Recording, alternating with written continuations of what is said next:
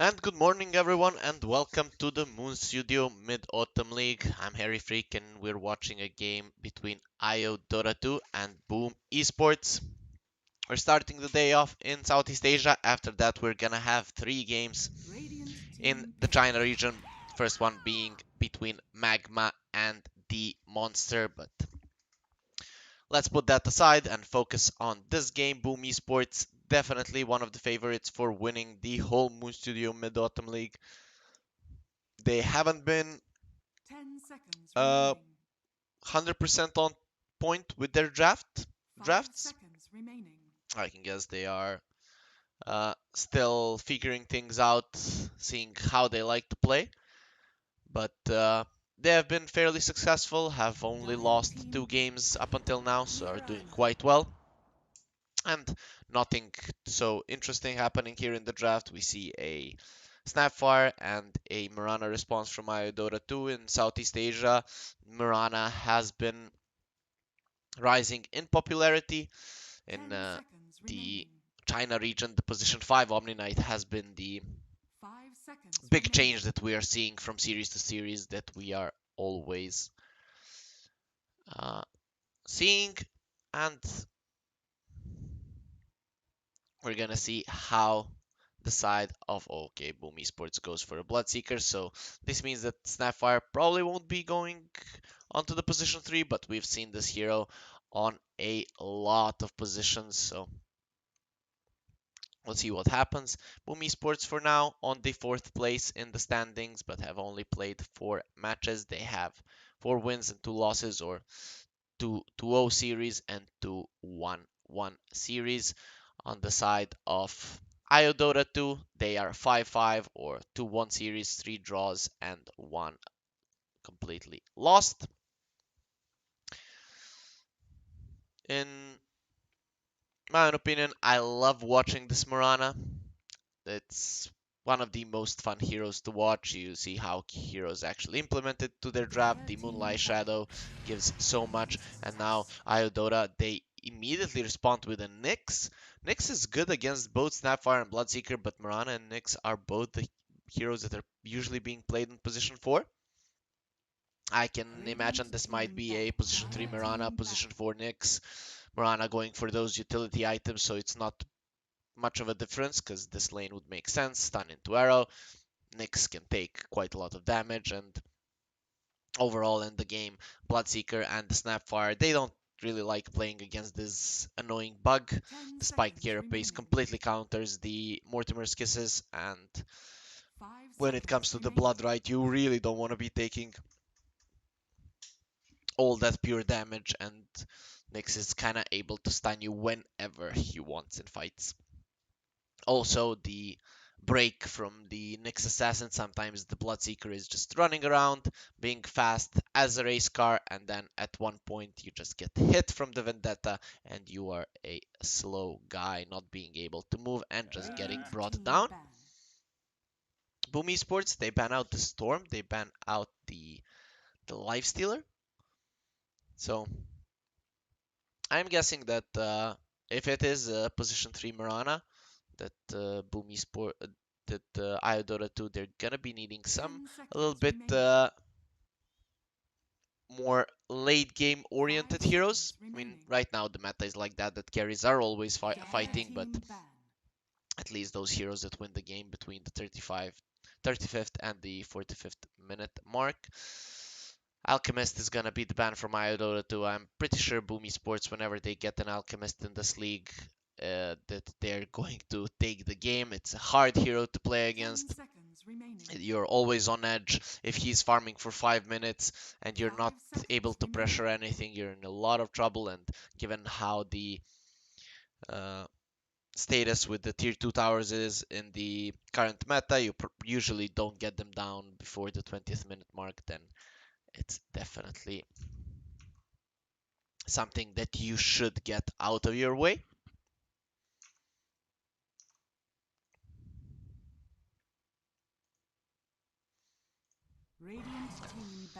Morphling the ban from Boom Esports.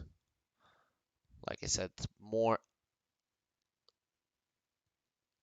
late game oriented heroes are needed on Iodota 2, given that if the Mirana is a core and X4, you really need some heroes that these guys are gonna create some space for.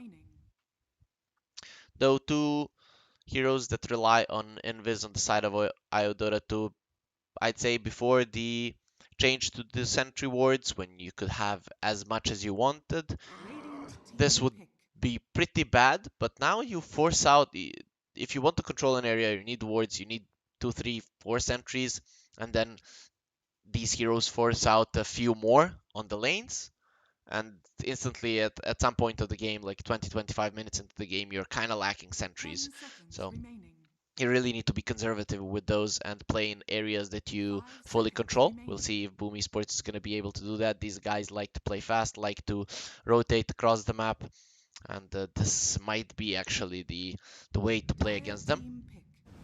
Some Invis type heroes, and Iodota 2, they go for an Ursa, so they're going all in, win the laning stage against this Bloodseeker.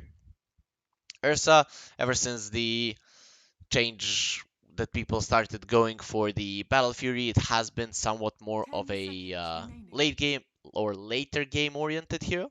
But I'm not a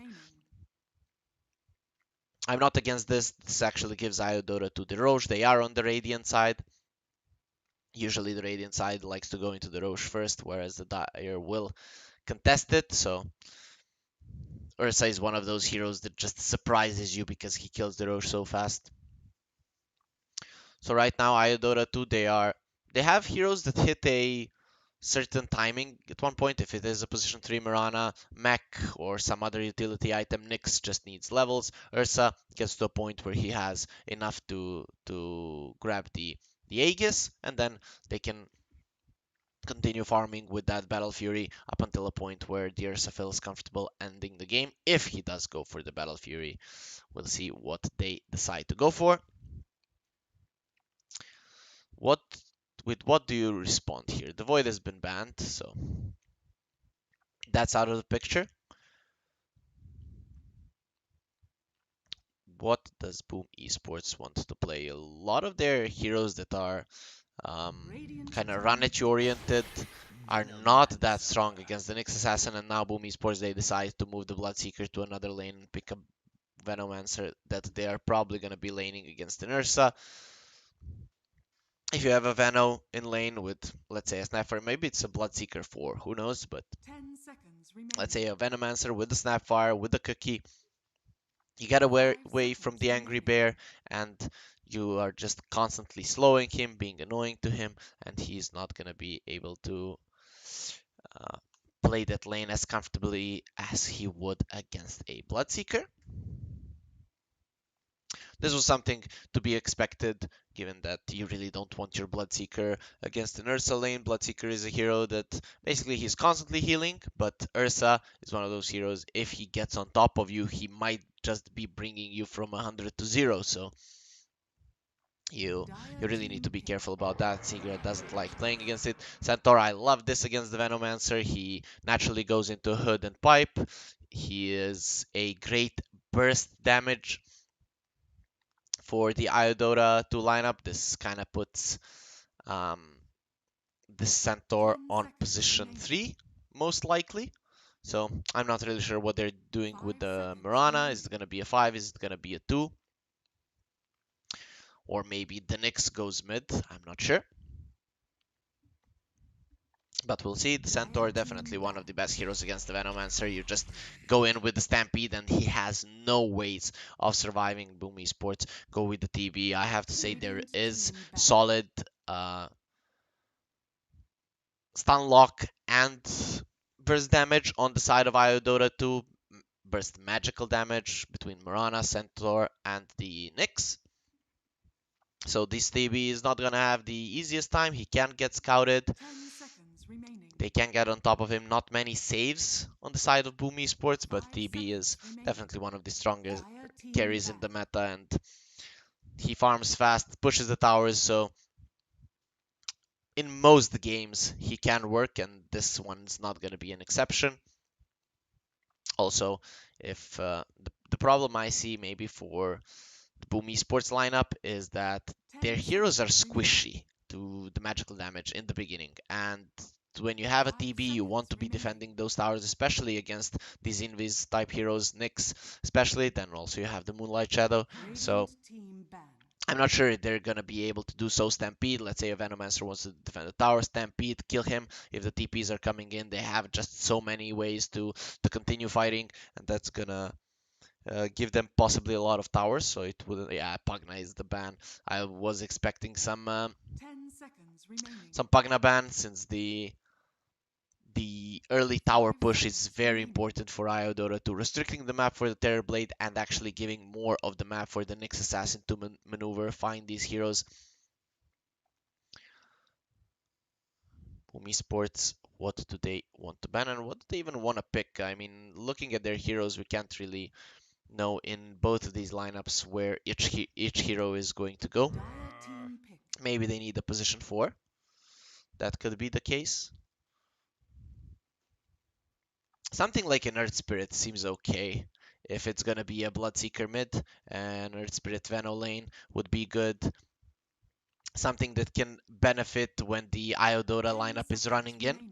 That just rolls in and destroys everyone. But no, they go for the Void Spirit, and instantly we have no idea. It's probably going to be Void Spirit mid, Bloodseeker, and Veno off lane. We'll see who's gonna be 3, who's gonna be 4. I'd prefer the Veno on 3, I guess, because on 4 he's just going to be food, and it's going to be a Snapfire 5. Okay, they go for an Ember Spirit. That's a classic response to the Void Spirit with the chains. You can keep him in place, and it is going to be like that. So it's going to be support Mirana and support Nyx Assassin. We'll see how they want to lane.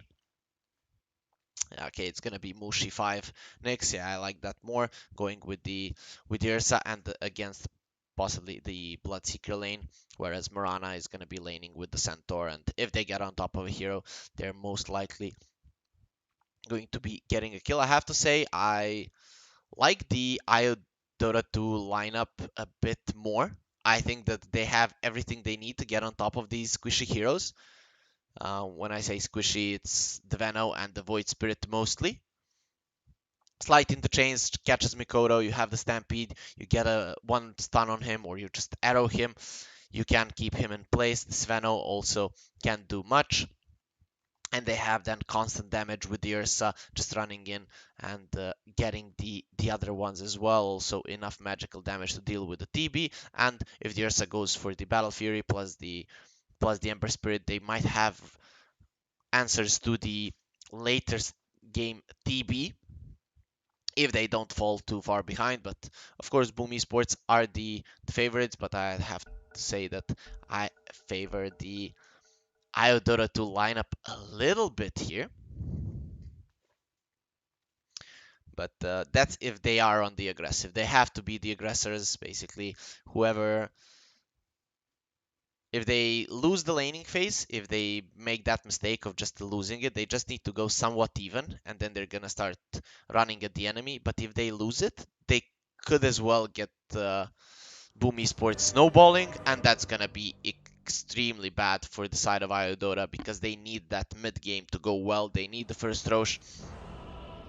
So we'll see if they have what it takes to get out solid in this laning phase without losing too much, and then just to snowball from there.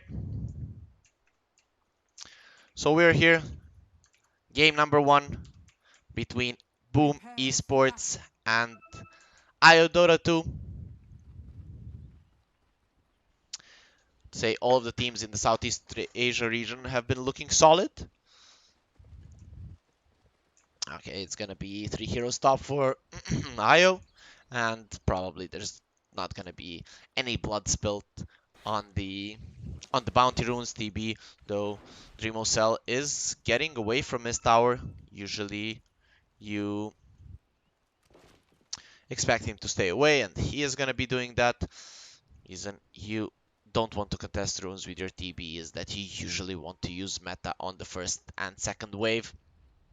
Nyx Assassin positioning himself a bit aggressively here, hoping to find something, but that's most likely not gonna happen. So it is a position for 3 Bloodseeker and a position 4 Venomancer. So let's see if this Veno on position 4 is going to work out. I always feel like this hero needs farm to be able to survive. This way it might just be food, but we'll see if they can make it work. They possibly just picked it to keep this Ursa down, and also for some scouting purposes, but he is playing against a somewhat of an Lbzs type lineup, so the Plague Wards will not be as effective as they could be.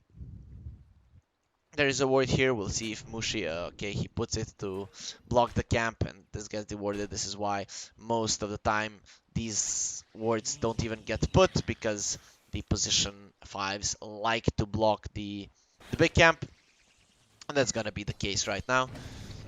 So 1, 2, 3, getting hit here by Cascute. The first wave, or the first 2 waves, are definitely gonna go in favor of Boom Esports here on the top lane. Mirana trying to trade some kids, but definitely losing this one. Has 5 tangos, so she will be okay. Also, Boom Esports, they're gonna try to trade a lot in these lanes, given the movement speed to Lbzs. That's gonna be somewhat important for Boom Esports. He needs to be able to outrun the Ursa. If the Ursa can get on top of him, that's not going to be good for him. Mid lane, usually this is a little bit of an Ember favored matchup, but not by a lot. So Void Spirit, no real counters in mid, apart maybe from a Viper. And we see Cascute already pulling here. On the other side, Mushi doing the same. So both safe lanes going okay. Though this Ursa is for now kind of trailing in last hits, but here under the tower he's gonna be completely fine. Mushi trading with Venomancer. Usually you don't like to trade with the Nyx. He has really high base regen. He has a lot of tangos as well, so I think Hyde really needs to be getting away from here, but he does have a salve, so he's gonna be fine. Mid lane, a slight lead for Nia, but with these 2 range creeps, they're gonna be equalizing that. On the top lane, the TB is farming really well.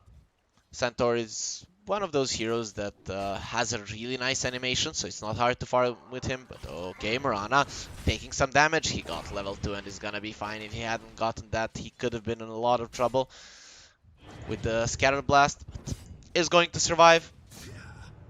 So he gets somewhat of a slow start, which is fine for both teams, but like I said, Iodota, they really need to be careful not to lose the early laning stage. If the side of Boom Esports are on the aggressive, they're gonna be in a lot of trouble. VT faded here, getting gone on, but is going to be fine. He just moves away. Mirana taking a lot of damage from Cascute. He doesn't have any more leap charges. That's pretty unfortunate. Bottom lane, Hyde in a lot of trouble, taking solid damage, but in the end is going to be fine. No salves available on the side of Iodota.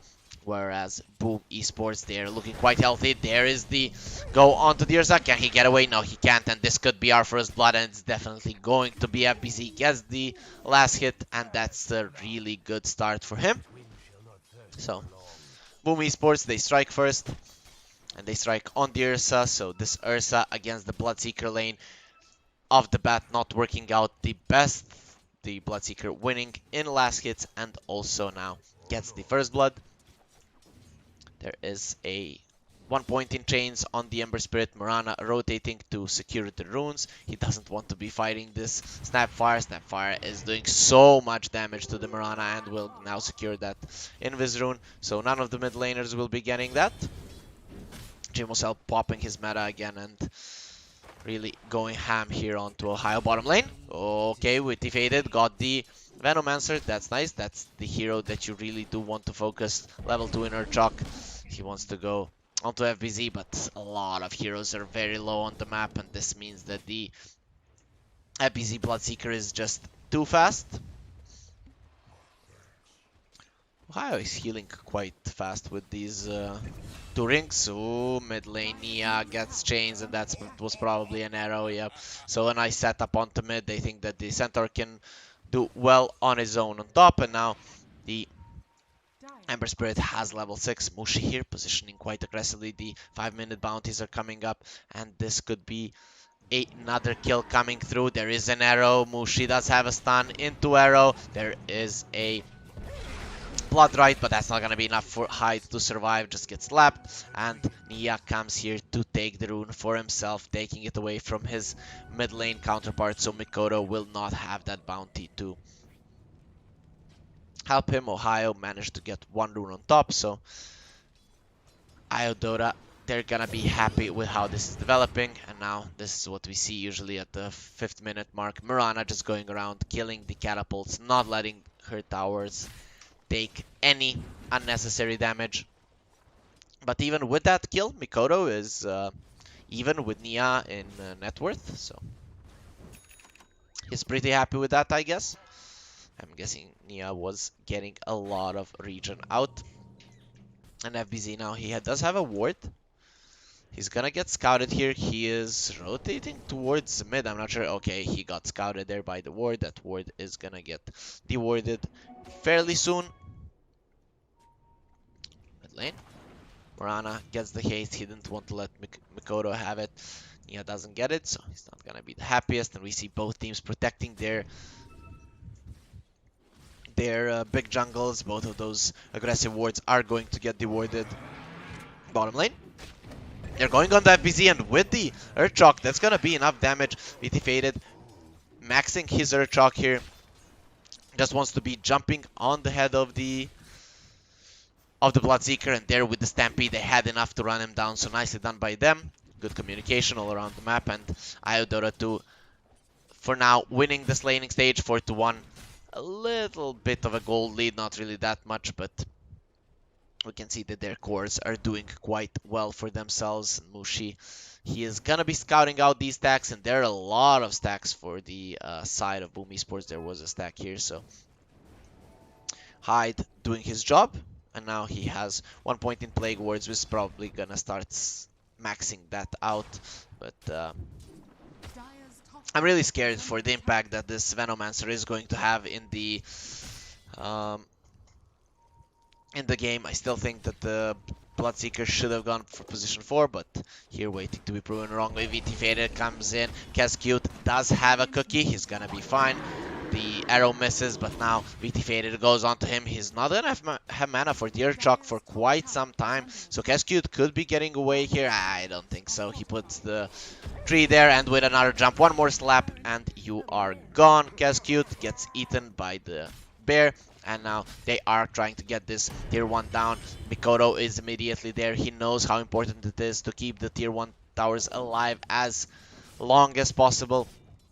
They are playing against a lineup that can snowball, that can go for those kills, and against whom you really have to have solid area control to protect yourself. So Mikoto, he's gonna be leaving his mid lane, but now Nia, he's not gonna be allowing that. He's rotating top as well with the chains setting up for the stun. This could be a dead Mikoto. Nia coming in. He's in, and now there's gonna be a stomp. Can Mikoto get away? He actually can. Do they have a Stampede? No mana on it. And Nia, he is chasing down Mikoto. There's one more Astral Step. Also with the Dissimulate. There goes the Sunder, and this could be a dead. No.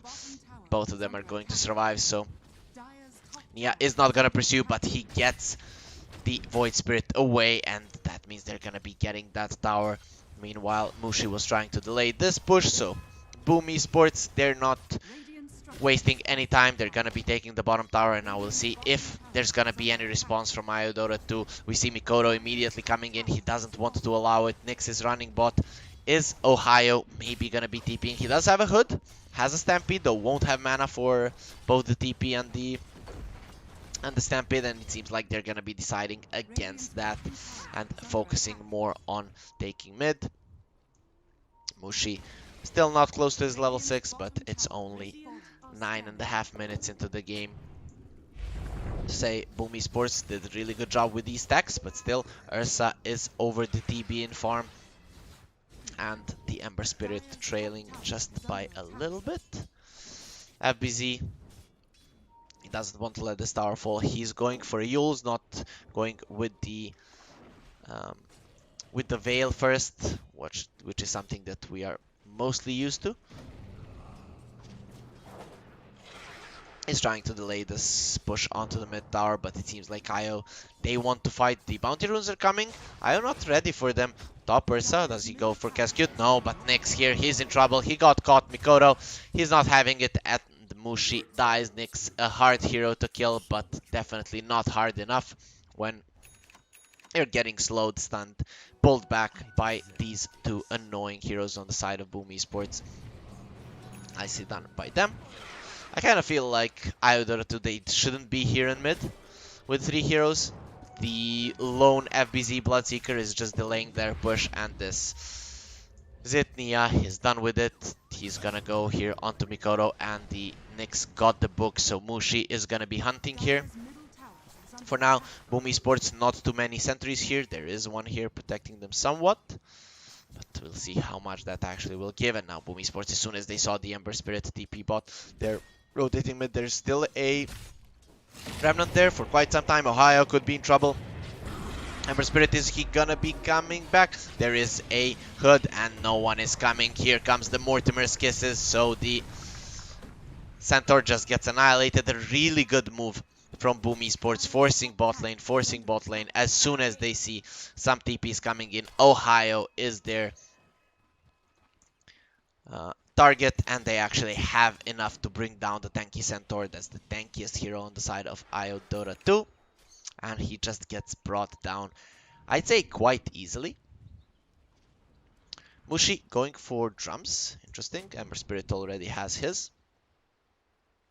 I'd prefer some Meteor Hammer, I guess. Push. Also, Nyx really benefits from that item. The Mirana now has a Moonlight Shadow. He's going to be using it. And now we'll see if they're going to be able to get anything. Lbz could be in trouble here. There's a stun.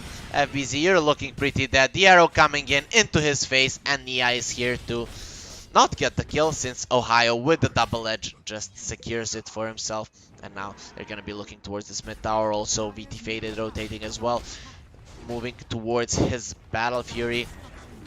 With a Glyph, is it going to be enough to defend this tower? The Veno coming in. They do have the Stampede if they want to pursue Hyde, but it doesn't seem like it. With the overpower, this mid tower falls, and this kind of opens up Roche for the side of Iodora 2. There are no tier 1 towers, stop, no tier 1 in mid, and it's gonna be quite hard for Boom Esports to protect the Roche. They have a solid ward here that might help them a bit, but their positioning is never going to be good enough. And now Mushi, he's hunting Mikoto. There's the stun and an arrow coming in. Mikoto is gone just from the 2 supports. VT Faded comes in to get the kill, and just to finish off his Battle Fury immediately. Nia, he went on bot to help his team, but now he has a Remnant back. He's looking towards Lbz. Him and Ohio, they're not gonna be doing much. And now with that tower kill in the mid lane, the Iodora 2 squad there dispersing around the map, getting a little bit more farm and threatening the enemies. Look at what Nia is doing. He's gonna go on to Cascute. He does have a DD. Okay, he's gonna get stunned. This is really bad for Nia. Oh, he manages to get out. If the silence went through, that could have been really bad for him, though. No meta, so probably would have survived in the end. And there's has the Battle Fury. Okay, Mikoto cancels his TP, so he's gonna be quite sad about that. Now walking all the way, and look at the positioning of Iodora 2. They're just not giving an inch to Boom Esports right now, and we could be seeing this net worth switching in the pockets of Iodora 2 a little bit. Also, given that this Ursa finally got his Battle Fury, and the map is getting small for Boom Esports, but now Nia could be in trouble. There's the stun, there's the kill with the Scatter Blast. He gets shattered, and Nia will be the kill on the side of Boom Esports. Lbz gets the Yules, and immediately Boom Esports, they use their timing and get, I'd say, probably the biggest kill right now on the side of Iodora 2, even though the Ursa is top of the network chart, the one creating space, the one that does most damage, and that's gonna be making most of the plays. It always needs to be in fights, is December Spirit, and he gets brought down. Mushi, he sees Dreamo Cell. Okay, now they know he's here. They have a sentry. They're protecting their triangle. They're not gonna be having it. Cascute comes in with the dust, but the Nyx is already out. Actually gets slowed there. Is Mushi going to be in trouble? Nope, he's not. So gets out. There's the ulti coming in from the Mirana, but they do have enough damage. Astral Step and the Resonating Pulse are enough to kill him. Both of these heroes have Yules, and that's really good setup for them. They're coming in, but they know that there are sentries there. The Nyx is gonna be rewarding that. Now they saw the Ursa as well. Mushi, he dodges the Gale. Now they're gonna go onto this FBZ Bloodseeker, and he's gonna be trampled there. Now Dreamosel is in trouble. No, VT faded without the in range. He wants to get out. They got 2 kills. They're gonna be happy with that now with the Mirana is coming in. Maybe Boom Esports is maybe diving this too much. The TB could be in trouble, and there's the arrow. Goodbye, TB. You are gone. Oh, or no, he's not gonna be surviving. A very nice stun from Mushi there into the simulate. He's chasing here. Do they want to go? There is a blink on Ohio. Mushi does have a stun, and he's gonna be comboing it.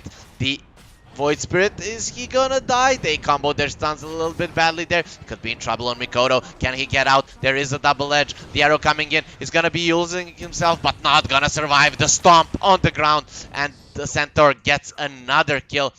Mirana in a lot of trouble, is in a smoke, but I'm not sure if you're seen with Thirst. Whatever the case, he's gonna heal himself with the remaining earn charge and is gonna be okay. So Iodoro to strike, and they strike hard. They were waiting for that blink dagger on the Centaur, and they make play. And I have to say, Iodoro 2's lineup throughout this tournament, they have been improving quite a lot. When the tournament started, they weren't looking this good when it comes to map movements, but now in this game in particular against Boom Esports, they're looking quite good, understanding what and how they need to play. Their draft looking pretty solid, having a solid game plan, and we might soon be seeing them looking towards that Roche. They still haven't used any significant smokes in this fight. Now on the bottom bounties was quite good. Also seeing Boom Esports there overextending. VT faded. The bear is getting angry. He's going in, but he's really not going to be super aggressive there. And he has a Yasha and working towards the BKB. And that's something that he needs. There's just so much kiting potential when the enemies have so many Yules. You really need the BKB. Okay, hide. He's in trouble. He's gonna get stunned and brought down. One more slap for Nia from Nia is gonna be enough. VT faded, could be in trouble. He does have the enrage here, and there comes the ulti from the Centaur. The second enrage comes out, the Yules comes out, but his heroes are here. They're actually gonna go onto Kesku. There's no way that the Snapfire is gonna be surviving. Stun from the Nyx, and goodbye, you're gone. A double kill for Nia, just like that. 3k gold lead for Iodora 2. And Boom Esports, they have to bail, and this is the problem. Their map is getting smaller, and they are playing against the Nyx Assassin, and immediately they didn't even go smoke kill into Roche. They just brought 2 supports down, and VT faded, walks into Roche. There is no response from Boom Esports. This is the advantage that the Ursa gives you. He doesn't even need lifesteal. With a few stuns, the Roche just falls in seconds, and Iodora 2, they are hitting their time is quite hard. Can the DB get this game back from Boom Esports? We'll see if they can do something with him, but this is the big problem for me. Nyx completely counters the Grandma, so the Snapfire, this support is not going to be doing anything, and the Venomancer is just the food in this game for all of these heroes, and 0-4 for him score, and it's not gonna be getting better anytime soon. This hero, he needs survivability, he needs items. This way he just dies in a few slaps. In one stun he's just dead, and there is already a pipe on the side of Iodora too, so there's very low chance that this Vano will be doing any damage in fights. Even if he gets his ulti out Nyx, he uses the Spike Carapace. Look at how much damage he does to Lbzs. Top lane, Ursa, is he in trouble? He doesn't get all to the cliff. Now he evaded, uses the enrage, and he's gonna be trying to get out. There's the ulti from the Centaur. Are they gonna be able to save the Aegis? For now, yes. Ohio misses the stomp onto Lbzs. Now he's gonna get Bloodseeker ulti, but Mikoto, he just dies there, getting into these many stuns. 1, 2, 3, he's going in. Lbzs, nice Yules there, saving his life. But now, look at Hyde. He's gonna be dying. Okay, 1, 2, 3, you are in no man's land. He's getting slapped by this illusion, but he is going to be surviving. Actually, here comes Okay, here comes nothing because Mushi is on point with his Spike Carapace, just walking into the Grandma puddle of fire and stopping the Cascute ulti. Very sad day for the side of Boom Esports. They get dived and they don't manage to do anything. Now they're gonna stun Lbzs, but Cell still has his meta. I don't know if this is a fight that you want to take. Ohio could be in trouble. He's dusted here, taking a lot of damage, slowed enough. But now a nice light chains here.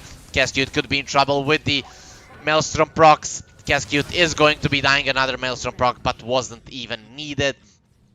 And this is a meta used. You lost 3 heroes in a row. All of those kills were on supports, but it's restricting the farm from the Boom Esports lineup. Very nicely done by them.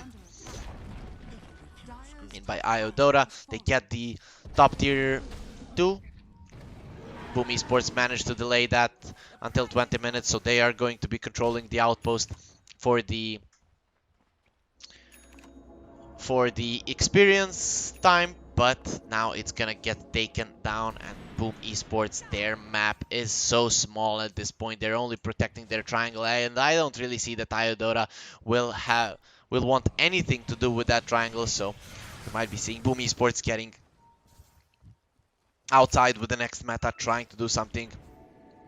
I'm guessing the TB wants to go for the BKB. There's no way. Oh, no, he actually wants to go for a Skadi. I'm not sure if that's the good way to go. And now the Mirana could be in trouble. They're going up into the triangle. I don't think that this is a good idea from IO Esports right now, but I just feel so strong, and they're gonna kill Mikoto right off the bat, and the Bloodseeker die as well. So IO Doroto, it just seems that they're too strong, and VT faded. He's just gonna accept his fate and lose.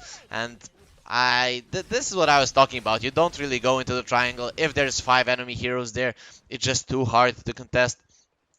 And you lose your Ursa, the highest net worth hero on the map, whereas the DB survived there and not even meta committed. So a 2 for 2, definitely I'd say favoring the side of Boom Esports. We can see a 1,000 gold exchange. So now Cascute stacking the camps. He knows that they need to get some more farm around the map, and he doesn't even get the stack off, so manages to mess that up.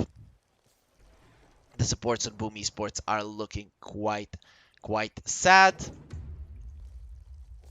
They don't really bring much to the table. And TB now working towards the Skadi. It seems like he's going to have it, but I think that if he gets stunned, that he's dying. He really needs that BKB. He needs to be the big frontliner, because they don't have that on Boom Esports, and they're playing against so much magic damage and stun burst potential on the side of Iodota too.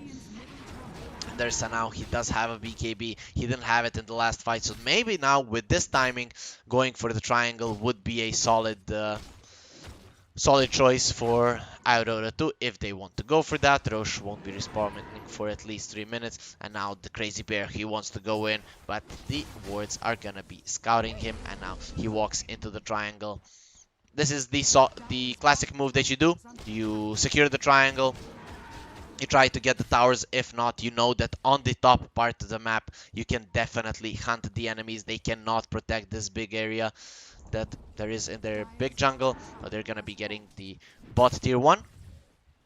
Boom Esports, what is their response? They are smoked, so they want to catch someone that is TPing. They don't want to be caught here by the smoke. So as soon as they see heroes missing off the map, they might be retreating.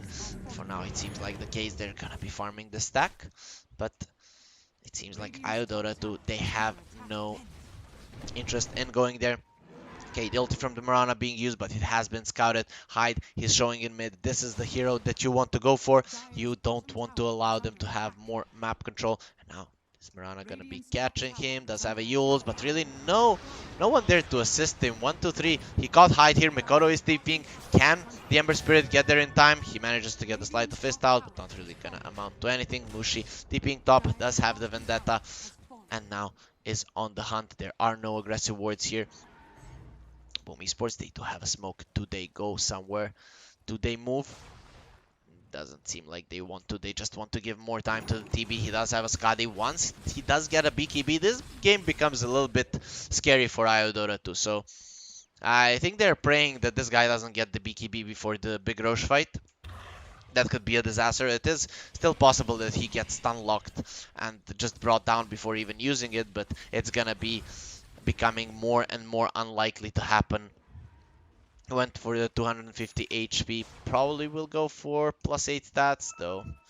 This image duration is pretty nice. Now, here comes the smoke. They go, nice double stun. Can they kill Mikoto? He does have a ult and he's gonna be looking okay. He uses the Meta here onto Dreamocell, tries to turn around. He does not have a BKB. VT Faded has his. Cascade in a lot of trouble. Dreamocell manages to use the Sunder, and now this could be really bad for the side of Iodota too. The Sunder went through, and now Ursa is gonna die. That's what happens when you go into the enemy triangle, and now Mushi trying to run away, but he's gonna be in a lot of trouble. He here gets used, get used again, and pulled back into your death.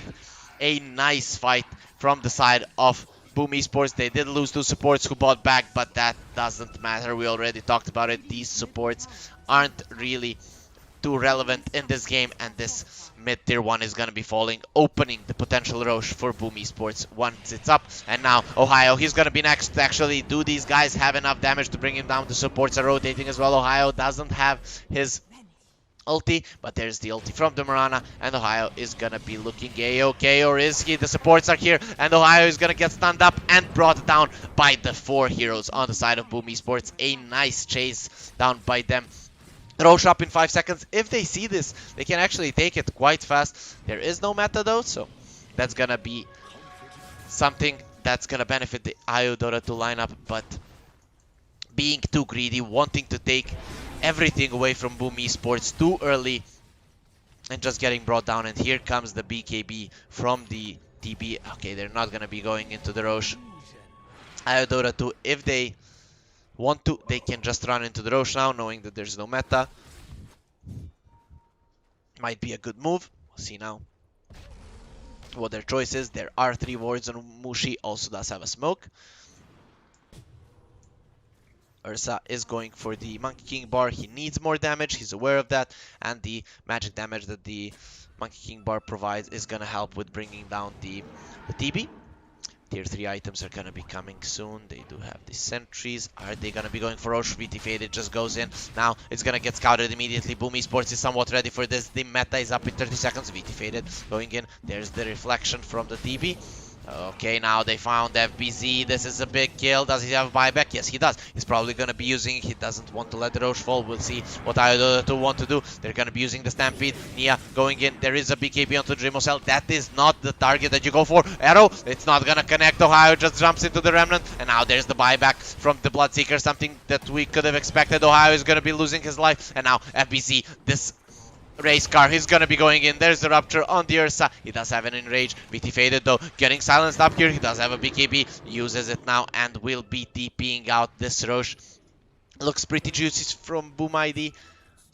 They do not have a buyback on the Centaur though. Boom Esports are not necessarily aware of that though. No towers for him to TP to anyways, so this is looking pretty good for them. Mikoto catching the Mirana here with the Remnants. He's gonna be pulling her, but is it going to be to her death? Mirana, a nice Yules, is gonna try TPing out and will be successful. Cascade knows where he is, but is not going to be there in time, so he gets out. A key goal lead for Iodota 2, but Boom Esports, they get the Roche, and this DB is looking like a beast at this point.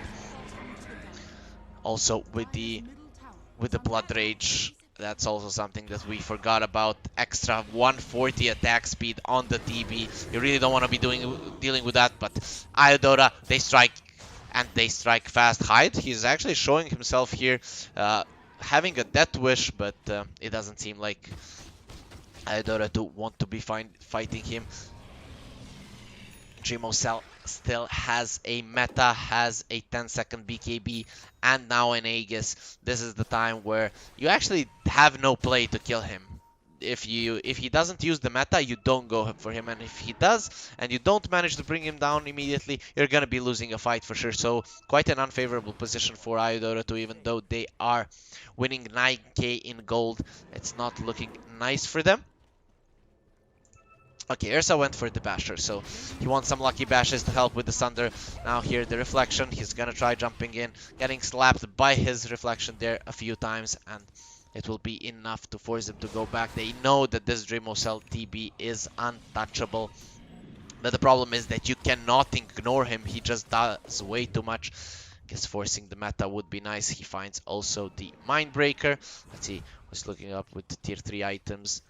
The side of Radiant only found 2 for now. And here we have the Quiver and the Mindbreaker on the side of Boom Esports. So, solid items. The Mindbreaker definitely one of the best items for the Terrorblade. Not sure if maybe he'd take the Paladin Sword over it, but probably not the mine. Oh my god, he's working towards a Satanic, and it's looking like it's gonna get done pretty soon once he has that. I'm not sure how they bring him down. He's at 3.2k HP right now. The Iodora to lineup, they are increasing their lead. So that's pretty nice, and if they manage to kite the enemies, kill the supports in the back, and then supports and Mikoto, kill those, and then just kite these. That's probably going to be the way that they want to fight. Are they going to be successful? We're going to see. It all comes down to the positioning of Boom Esports. Are they going to put their supports in a bad spot? Mirana has a mech. Nyx has a Blink Dagger. Something that needs to be noted. If Nyx does get to a Axe or something along those lines, Nyx can be a very strong late game hero and a really good one at dealing with TB illusions at that. Also, his mana burn can have quite a big impact in this game. That's one way that you just kite the TB, you take away his mana. But now with a 10k gold lead on Iodora 2, Boom Esports, they are going high ground. This is how you make sure that your supports are in a good spot. Ohio comes in with a stun, but he immediately gets ruptured, has a Lotus Orb, so there's gonna be 2 ruptures.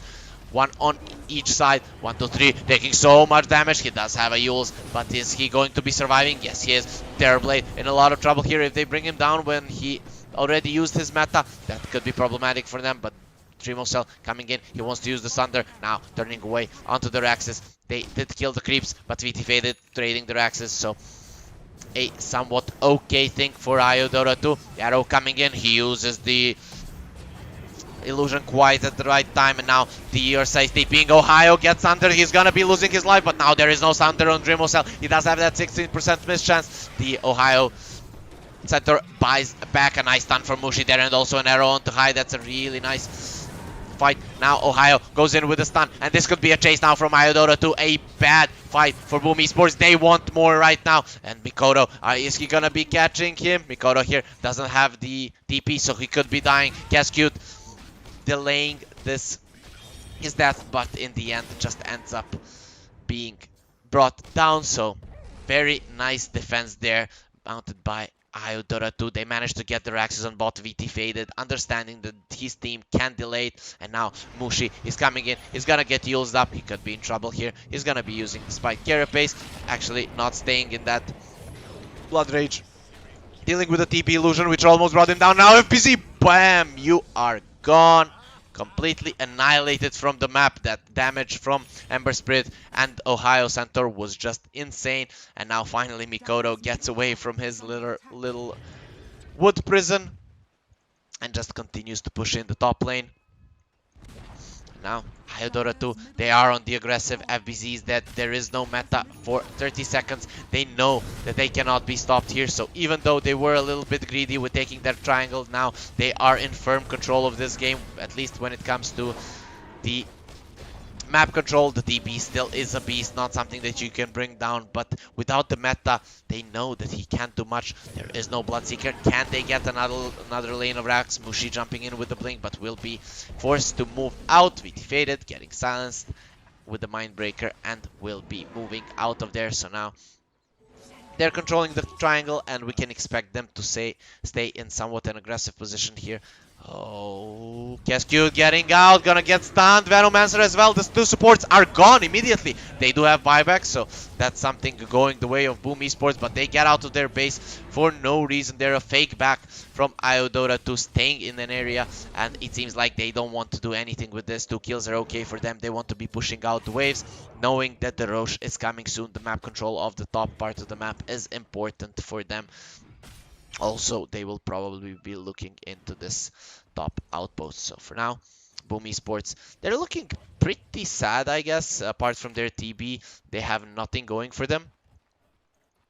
This TB really needs to be the one soaking up the damage and then sundering, but that's not something that Iodora is gonna do. They're not gonna make that mistake. He only used one BKB charge. That was a really good go from Boom Esports. I kind of feel like the TB should have committed more, maybe, but I don't know even if it was possible. He was putting himself quite a lot of in harm's way. Boom Esports, they're trying to push out the bottom wave. They want to, once the Rosh is up, to at least have that in the enemy's base. You always want to force at least 1 or 2 rotations before you take a fight, especially in a situation that Boom Esports is in, where their supports are completely useless, I'd say. And now Venomancer, talking about useless, just gonna get brought down, or is he? Actually does have the Glimmer Cape, but with the Stampede, they're just gonna be going away. Nia here doing a lot of damage. VT Faded coming in. He does have the Abyssal Blade if he wants to go in, but he decides against it. So they push in the top lane. Top part of the map is in control of Iodora too, but the bottom part of the map, they are pushing in on Boom Esports. And now as soon as they see the Ursa TP, they're going in. This is a really nice smoke coming in just in the nick of time. Can they catch Nia? Nia could be in trouble here. He does have a BKB. He didn't pop it in time. Getting stunned up and just getting brought down. He does have a buyback. A really good move by Boom Esports. Really fast. They knew exactly what they were doing, but he doesn't pop the BKB. He could do it. The change has been made, and when this hero came out, the Remnant would just pull you in immediately, but now, Ursa getting caught. You see, you can use the BKB in the beginning. You couldn't use that, but now they changed it. So you can always pop the BKB from the Yules. Mirana could be in trouble here. Almost gets silenced up, but will be getting out also. This is pretty big. The Ursa BKB has been forced. Mushi does have a blink, does have a force, so he's quite hard to bring down. Also with the spike carapace, it's almost impossible. Dreamocell, now he's the one going in front. The Rosh is coming up in a minute, so that's quite unfortunate for Boom Esports, which means that this Ember Spirit doesn't need to buy back. And with a 13k gold deficit, it's hard for Iodora 2 to fight. Their Ember Spirit is not alive, and they could be losing Rax here. Dreamocell going in with the Blood Rage. Look at the damage onto the Rax. There is no way this is surviving. And with the creeps pushed in mid, they make a really nice move. Boom Esports. Nicely done by them. They see Mushi. They want to catch him. They have these mobile heroes. He uses the smoke, doesn't want anything to do with this, but now with the Stampede, they want to go in. They see Dreamocell, he's gonna turn onto the Mirana. Look at the damage, he doesn't even use the meta. The arrow coming in, but it's not gonna connect. They don't, oh, they do have dust. Now they want to be chasing for more. The Hyde Venomancer is gonna be buying back. He knows that the Rosh is gonna be extremely important, that it could be up. Bottom lane getting pushed in, so lane somewhat in favor of Iodora 2, and with that buyback on the Venomancer, there is a good opening for Iodora 2. They bring him down, and they are on 4 versus 5. I really liked how Dreamocell was not forced to use his meta there. Very calm demeanor from him. Oh, he has an Abyssal now. This could be really bad. They went into the Roche. The enemies think that they're there, but now a nice Mirana ulti with the smoke. Can they catch Dreamocell? This could be big. He's gonna be breaking the smoke. Do they know about it? Dreamocell, he's not gonna get scouted, but they get on the high ground, and now they're gonna destroy 2 heroes. That's Hyde, that's Lbzs, and now there is a BKB onto Dreamocell. He's gonna be using it, but he's taking so much damage. Kenski's under here. He's gonna use the Abyssal. He's starting to heal up. He isn't even using his under yet. Can he use it right now? He's still not using it. He's gonna get stunned up. Dreamocell, you are being too greedy, and he dies. And this could be the game end for the side of Boom Esports. No buybacks on them. Getting used up on the Void Spirit and brought down, and that's a full 5-man wipe. They can go Rosh if they want to, but they don't want to go for the safer play. This is gonna be game 1 from Iodora 2. I have to say, a really nice game. Both teams kind of playing to their strengths, but in the end it was just a stronger performance but by Iodora 2. Both of these teams moving around the map pretty well, but in the end Aurora 2, with the lead that they've accumulated throughout the game, it was not enough for Boom Esports to do anything. They actually think that they can they still have one fight in them. They don't have a meta, so I'm not sure even when this TB is up that they can do much though. Remember, Aurora 2, they didn't take Roche, so if there is a fight won here by Boom Esports and they get the Roche, they could be back in this game. Though they're not gonna be up in 30 seconds. The two big cores from the side of Boom Esports. So this is looking like Mega Creep's arrow coming in. Not gonna be connecting. Lbzs manages to dodge that. Not a lot of push on the side of Aurora 2, but now with a 25k gold lead and Mega Creeps 40 minutes into the game, this game is looking pretty over. Boom Esports, they feel like they have one more fight in them. Cascute gets the book, but without any magic resistance. His level 3 ulti, it actually does nothing. The Nyx is always going to be able to cancel that. Also a blink on Mushi, so he can position himself wherever he wants. 4 bounties also coming in from Iodor to approaching a 30k gold lead. An almost insurmountable lead for them. And now here comes the smoke. Last hurrah, Boom Esports. They want to fight. They want to show their teeth to the enemies. We're not going down without a fight. Now Mirana here, they're expecting this. They see that the lanes are being pushed out, not seeing a single hero on the map, and Dreamocell is probably going to be just walking into the Roche. They want to force a fight. There's nothing they can wait for here, and Dreamocell goes in. He has a meta in 10 seconds.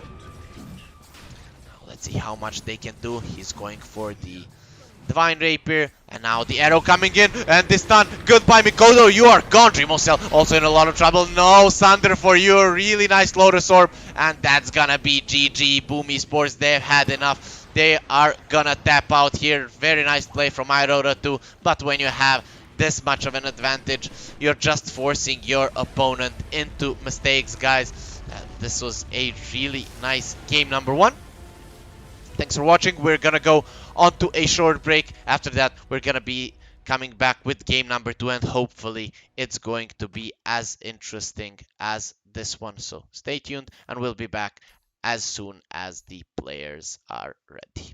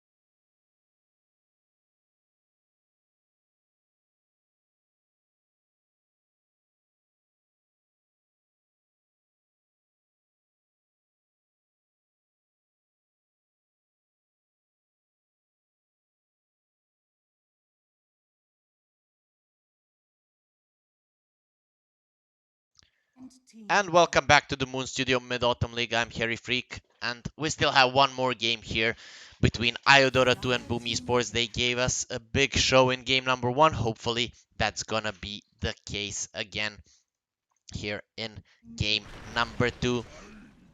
Boom Esports this time around they get the Tiny. That's the hero that they usually first pick, something that they like to play. They like this fast-paced Dota, and given how much of an impact in that game their support had, which was pretty much non-existent. I'm guessing that this time around, if this Tiny is a support, is gonna have more impact than both the Snapfire and the Venomancer in the last game. So the bans were Magnus Mars, and on the other side the Batrider Clock.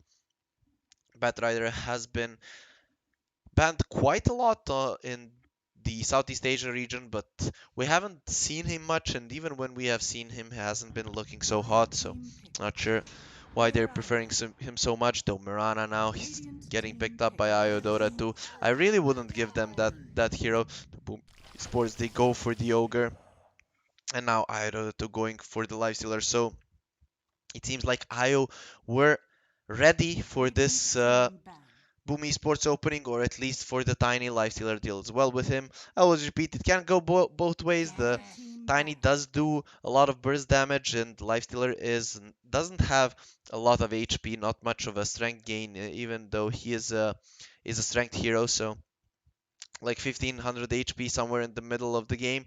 If there is a follow-up stun from the Tiny combo, the Lifestealer could easily be dying, though if not, he just turns onto the Tiny with the third spell and just gets healed completely. So Boom Esports banning out Tide, banning out Centaurs. They don't want to be playing against these fat offlaners. That maybe means that they want to go for some TB or some hero that doesn't deal well with the magical damage or a lot of stuns. Something like a TB, something like a PA. We'll see what they want to go for. Ogre Magi opens the possibilities for them so much. There is also a Drow Ranger still in the pool without the Mars to counter her, and with an Ogre Magi in the team. Iodora 2, they get rid of the Arc Warden. I casted Boom Esports game. They did play an Arc Warden, though. Even though they managed to get to the late game, they didn't manage to use the Arc Warden to its full potential and didn't manage to win. So, not sure if that's even something that they would like to play. Esports now getting rid of the LC, so they are targeting the offlaner of Iodota 2. Maybe they know something that we don't. Maybe the offlaner has some problems with his hero pool. Let's see what's the case. IO, they have their last ban. They got rid of the Alchemist, got rid of the Arc Warden, so those farming heroes are not available for Boom Esports. What's the last one that you want to ban? Is the Void Bull. They ban out the Morphling. That's a good hero against the Lifestealer, though ever since the change to the Rage, it doesn't give attack speed. It's not that strong anymore, but still, you don't want to be giving him a 6-second BKB on the Morph. Know how much that hero can do, especially with the Bloodlust ready. So they go for an Undying. It can be a position 5, position 3, but I'm guessing it's going to be a Mushi Undying. I could be seeing something like a Sand King on the side of Iodota too. They don't have... Oh, nice. A Slardar for Boom Esports. Forgot about this hero.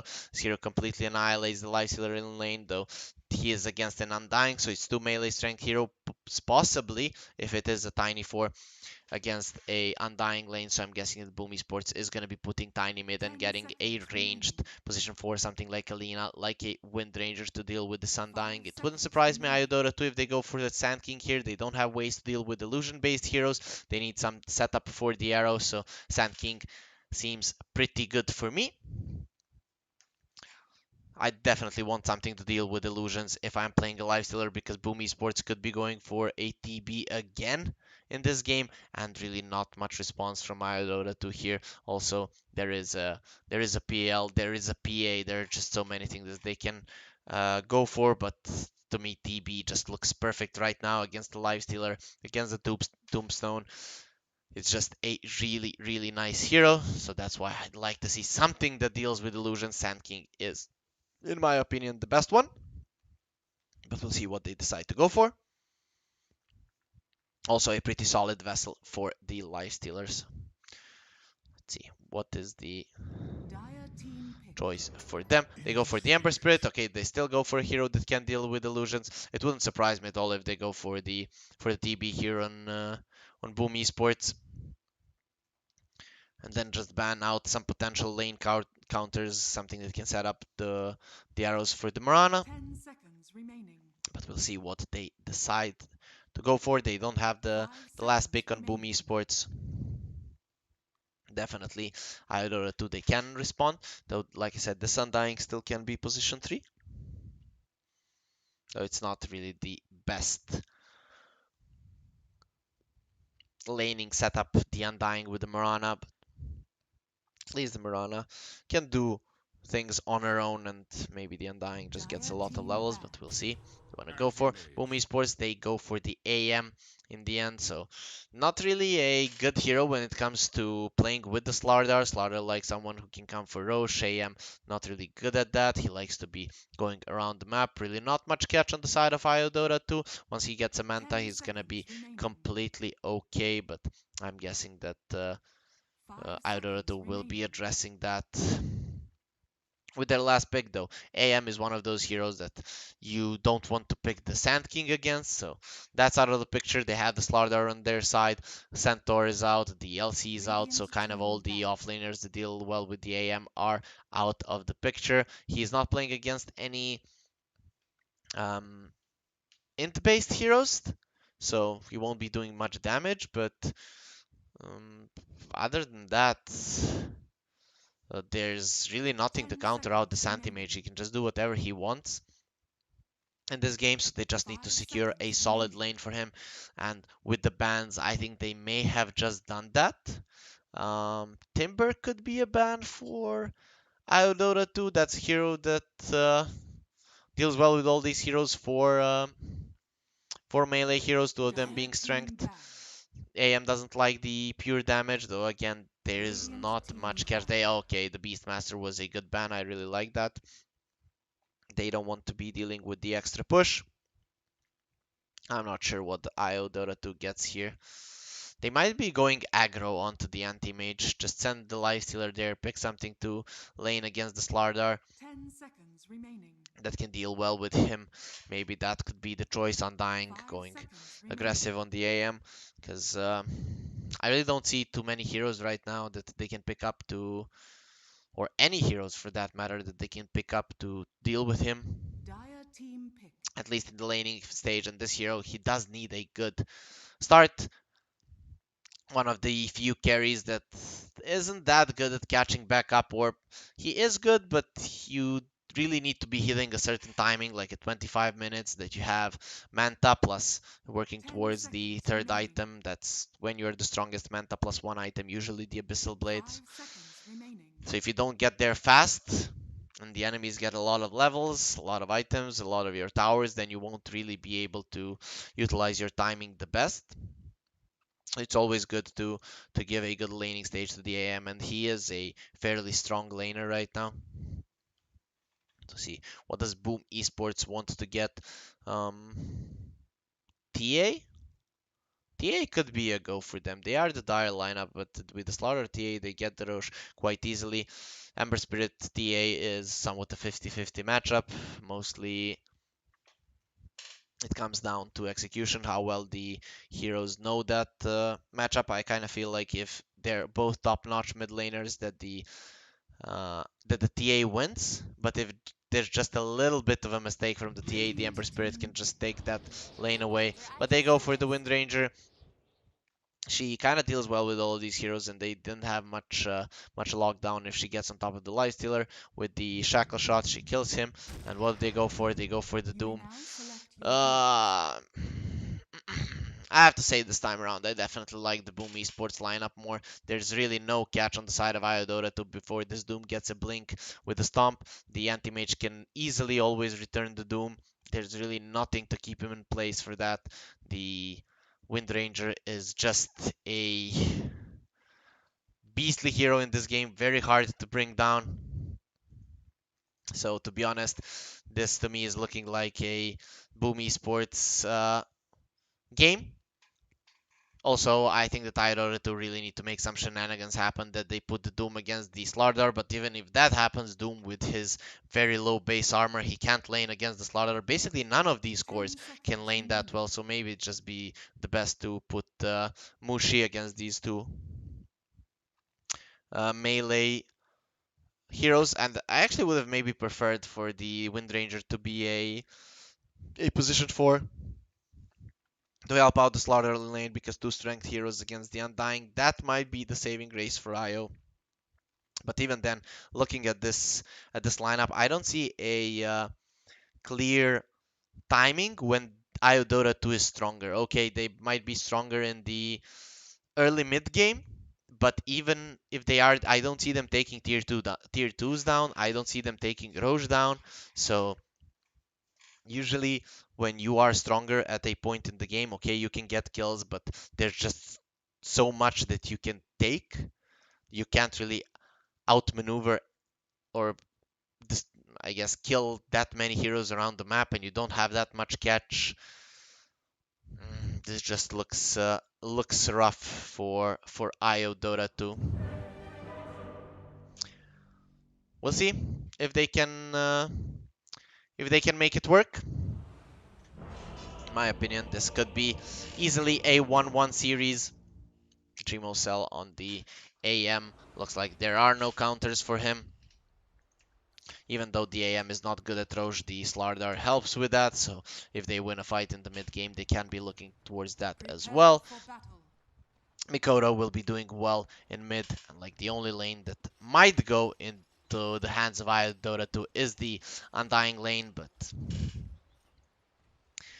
is that really going to be the case? Tiny will pull the second wave, and when the Slardar is 1 versus 1 against the Lifestealer, I really wouldn't want to be in the skin of a Lifestealer. He does have 4 armor, so it's not too bad, but once the Slardar is level 3, he is going to be bashing his head in. I have to say, I'd say this is a outdraft. Not saying that Iodora 2 can't play this, but it's extremely hard.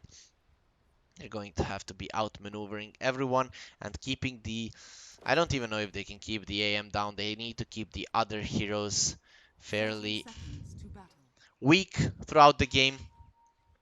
But how are you going to do that? I guess Mirana rotating into the mid can be a saving grace if Nia gets an early point in chains. They kill the Wind Ranger a few times, secure all the runes for the Ember Spirit he could be popping off. And that's probably the way that you want to play this game. But then your side lanes will suffer. The Ember Spirit is going to be needing to help there. So, Iodora 2 The battle playing aggressively begins. here. FBC coming close. The arrow is going to come through, but not going to be hitting anyone. And in the end, it's going to be a 2-for-2 rune trade. Ohio here. He does have boots. He wants to be eating the creeps there, but Ogre Magi, he starts with an Orb of Venom. Really, these heroes don't have much damage. They don't do well against him, and he's just gonna be slapping their asses. Look at what he's doing. Just getting Ohio away from their Mirana. We'll probably go to pull the second wave. These are two boots on the Doom and the Mirana. Arrow coming in. He does get it. So two creeps dead side of Iodora 2, but look at what Cascute is doing. He's just being an annoying ogre. He wants to slap some Doom's ass, but Ohio for now, he's able to get away from him and will get the wave. Though now will get slowed down. He'll be taking some significant amounts of damage with just one armor. Though with the boots of speed, he shouldn't be dying here. Cascute will try to force him into the tower, and I'm guessing he's going to be successful. Yeah, Ohio, he's gonna have to walk into the tower. That's pretty bad for him.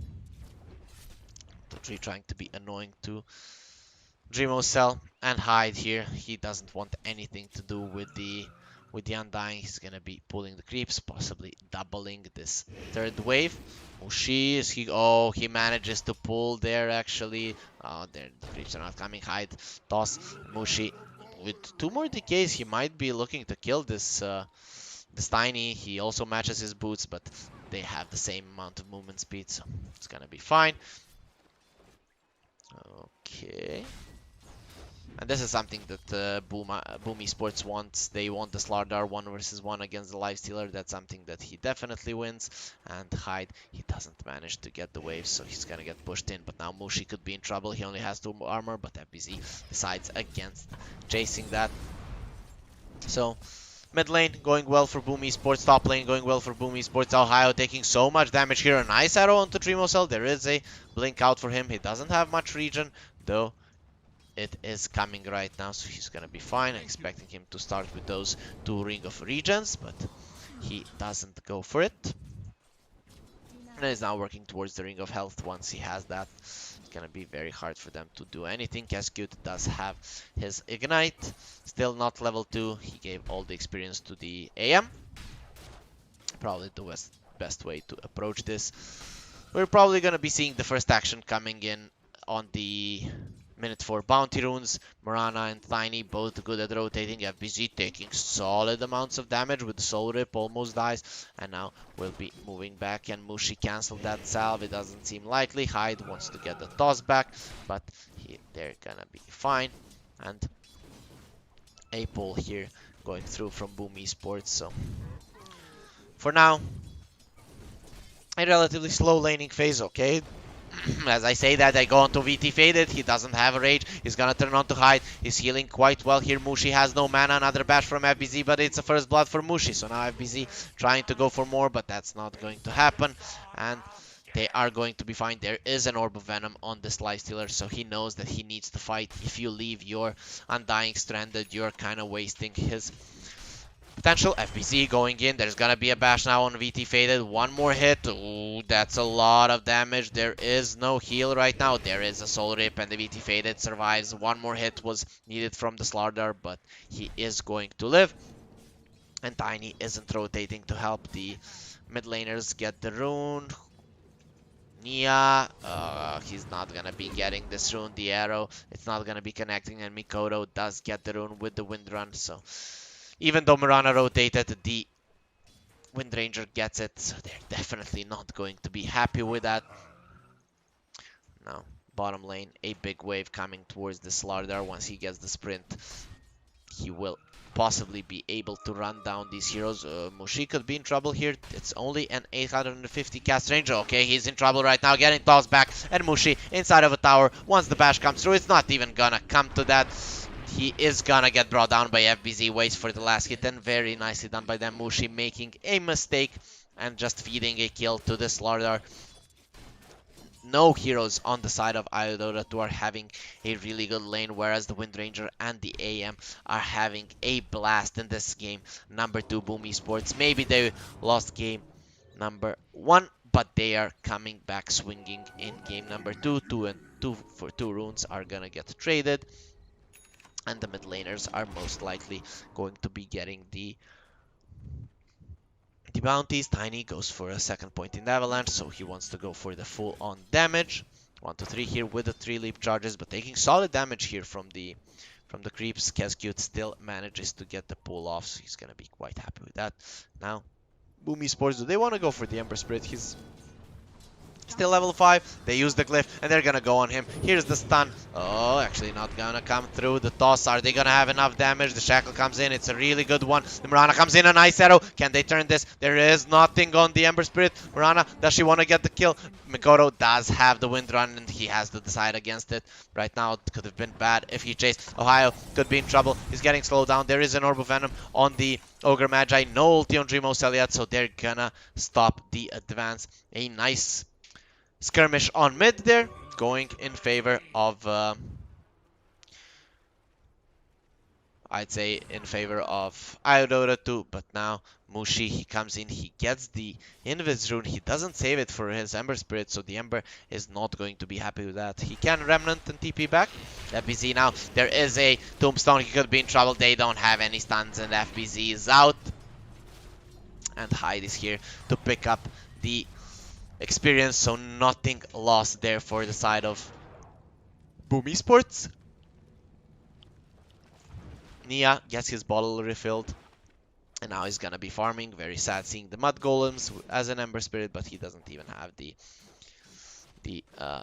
Flame Guard, so he doesn't care about it too much. Iodora to it. Soon they're going to have to start killing some heroes, like showing their dominance in this game. If they don't, they're gonna be in a lot of trouble. They see the ward, they're gonna be taking it. There's no way Mikoto can deny it with a combined attack from the Mirana and the Ember Spirit. They're bringing Ohio to the bottom lane. They want to go for Mikoto. They're aware they need to dive him. There are 4 heroes here, but not really a lot of stuns here. He uses the Wind Run. Now he's going to be in a lot of trouble, taking solid damage here from Mikoto, and he's going to die. A very nice rotation from Iodora too. I really like how they're playing now. They go into Cascute. He came here to die with his guy. He's going to be the bonus with another Chains, and with Sleight of Fist coming in a second. That's going to be a dead Cascute. Nia gets a double kill. A very nice rotation from Iodora too, understanding that they need to bring more heroes and they need to get this Ember Spirit up to speed. He's their playmaker in the mid game, so very nicely done. But still, they cannot transition that into towers for now. Mirana has a level 2 arrow. If they want to go for Mikoto again, they will. But now he wants to pick up the DD. Ohio still not level 6. Nia thinks he can get the AM. With the DD, that might be the case. AM is not the tankiest of heroes.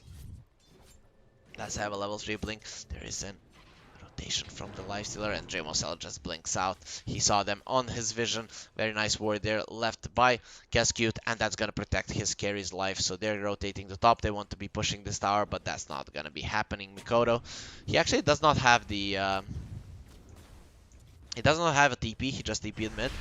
Oh, bottom lane, Mushi. He just gets brought down. Toss in the poor man's blink, and with the Corrosive Haze, they managed to get the kill. And now with this DD, they're focusing on the top tower. There's no TPs now on the side of Boom Esports that can protect that. And it seems like it's going to be a tier 1 down for the side of Iodora. I have to say, I am impressed how they played this early game. Not just the laning phase, but overall the early game has been really impressive for them. Nicely done by 1-3, and now with Rangers, he's rotating bot. The Mushi, he sees them here. Hyde going in. Is he gonna be tossing Mushi back? No, that's not gonna be happening. Ohio could be in trouble here. The Mikoto Wind Ranger coming in, but here's Nia as well. He's extremely strong. Hyde is in a lot of trouble. Mushi taking solid damage. There's the ulti from Mikoto, and now they're turning on to Ohio. Ohio is taking extreme amounts of damage. The arrow coming in is not gonna connect onto anyone. Mushi now, he's Corrosive Haze, and now they turn on to the Ember Spirit. Can he get kills here? Lbzs dies, but there is a nice shackle with a power shot coming in onto Nia. He's in a lot of trouble. Here comes Cascute. He's gonna try to dodge it. There's gonna be another power shot, and I'm not sure if the Ember Spirit can survive it. Probably can. Cascute coming in. He's gonna kill Couriers. A nice power shot hits, but doesn't get the kill. Now Mikoto could be in trouble. Hyde is coming in. Here comes the Ember Spirit, but he just comes to get tossed to his death. And now Hyde, he wants to go into the Mirana. There is one leap charge, but is it gonna be enough for you to survive? Mirana does have an ulti, and without any dust on the side of Boom Esports, they're not gonna pursue. So a interesting fight there going in favor of Boom Esports. They started bringing heroes down very fast. Mushi again out of position, getting tossed back. He did juke really well around the trees, but this Doom without any armor items apart from, okay, the phase boots, just gets destroyed by the Corrosive Haze. Just a few hits were enough for him to die, and now here comes the smoke. They still want to be defending this bot tier 1. Who is coming in is the Ember Spirit. Nia wants to fight. He does have a level 4 in Flame Guard, though there is a focus fire ready. Okay, they're gonna be going on to Mushi. The shackle shot doesn't connect. Look at that damage, but Boom Esports, they need to get out, and they're gonna be able to do so. Okay, nice chains there from Nia. Is he gonna be able to chase anyone down? Nope, those are only level 1. But they managed to defend the bot tower. What? Okay, I was just like, okay, who is he using ulti on? Someone is dying sour, but Dreamocell just using his mana void to farm the creeps. So nothing too interesting there. 1k gold lead for Boom Esports. The AM is topping the net worth, and the other two cores are doing quite well, so they can fight. They can continue to create space from Dreamocell. Usually, you'd like to bring your AM into the fight just to use the mana void, steal a kill. Okay, Lifestealer here taking solid damage from the multicast, and VT Faded is going to have to get out. He was aware that the Shackle could come through, so uses the Rage and just walks away there.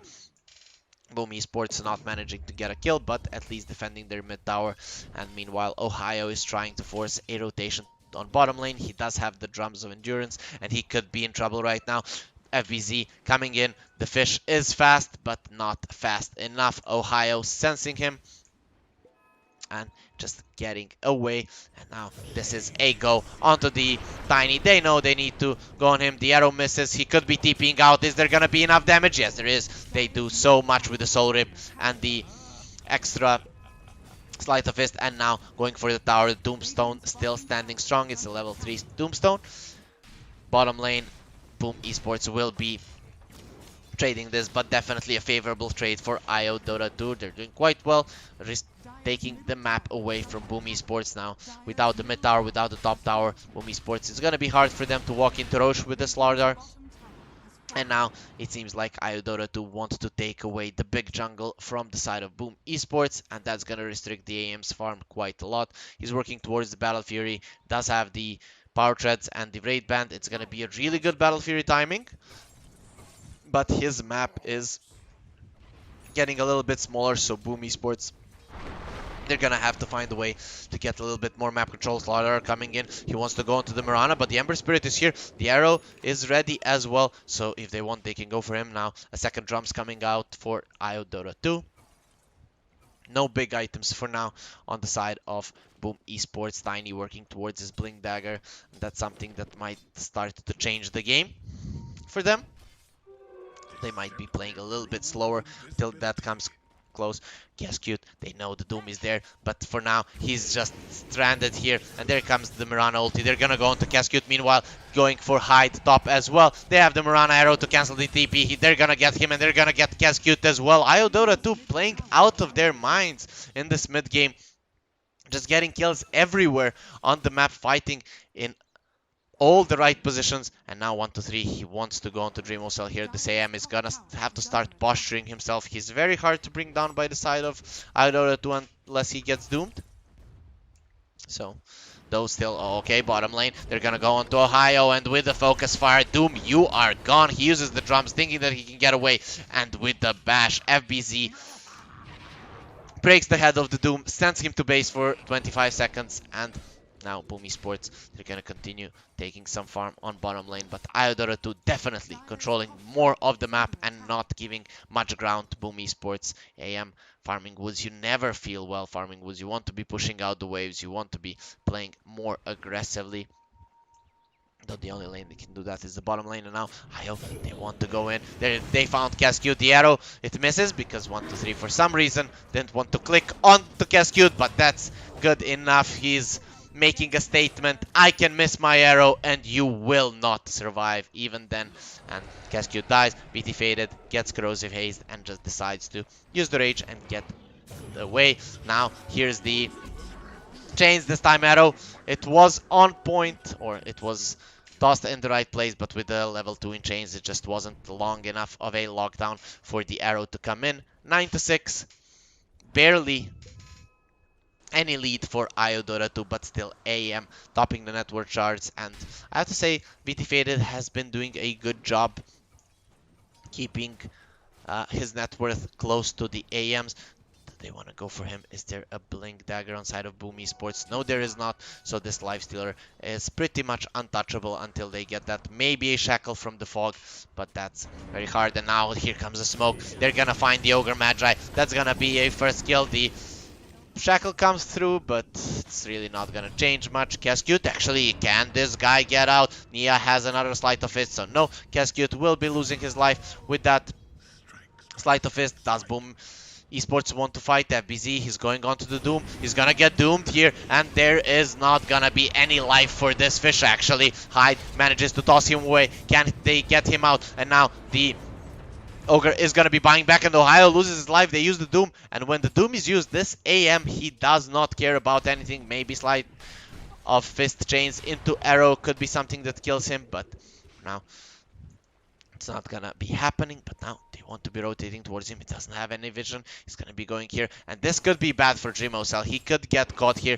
by the sleight of fist chains into arrow, and that is gonna be the case. Oh, that was really bad for them, finding him in a bad spot like that. And Dreamosel tries to run away, but a nice read from Nia, and he gets him. Nicely done by them. They get the kill. It was really bad that the Marana was the one to get on top of him first. If he was a little bit back, the arrow would have been longer and he would have died easier there. But Nia, with a really nice prediction, just getting the AM kill, has that DD, so much damage, and now immediately they're going in. Like I said, Iodora 2, they're playing really well today, and now they find Cascute. You wanted to buy back, and now you're gonna go to the grave for a long time. 55 seconds on the sidelines for the Ogre Magi. Nia, does he want to go in? No. This is a ward here from Boom Esports. So they see what's happening when that tower is getting dove. Still, even with these fast movements, the side of Iodora 2 haven't been able to increase their lead by a lot to keep any heroes down. And now Hyde has his blink, and this is going to be a smoke. Maybe even the AM comes into it. Okay, nope. They're going to the top part of the map. They want to fight there. They want to secure their jungle for the AM to farm. This nice ward here from Io, scouting everything. They might want to go in. Nia finds a haste rune. A nice go onto him. He's gonna get stunned. Do they have enough to kill him? Yes, they do. So nice. Go from Boom Esports now. The arrow is gonna come through, helping Mushi survive, and he's gonna be fine. But what a nice combo from them. Toss into crush into the shackle. Mind you, this is not easy to pull off because the slither and crush is just a 1 second stun, but they managed to combo it perfectly and get a big kill onto the Io Dota 2 Space Creator, being the Ember Spirit in this game. Lifestealer, he is in Ohio. Ohio does have a blink, so they're kind of going together here, but it's not gonna amount to anything. This AM is pretty big, only died once. 0-1-0. This is not the preferred score. You really want to have some kills with the AM, but he's gonna be hitting the Manta timing somewhere around 21-22 minutes. It's not the worst, but it's really not the best timing. He usually want to have it a little bit earlier. Said that this AM, it's all about the 25 to the 35 minute mark, and now there's gonna be an ulti from the Marana. They want to be fighting now. They don't have their Ember Spirit, so it's not the best go. Ohio, he's gonna get gone on. If he dies here without using his Doom, it's gonna be pretty bad. He does use it on Mikoro, and now Mikoro is gonna get destroyed. Ohio in a lot of trouble, but this Doomstone doing so much, and the Lbzs is going to die. Cascute is gonna be next. You're not going anywhere, my friend, with these zombies chasing him. And here comes the big bag Doom. Nia with the sleight of fist secures the kill, and that's 1k gold. This could be a dead Tiny as well. Nope. Hyde knows what's going on, and he just blinks out. Meanwhile, Dreamosel is continuing to farm, working towards the Manta, but he was nowhere to be found to assist his team. Maybe he can go on to Mushi here. This could be a good kill for them, and that's gonna help him with the Manta. He's gonna get the kill. 280 gold for him, and that's a done Manta style for the AM 20 minutes into the game. So Mushi helps Dreamosel there get his Manta a minute earlier. So Dreamosel says thank you, Mushi, for the donation, and now we'll work towards the Abyssal Blade. If he gets this Basher in the next 5 minutes, he could be starting to fight. There is no Doom now. Boom Esports. Now this Wind Ranger is getting caught. The arrow comes in. There's gonna be a double star storm. Is he going to die? For now, he's fine. No, he's not. The remnants come in. Now, Nia, he's in a pretty bad spot. He does have a sleight of fist. There's the chains, and he's gonna be surviving, doing so much damage to them. Has a regeneration rune, so maybe using it a little bit preemptively there. Now he wants to go in. He doesn't have remnants, but with the Yule Scepter and with all the evasiveness and help from his heroes, he's gonna be quite fine. He's gonna go on to the Slardar using the Sleight of Fist, but now they're gonna go on to him. Can they kill him? A nice toss back onto Lbzs. A stun. It doesn't connect. Now they want to go on him. The AM is here. Does he want to blink in? He's not gonna be doing it. He just decides against it, and it's a double kill for Nia. What looked like a potential turn from Boom Esports just gives 2 more kills to Iodota 2, and these guys are just playing beautifully. Their positioning is on point for the entire game, and even though I favored Boom Esports draft, for now, Iodota 2, they're not giving any ground though. Dreamocell, he didn't manage to carry his team with the TB last game, but this time around, we'll see if that's going to be the case. AM, a pretty strong hero in this game. Though this Tombstone from Mushi has been creating so much problems for Boom Esports. They don't have any of their heroes, don't deal with the Tombstone that well apart from the AM. And they really don't want to waste their hits on it. But for now, when the Tombstone doesn't die, they're in a lot of trouble. Iodota 2 again in this game as well, taking the Tier 2 on top around the 20th minute mark and controlling the outpost. So the map is theirs completely. Lifestealer has the MKB and is now working towards the Basher. And they found the DD. We talked about it this time around. Iodota 2, they don't have a good Roche taking lineup. But with a DD, they might be able to take it. Okay, Lincoln's is broken. Lifestealer will try to heal back up though. This is not going too fast for the Iodota 2. Finally, Nia comes in, but they are not contesting it on Boom Esports. They don't expect this. Without the DD, this wouldn't have happened. But Gaben has been merciful to the side of Iodota 2, and VT faded, gets the Aegis, and now there's gonna be a fight on bot, which could be ending in a disaster on Boom Esports. Can they kill Dreamocell? It would be really big if the AM dies. Ohio, he wants to go in. Dreamocell in a lot of trouble, getting stunned up, getting doomed up, and he is gonna get arrowed and brought down. Now, Mikoto is the next in line for death, and they are gonna be getting Cascute as well. 3 nice kills for the side of Iodota 2. That was just beautifully set up by them, getting the Roche, and then immediately the Doom jumps in.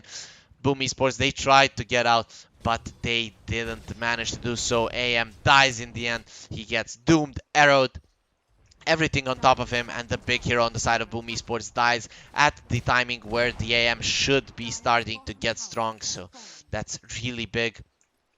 One of the best timings to kill him before the 25th, before the 30th minute mark when he gets huge. And even if he gets this Basher now, I don't know how much it changes, especially with the Aegis being up. So for the next 5 minutes, the gods of the map are Iodota 2, Ember Spirit. Can he catch the Slardar? He does find the Sleight of Fist, but wasn't expecting it, so doesn't get the chains off. And the Slardar is going to be able to get out. 7k gold lead for Iodota 2, 21-9 now for them. And VT faded, focusing on the tower here with the Monkey King bar, with his Skull Basher. This tower is not looking pretty healthy right now. Smoke coming out from Boom Esports. Are they gonna find the Mirana? That's gonna be pretty nice for them. Nope, the Yules comes in, an arrow onto Hyde. You're not gonna be blinking today, Tiny, and you're gonna get brought down. He does use a nice Avatos combo, but just to keep him living for a second longer. And now Cascute will get brought down as well. He begs for mercy there, but is not gonna be granted his wish. Meanwhile, Dreamocell, he's pushing out the lanes, but they've only taken 1 tier 1 tower, so this anti-mage, he can't really do much. He does... Oh, he still doesn't have his Basher. He's gonna be coming in soon. Now, they wanna go for him. He's gonna go on to Mushi. Mushi's very low on mana, but that means that Dreamocell is not gonna be doing a lot of damage. He's gonna use his shield, but he will just blink out. The ulti from the Mirana came out, so now the side of Boom Esports, they need to be very careful. Both their supports are in the base course trying to get some map control, but for now, not really too much going their way. The AM is level 20 soon. Probably going to be going for the -2 second blink cooldown, and then with that, more farm and more mobility in the fights will come. His Basher is probably ready. Yes, it is. Okay, the Ember Spirit goes back to the mid lane, and Iodota 2, now they can go into the enemy jungle if they want to go hunting, though. Boom, they are keeping good positions here. Nia will be scouted by creeps and will not be able to get into the enemy woods, which means this AM should be okay.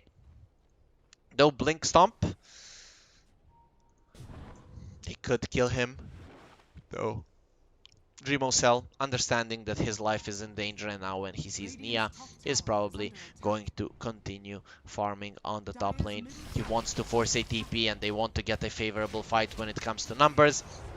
VT faded, getting corrosive haste, uses the rage immediately, doesn't want to get more damage done to him by the tower, but now AM, did he get caught? No, Doom.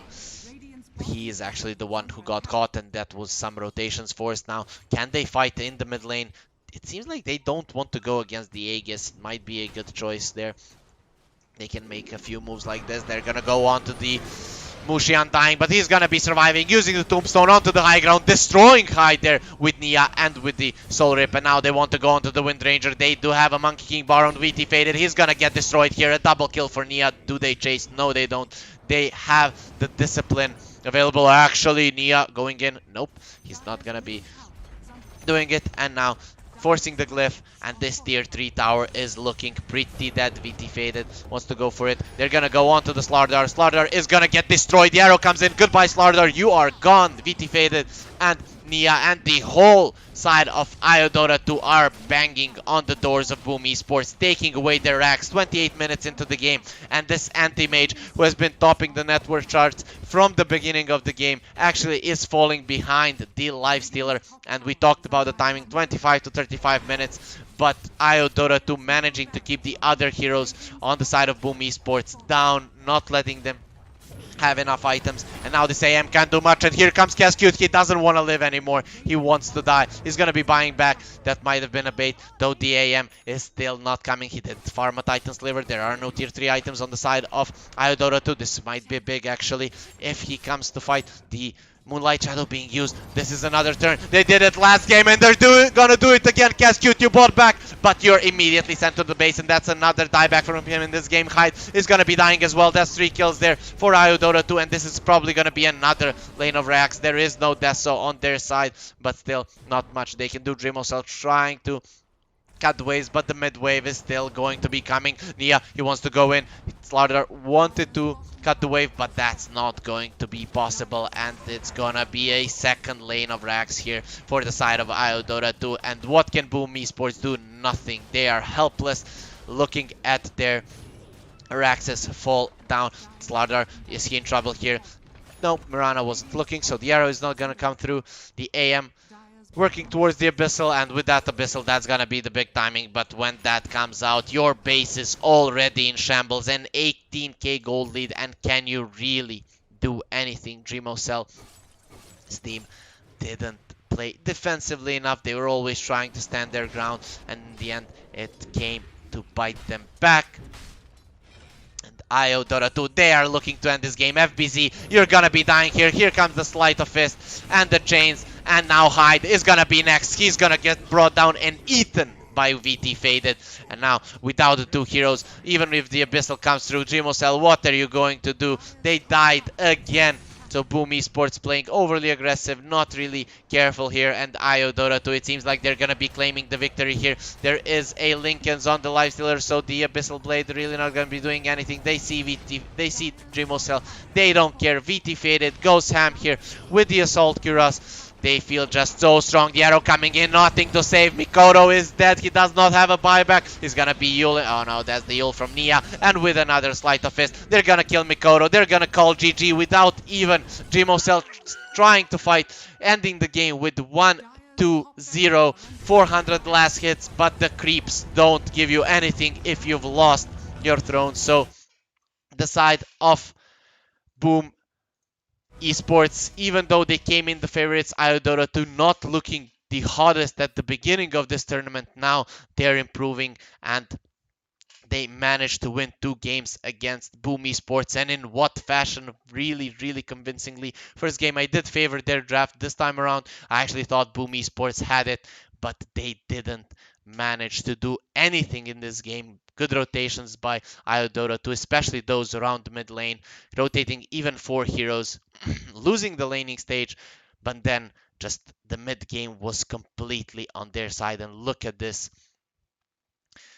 graph going just in favor of Iodota 2, even though the AM was topping the net worth for the entirety of the game. He never found his impact. So guys, that's it for this series. We're gonna go on to a short break, and now there's not gonna be any more games from the Southeast Asia region today, so we're gonna be moving to China, and the first game there is gonna be between Team Magma and Demonster. So stay tuned, stay with us, and we'll be back as soon as the players are ready.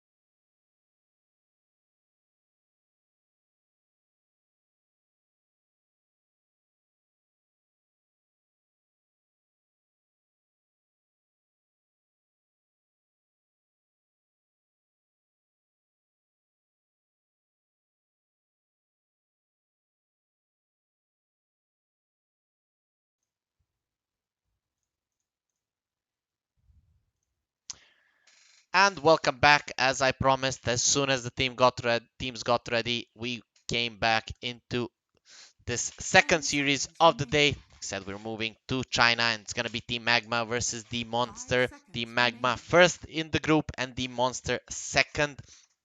Though I think Team Magma played a little bit more of the games. The Monster won 3 of their series and went even in one. So let's see now how they are gonna fare against the Magma, who, ever since the Dire start of the team tournament, ban. they've been looking better and better. And the Monster, they ban out the Omni Knight. I was about to say that that's a hero. I don't think that the Magma lost a single game with him. So, at least not on this Radiant tournament. team pick. So, they want to get it out. We're gonna be seeing a first pick Tiny here as well. So, Tiny Snapfire still being very popular. There is a Void in the pool, there is a Magnus in the pool, so there is something that we could be seeing coming from the Magma Magnus Void possibly. 10 seconds We'll see, remaining. who knows? But the Monster, they open up with a 5 Tiny, that's for seconds sure. We've remaining. seen this hero on both position 2 and 4, but mostly on position 4s right now in these two regions. We'll see if they want to switch it up somewhat, or are they going to be leaving it there.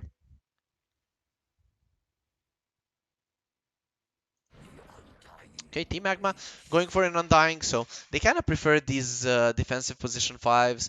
They've been playing some Radiant Abaddon, team pick. some Omni, and now they go for an Undying, and Demonster go for a Grimstroke, Tiny Grimstroke. A really good combo throughout the game, even though the double toss is okay, but overall the Grimstroke with the Inkswell, even if it's a position 4 Tiny, you just precast the 10 Inkswell with seconds the remaining.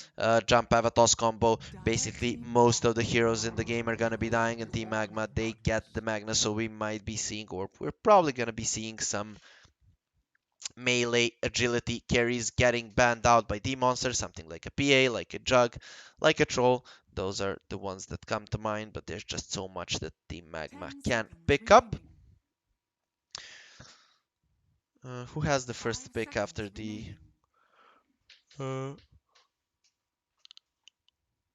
after the banning phase? It's gonna be Team Magma. I would expect Sven to be pretty contested here. It goes really well on the lane with Radiant Grimstroke. team ban. They ban out the Void. Okay, yeah, that's the hero that I forgot about. So Sven, good in the lane with the Grimstroke. He's solid against those heavy physical damage dealers that might go with the Magma, so Dire that's something team that the ban. monster might want to pick up. Magma, they ban out the Rubik. That's pretty common. He also has a Tombstone to steal as well. That's not something that Team Magma would like to play against. So 10 seconds remaining. now 7 more 5 seconds seconds for remaining. until the reserve time kicks in for the monster. They haven't used much of it, but they're thinking about the bans. There's just so many things that you want to get out. Are you gonna be taking the PA away? They do have immediately between these two heroes enough magic damage to deal with her, at least until she gets a BKB. But once she does get it, Radiant they're team gonna be in a ban. lot of trouble. They take away the Drow Ranger. So they were expecting Team Magma to go for that.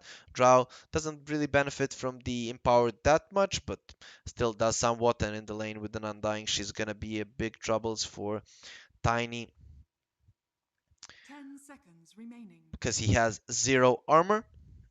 And with the bonus damage doing 5 from the seconds Frost remaining. Arrows and the Split Dire Shot, team ban. could be in a lot of trouble. Magma getting rid of the Morphling.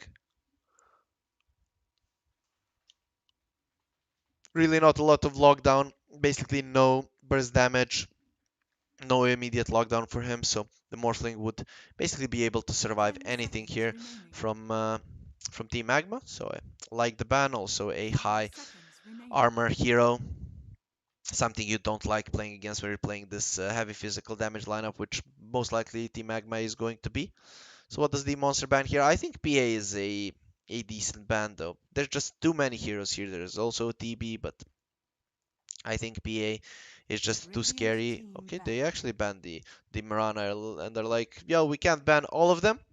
So We're gonna leave most of the heroes in the pool, so Team Magma, now you're gonna have to choose which hero you actually want to play.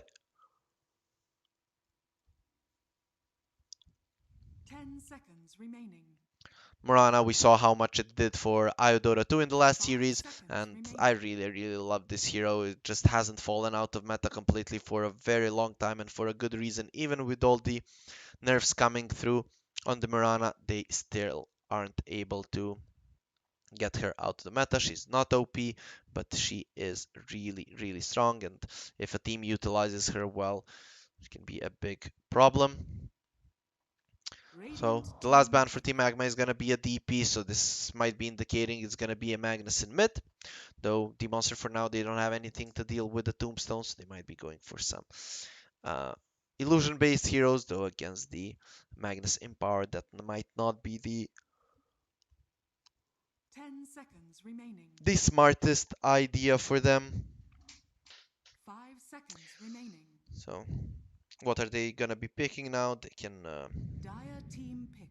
take their time with the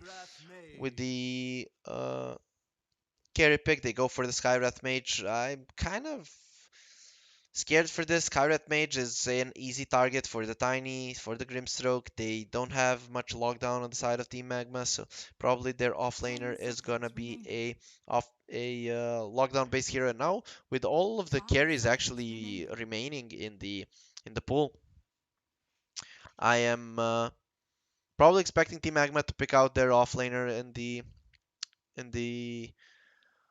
fourth pick and just wait with the last pick for a long time. They can also pick something flexible. They can go mid as well as off lane.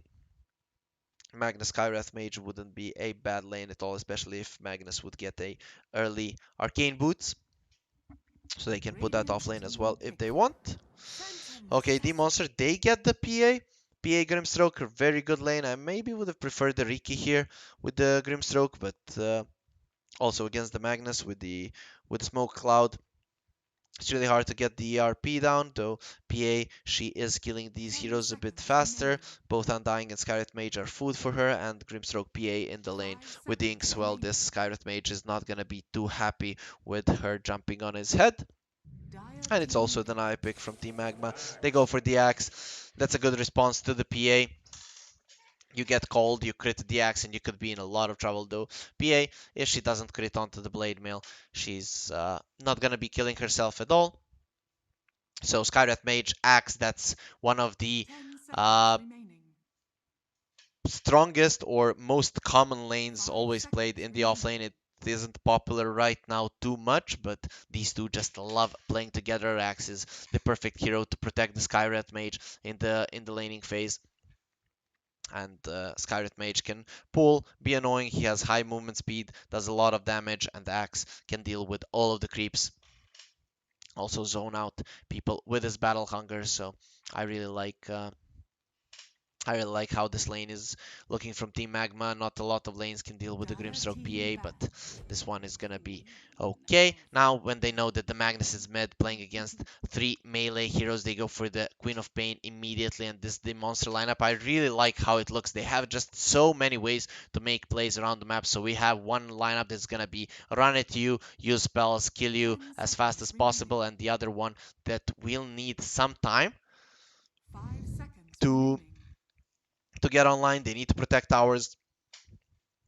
They do have ways to do so with the Tombstone, so both teams having some strengths here. I always like the lineup that can make plays more because you're always, if you're missing off the map, you're threatening your enemies and they always have to be a little bit in the back though Radiant when you are team playing ban. against the Magnus, missing off the map and not forcing your enemies to get out of the safe areas could be bad. So Dire team ban. I really like both lineups for now. Demonster, they get rid of the troll.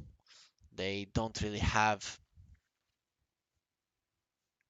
heroes that want to get those Yules up. Maybe only the Queen of Pain. Other than that, no one else. So 10 seconds they don't remaining. want to be dealing with those high 5 seconds status remaining. resistance type heroes. What's gonna be their other ban? I'm really not sure. Is the Jugger good here? Uh, DB, I guess. probably the best one Radiant team ban. for Magma, and they ban out the Sven. They are afraid of the extra stun, and yeah, Team Magma are lacking some stuns, so that could be the problem. Though I like the TB more because he just stands his ground, and then if the Magnus is behind, that's gonna be pretty nice. Though the TB 10 can be seconds hunted remaining. here quite easily. We're 5 also waiting to seconds see remaining. the monster's last pick, so Team Magma can be looking to win the lane as well.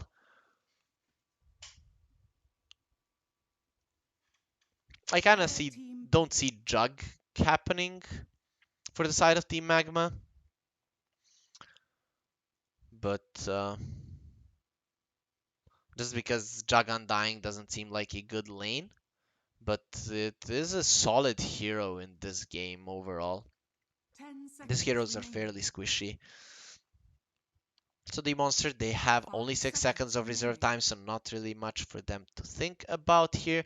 This is gonna be a position 3 or a position 4 Tiny. We're gonna Radiant find out team soon. kill. And they go for a Necro, so it's a position 4 Tiny. And with the Necro, that's usually a big counter to all of those carries because he gets to 50% HP and he just dies. It's a good response to a potential TB as well, to potential Spectre. 10 So seconds remaining. what does Team Magma go for now?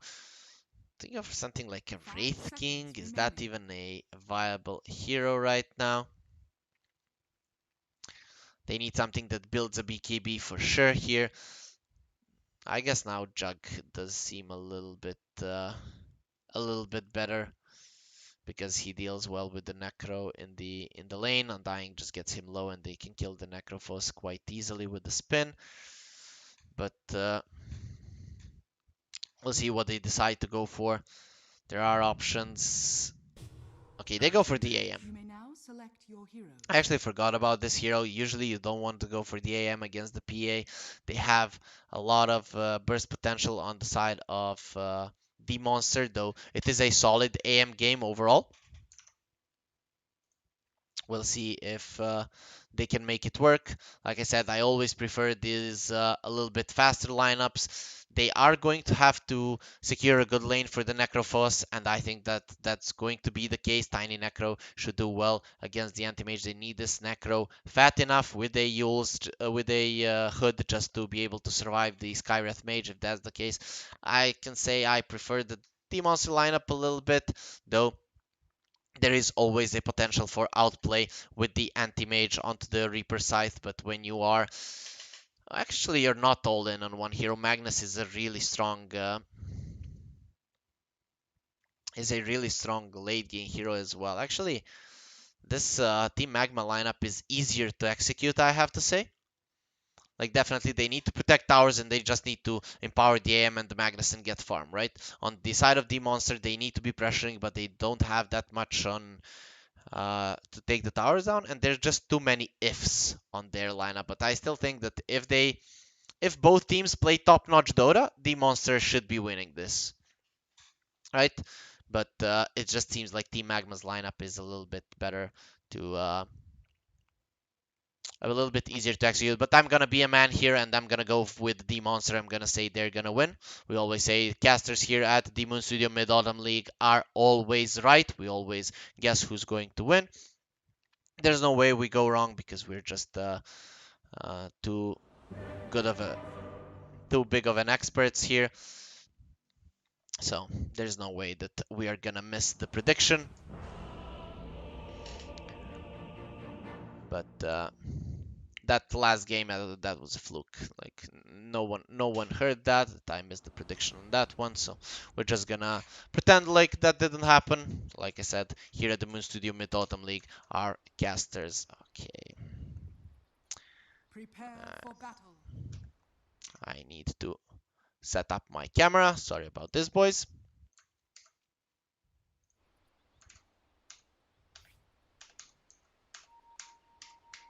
Okay, there it is. So just that your eyes don't get too tired. We have a nice smooth camera for you.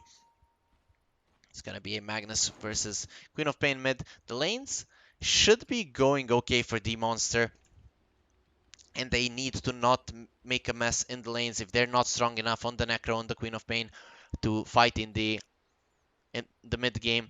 Team Magma is gonna be in a really good spot defending the towers, but if Necro has like a Hood or a Yules, the Queen 30 of Pain as seconds. well. Why is she bold?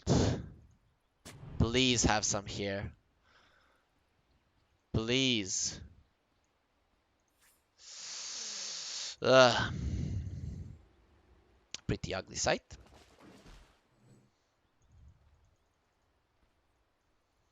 Okay, I'm really getting annoyed by that. Oh, wait. The battle begins.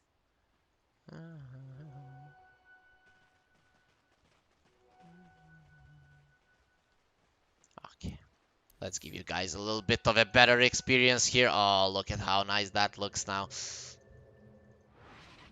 Okay, this Grimstroke is an albino. Albino. I don't know what it's pronounced. I'd say albino. Whatever. Does she have hair now? No, she's still bald.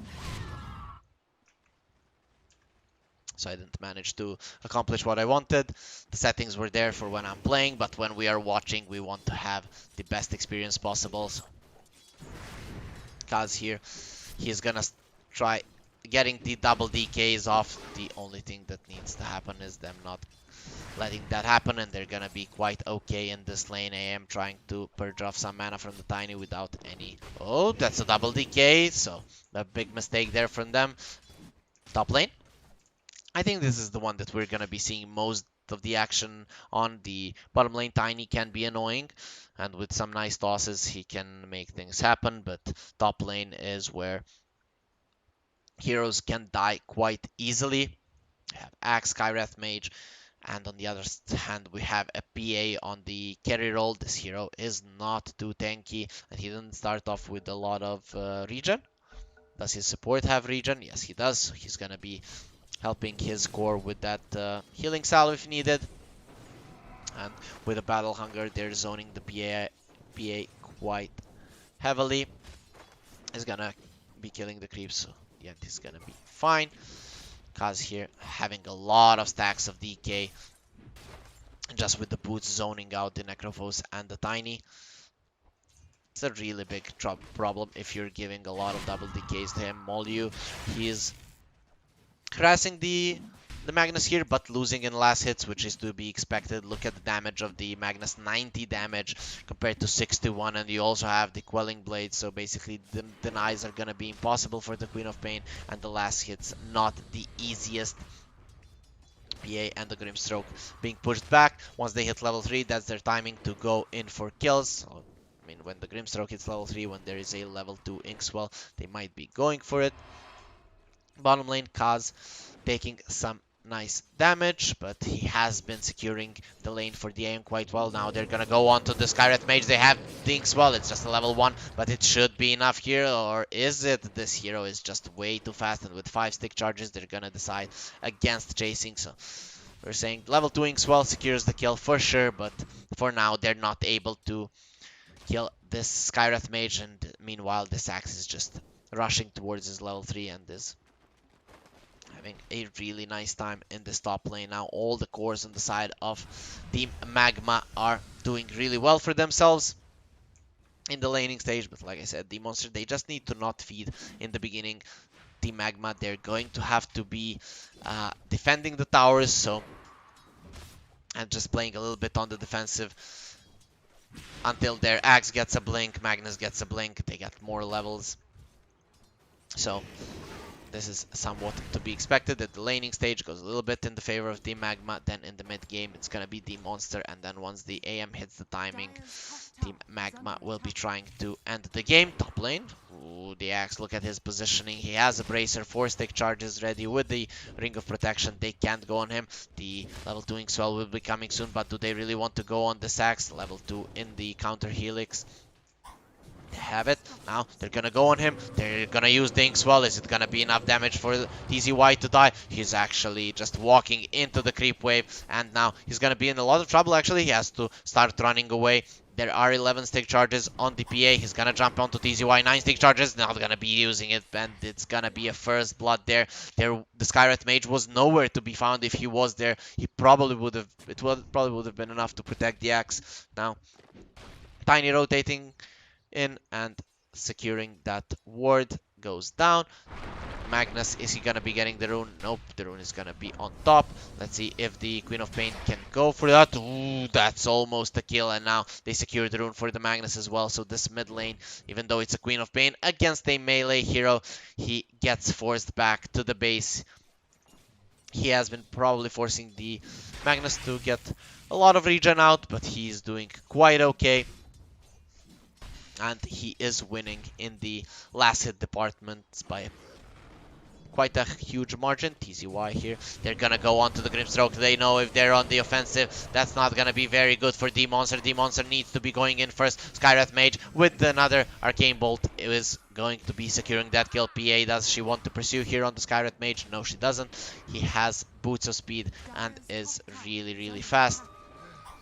So he's gonna be quite fine.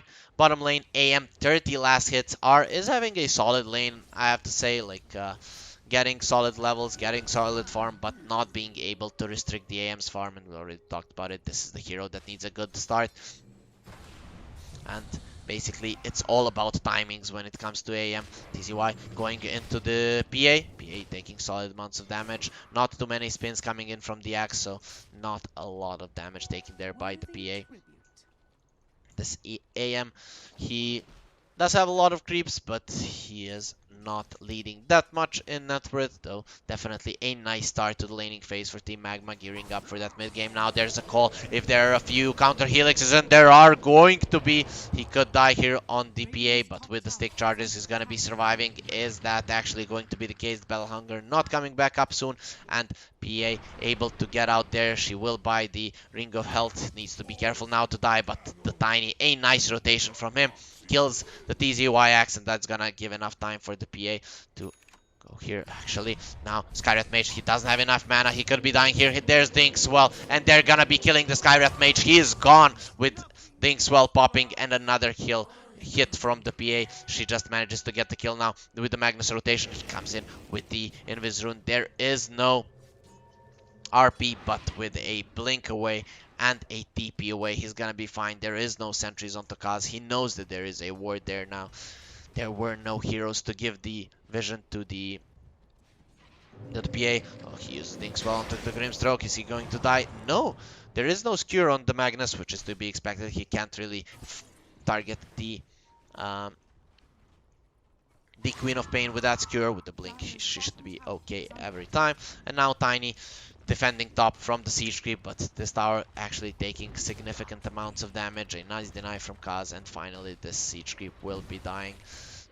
So, middle lane. PA TP to refill the bottle, knowing that this Queen of Pain is the one that's gonna be creating space for the PA.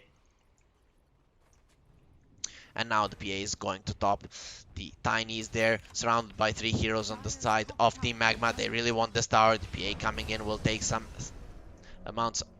significant amounts of damage here. They want to chase her. The Tombstone comes out, but here comes the TP from the big Queen of Pain. But now they turn onto the Tombstone. They're just gonna stop the dive. She doesn't want to jump in. The Inkswell was cast on her during her TP, but she will decide against it. Now she could be in trouble. She's gonna get cold, and if there's the spin, she's gonna be dying with the dunk. She is gone. There were no spins, but there was enough damage between the 3 heroes of Team Magma, and that's a really big kill. That's the hero that you wanna put down, and she is the lowest in the net worth from all the 3 cores. So she won't be able to run around the map doing a lot of damage. AM here, he is actually starting to get a little bit bullied by the Necrophos, but he is fine with the Ring of Health. Will just farm the woods. Not much they can do about it. Still 3 heroes here. They know the PA is there. They're not gonna be diving her until this tower dies. Actually, TZY, is he going in? No, he's not. He's just gonna keep pushing in this wave. Oh, the PA jumps in onto the Undying. Here comes the Tiny, and Kaz just dies. What a nice rotation from the Tiny. He has been playing really well in this game. Mid lane. Okay, there's nothing happening there. Grimstroke goes for the 1 point in the Phantom's Embrace now, probably gearing up to get his ulti ready. Oh, Molyu, is he in trouble? There's no mana onto the Magnus. He's just gonna turn with another Shadow Strike and just send this Magnus away. Magnus farming the Blink Dagger. He is aware that he cannot go for the Echo Saber in this game. I mean, he could, but that might be too greedy with the AM in the game. And now Tiny wants to go bot. He wants this AM kill. If he gets the avalanche on him, that might even be enough for the AM to die. We'll see how well he can use his counter spell. Tiny coming in.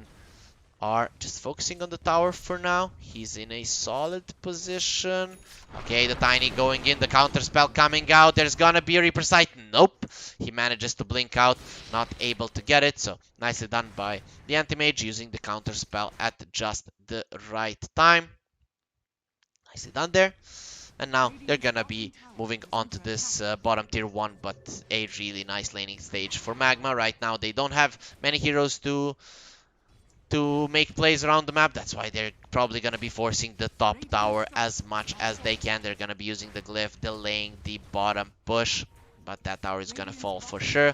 And the 10th minute mark, the siege creeps are going to be coming, and probably this tower is going to be falling for the monster, though. The Necro does have a shroud, a cloak. And okay, PA is done with the top lane. She's aware there's too many heroes not really set up from Demonster, and they let that tower go. So really nice trade for Team Magma. They might lose their bottom part of the map, but they will gain some creeps on the top. And given that the Magnus is going for a blink first, he is going to be able to fight. So the AM farming on the top lane and the triangle is going to be good enough for him. Now they go on to the Skywrath Mage with the silence. He's not going anywhere. Here comes the Sonic Wave, and that's gonna be a kill for Molyu. Finally get him a kill himself. Queen of Pain really relies on that. Really no saves on the side of Demonster, so later on if he just gets RP'd, he could be dying. Are positioning aggressively here. Are they gonna go on to Kaz? X has a Blink Dagger, actually. It's a really farmed X, 5k net worth, 11 minutes in. Almost as farmed as the Magnus, and now here comes the Skywrath Mage. He does have the Mystic Flare, so whoever they catch, they're gonna be dying. Queen of Pain, no raindrops on anyone on the side of Demonster. The Necrophos is the only one who deals with the magic damage well. And now with the smoke, who are they gonna catch? Are they gonna catch the AM? There is no Sonic Wave, so it's not easy to bring down, but with the Phantom's Embrace, it might be good enough. They're on the high ground. This could be good for them. Oh, the AM blinks, and this is going to be a dead AM. Tiny gets the Inkswell tossed to his death, and when falling, just gets destroyed. And now they could be going for the Necrophos with the Mystic Flare. He's taking solid amounts of damage with the RP. They're gonna be bringing him down, but here comes the Tiny. This could be a great turnaround. There's no Sonic Wave, but TZY dies. Now Kaz, he wants to go in. The Tombstone is going strong, and they're gonna have to get out. Tiny will be dying here. What damage from the Magnus. No armor there on the Tiny. Poor guy with 0 armor, just getting annihilated by 200 damage from ZC. Now he just wants to play around this Tombstone, and he's gonna be fine. The PA is rotating as well. Another Inkswell will be coming in. Can they go? The PA, here she comes. There's the Inkswell, and goodbye, Skywrath Mage. You are gone. Here comes the AM, uses the ulti, but doesn't manage to get anyone. Now PA, does she want to go for more? Doesn't seem so. And that's gonna be a nice rotation from the Monster. These teams, they are actually showing us some really nice Dota. I have to say, both of them moving really well around the map, and we can see why they are number 1 and number 2 in the China region at the Moon Studio Mid-Autumn League. So we are expecting this to be a really nice series. ZC working towards his Blink Dagger, and he's gonna be buying it right now, though there is no RP for 70 seconds, so he's gonna be waiting for that. Now without the RP, R wouldn't have died there, so I think with the Ready Hood that he can start playing more aggressively. He's going for a Yules. That's definitely an item they need against the Axe, and he needs it against the Silence. So this Axe, even when he gets the Blade Mail, there's gonna be a Yules to counter that. So the PA should be feeling somewhat safe, though before she gets a BKB, she's always gonna be in a lot of trouble from all the magical damage that's coming through from this Skywrath Mage, a very popular hero in the China region, and a nice ward here left by Demonster. It's not dewarded for now. They're controlling the top part of the map. They don't want the AM farming there, or they wanted to catch the AM there, and if he is farming here, they're just gonna get him out. So they're gearing up pretty well to hunt him in the mid game.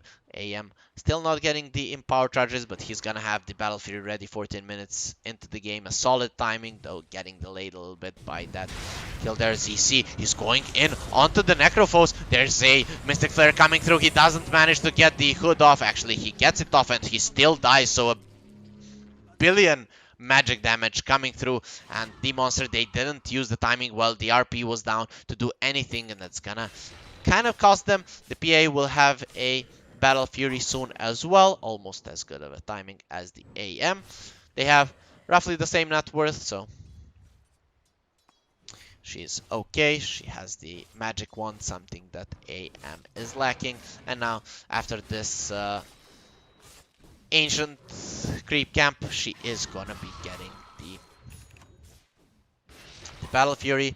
The career is ready there, not to waste any time on him. And now the 15-minute bounties. Let's see what's going to be happening. Necrophos farming the woods. He really wants to be positioned aggressively. Whenever there's no Mystic Flare, he cannot die, but they're just not using these timings on Demonster. They just want to farm for now.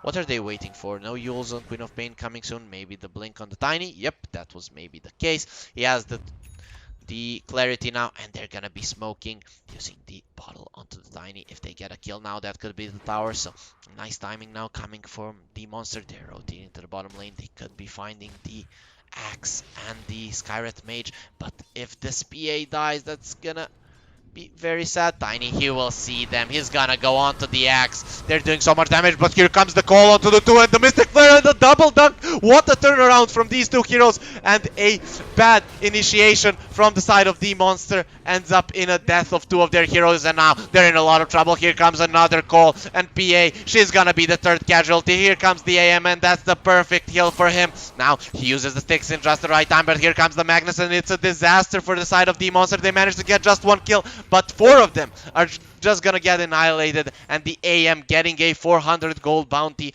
on the PA is gonna put him in a comfortable spot on the first, or in a comfortable first spot on the net worth chart. So a very nice turnaround by them. They didn't manage to burst down the Axe. Queen of Pain not using the Sonic Wave, a big mistake there, thinking that the Axe was a goner. Gets the call off with the Mystic Flare. They just burn to a crisp. Nicely done by Magma. 4k gold lead right now for them. And we were talking about Demonster being able to make plays now with the Blink Dagger on the Magnus, with the Blink Dagger on the Axe. The ones that can make plays are Magma as well, and it seems like they're in a really good spot, and they am looking to hit that timing and hit it hard. They're not in a hurry at all. You can never write off the PA, right? Against the AM, he doesn't deal too well with the heavy physical damage, but it's not gonna be the easiest. And now a nice pullback. They have a toss onto 2. There's the ulti from the Grimstroke. Is there going to be a double Reaper Sight? No, there's not. ARP onto 2, and you're gonna get annihilated. If the Reaper Sight came out there, it would have been big from the Monster. But now Grimstroke is gonna be next. Bam! With the Axe, kills him. And now they're just gonna continue farming, pressuring towers, and there's nothing that the Monster can do about it. TZY being fairly aggressively here. Can he catch the PA? No, he can't, but Magma really doing a good job in this game. Number 1. That was a good movement from the Monster 2 minutes ago, but it just ends up a disaster because of the execution. And now, just like that, an even game turns into a game that is really in the hands of Team Magma, and they need to lose it. They're the ones that need to lose it now, and we already talked about it. The ease of execution is on their side, so it's gonna be really tough for the Monster to do anything, though. Still, they have the potential. Double Reaper Scythe, Sonic Wave didn't come through in these fights. The PA, now the PA wants to go in. He's gonna go into the Magnus, but not really doing any damage to him. Do they want to dive? It's not really a smart move. PA without a BKB is a sitting duck for the damage that comes out from the Skywrath Mage. And look at how ZC is playing 2k HP. He does not care. No. A lot of late game potential on the Monster between the basically the entirety of their lineup. They have a lot of damage. They have a solid amount of lockdown, double Reaper Scythe. PA and Necro are really strong late game heroes, but are they gonna be getting there? AM gonna be hitting that timing hard at like 25 minutes. Oh, he's gonna have a Manta 19 minutes into the game, so Basher 23, 24 minutes, and that's gonna be the timing for Magma when they're just gonna be too powerful for Demonster. Let's see now what's the response from Demonster. For now, they're just staying in their triangle, farming. PA working towards the Desolator. I'm not sure if she can get away with that Deso. How well can they kill people if he does not have a BKB? Okay. 2 for 2 bounties. Magma not looking to contest at all. The mid tower there on their side still standing strong. Demonster. Now they're going to the bottom part of the map. They need to at least restrict this part of the map. The Axe is farming too much. And AM and Magnus, we're not even gonna talk about these two beasts on the side of Magma. So 5k gold lead, 10 more seconds until the bounty runes. It's gonna be a 2 for 2 for sure. Seems like neither of the teams are really eager to fight Magma, knowing that their timing is still not yet hit, and the monster just feel too weak right now to do anything. Waiting for the PA Deso, it's gonna come through, but I feel like without the BKB, she just doesn't do too much. And he's not even gonna go for it. He wants the SNY. Wants the status resistance. Axe here calling Queen of Pain. Queen of Pain is gonna die. There is an RP going on to 2. A nice ulti from the Grimstroke. A double ulti here coming through it. That's gonna be 2 kills, so it's a 2 for 2 for now. And then RP is already used, but now the third one dies. And PA, where are you going? Tiny there, trying to save his PA. She's gonna jump out, but there are heroes surrounding her. Can she jump out again? Yes, she can. There is no call, but there is a skewer, and you are not going anywhere, my friend. Surrounded by 3 heroes, 3 cores on the side of Magma, the only ones alive. And now Tiny, you wanted to save your PA, but you will be paying with your life there. You're not gonna be saving anyone and will die. A triple kill for the AM, denying that cool dunk that was coming out from TZY. But an 8k gold lead now. A nice double Reaper Scythe, but still not enough for them to survive. We see the PA is doing a lot of damage, but no one to deal with the Tombstone. And when everyone is dead, this PA is just stranded between 3 big heroes. They need to be killing some cores with those ultis, but it didn't happen. And Queen of Pain again, Molyu not using his Sonic Wave. This Queen of Pain just not being able to do anything, and she was picked just for the Magnus. They knew what matchup she's going to have, and look at the difference, 4k difference between these two mid laners. Queen of Pain really not giving anything to his team, and I have to say it's somewhat an execution problem on the side of Molyu. He had potentials to do more in this game, but he never got the chance, or even when he got the chance, he never used his spells effectively, and always put himself into a bad spot. And now I'm not sure how much this guy is gonna be able to do until the end of the game. Now there is a Glimmer Cape, Pink Swell coming. No, they're not gonna go. TZY is in an Invis rune. If he calls anyone, that hero is just immediately dead. He does get healed immediately, but here comes the Tombstone. No one can deal with this. The PA is coming in. Look at the damage, but no, the PA is dead. The Queen of Pain is dead. Here comes the double side. TZY will die. That's nice for R, but look at the damage from this ZC Magnus. Where are you going, 7-7? You're gonna get annihilated. A double kill there. And Tiny, after his Avatos combo, he is aware of what's going on in that fight. And again, 4 heroes on the side of the monster die. Oh, actually, it was 5 last time around, so a bit of a upgrade here. Though they did get only 1 hero. It was an Axe. It is a big kill. Double Scythe coming in, 2 fights in a row for Demonster, 13k gold lead, and 23 minutes into the game, the AM is already working towards his Abyssal. This is the time of the game when this hero is the strongest and being empowered as well. The Magnus looking incredibly strong, and once the Axe gets the BKB, there are gonna be no plays possible for Demonster to kill these cores. Can PA win this with some amazing crits, like 10 crits in a row, and Magma gets DC'd, and then maybe they can win? So That's how you win fights. So the Monster, they are definitely in a bad spot when it comes to fights. They're gonna have to outmaneuver Team Magma, going to have to force some TPs and then find a favorable fight inside of a tombstone. They cannot fight, so the Undying might be the best target for them. They're gonna jump onto Kaz. He's gonna get stunned. Can he survive? He's gonna get the tombstone down. And now here comes Kairat Mage. He has an axe. A nice double call. Here comes the Mystic Flare. Goodbye. You are gone. Two of the heroes gone from the Monster. And now Axe, he wants to chase. He wants more. They want redemption for their fallen comrade. And they're gonna get it. R will be the third casualty going away. And here's the call. Goodbye.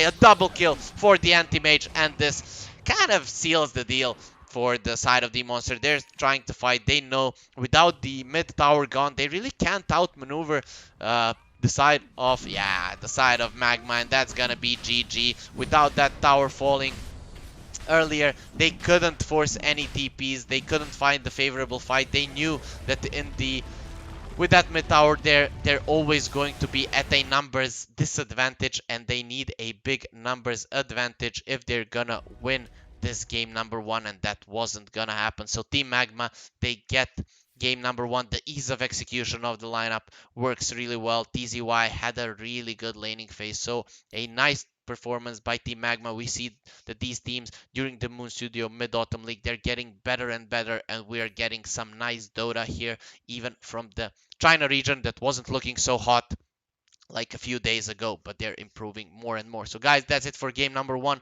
Stay with us. We're gonna be back here with game number two between Team Monster and Team Magma.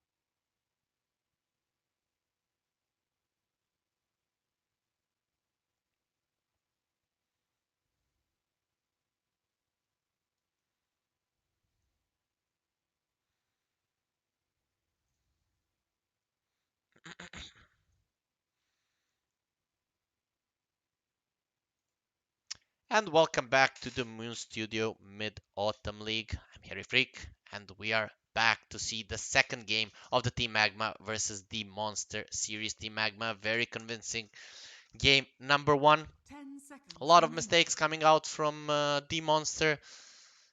They 5 seconds made a remaining. lot of moves that just didn't end up working out, and in the end, it cost them game number one. So Team Magma claiming that one.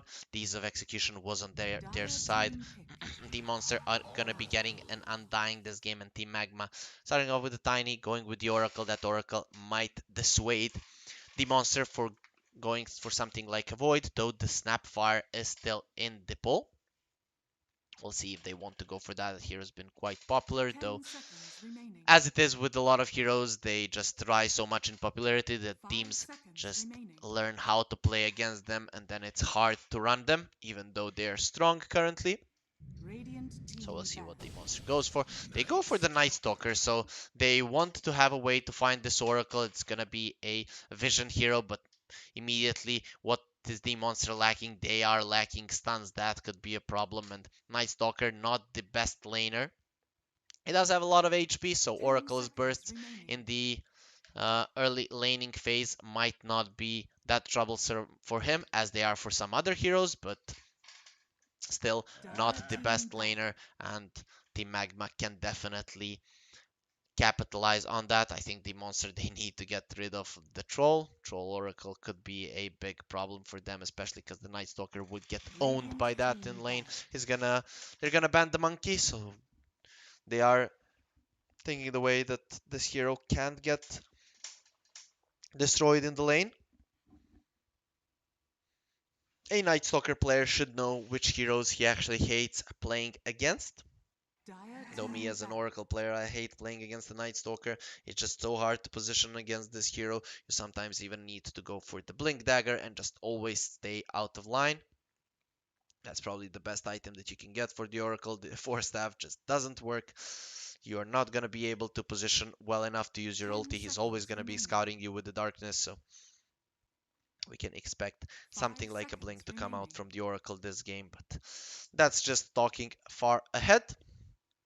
Demonster again going for this Radiant fast-paced team ban. lineup, but still not easy to execute. Even when you see these two heroes, you need to be moving really well around the map.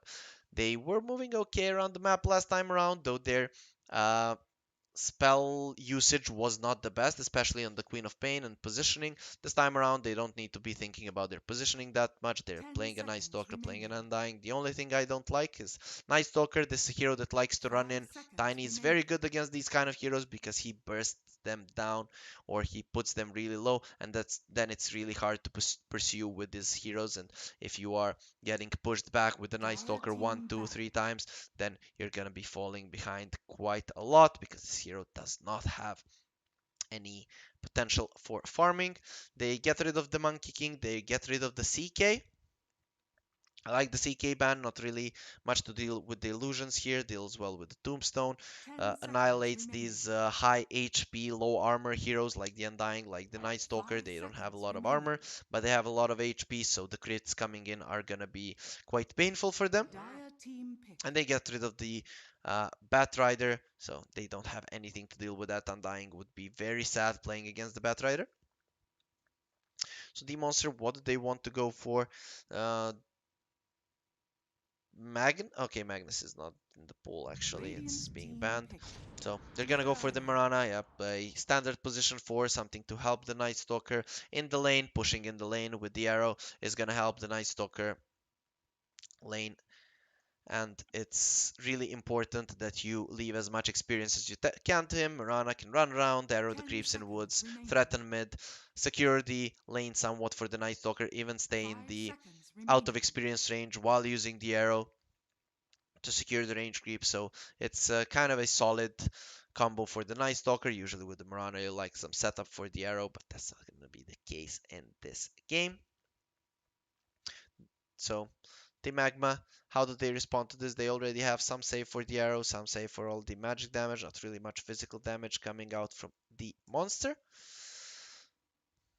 Though these three heroes are very hard to burst down for the Tiny, unless he's a core, so maybe they're going to be switching it up.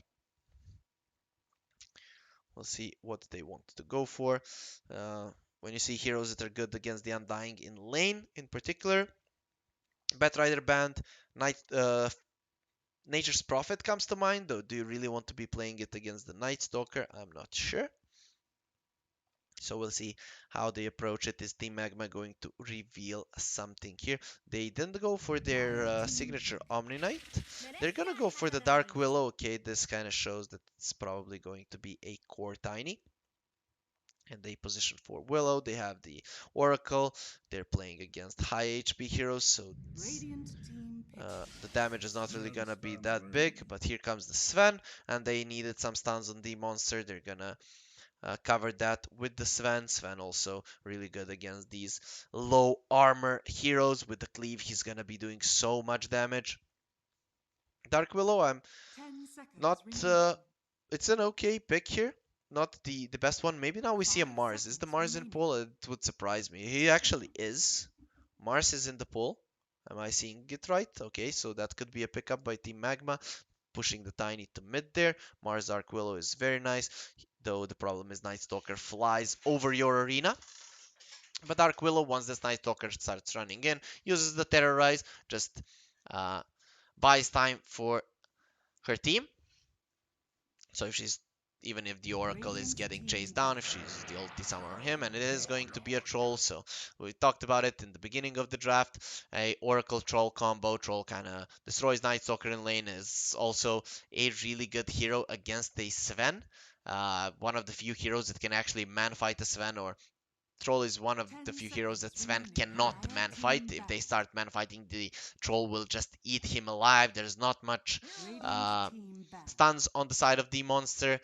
They Marana is a Yules builder, so that's uh that's a good thing for her, but Oracle can purge off the Yules from her troll with both the Fortune's End and the False Promise, just clicking on the icon on top, so that could be big. 10 Banning seconds out the remaining. Pugna, that's the good way to go. The monster are lacking some tower push. 5 seconds remaining.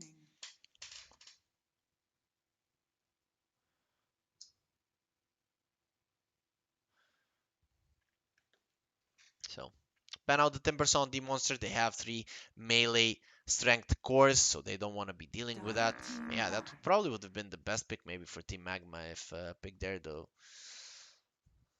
Even better than the Mars. They ban out the Razor on Team Magma. That's a classic counter to the Troll Warlord in basically all parts of the game, though I'm not really sure that that's something that the monster would have 10 went seconds for. remaining. A lot of magic damage, a lot of burst damage, not something that Razor 5 likes to be seconds playing remaining. against. He does go drums into BKB, most likely that's his build, but still, before he gets the BKB, he could be in a lot of trouble. So we'll see what they want to go for. They are probably gonna be banning out a offlane hero here from the monster. I think that Mars would be a good ban.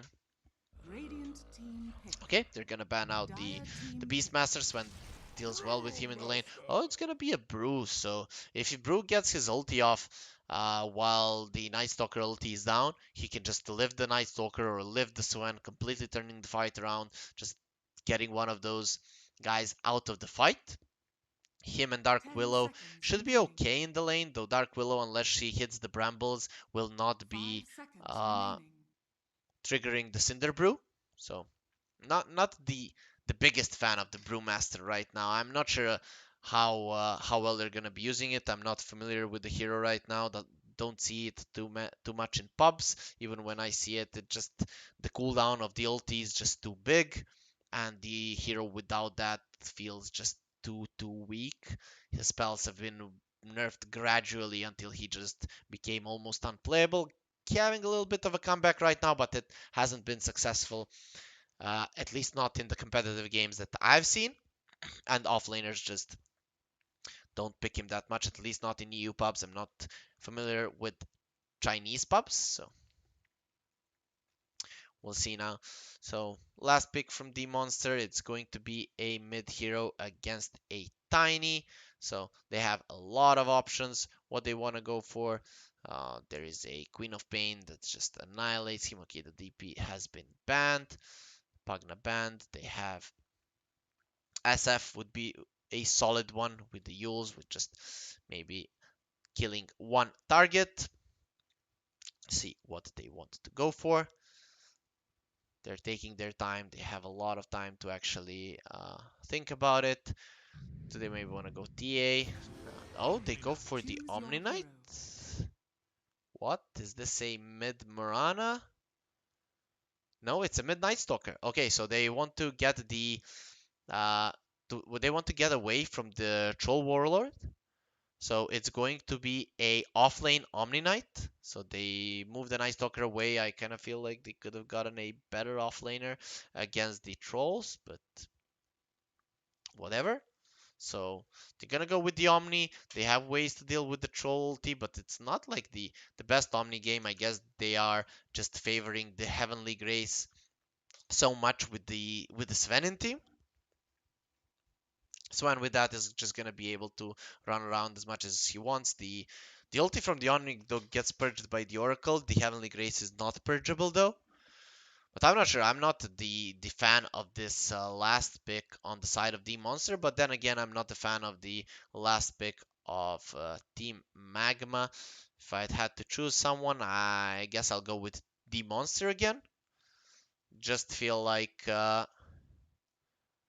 can they stop this Sven for farming? I think that the Sven is gonna have a really nice lane. Though this tiny, yeah, it is a tiny mid, but the problem is that he doesn't have too many heroes to burst down. So I think that for Demonster, this game is quite easy to know what you need to do. You need to keep the tiny down, right? That's what your job is in this game. Keep the tiny down. Don't let him get early kills. Don't let him get early runes. So we're probably going to be seeing Prepare a for lot of battle. fights around the 4th and 6th minute mark, around the bounties. The Morana is the best hero here for rotations on the runes, so that should favor the monster a little bit. All of their heroes are somewhat fat. Tiny cannot burst anyone down apart from maybe Mirana, but is that gonna be good enough? And they want to go for a first blood. The Stormhammer level 1 is um, very low stun duration, so I'm not sure that they're gonna be getting the kill. Troll and Oracle. They are afraid here. Good positioning here from the monster. They're gonna wait for someone to get out, but showing no one on top means that they could be in a lot of trouble. Though this the Brewmaster is pretty 30 cocky. Are they seconds to gonna battle. go in? Kaz, he wants to break the smoke. He's expecting someone. Sven going in. There's a stun arrow flying in. Is it gonna connect? Yes, Kaz, you're not going anywhere. A few more hits, and the Sven will get the last one with the big sword. He chops off the head from Kaz, gets it away, and it's gonna be a 2 for 2 runes. And the monster strike first in this game, number 2. So they're not wasting any time. Sven starting to The run to battle top. begins. Is he gonna be running or TPing? Yeah, he's gonna be running with Sven. And same goes for 7777. He has the boots, so he's gonna be getting there fairly soon.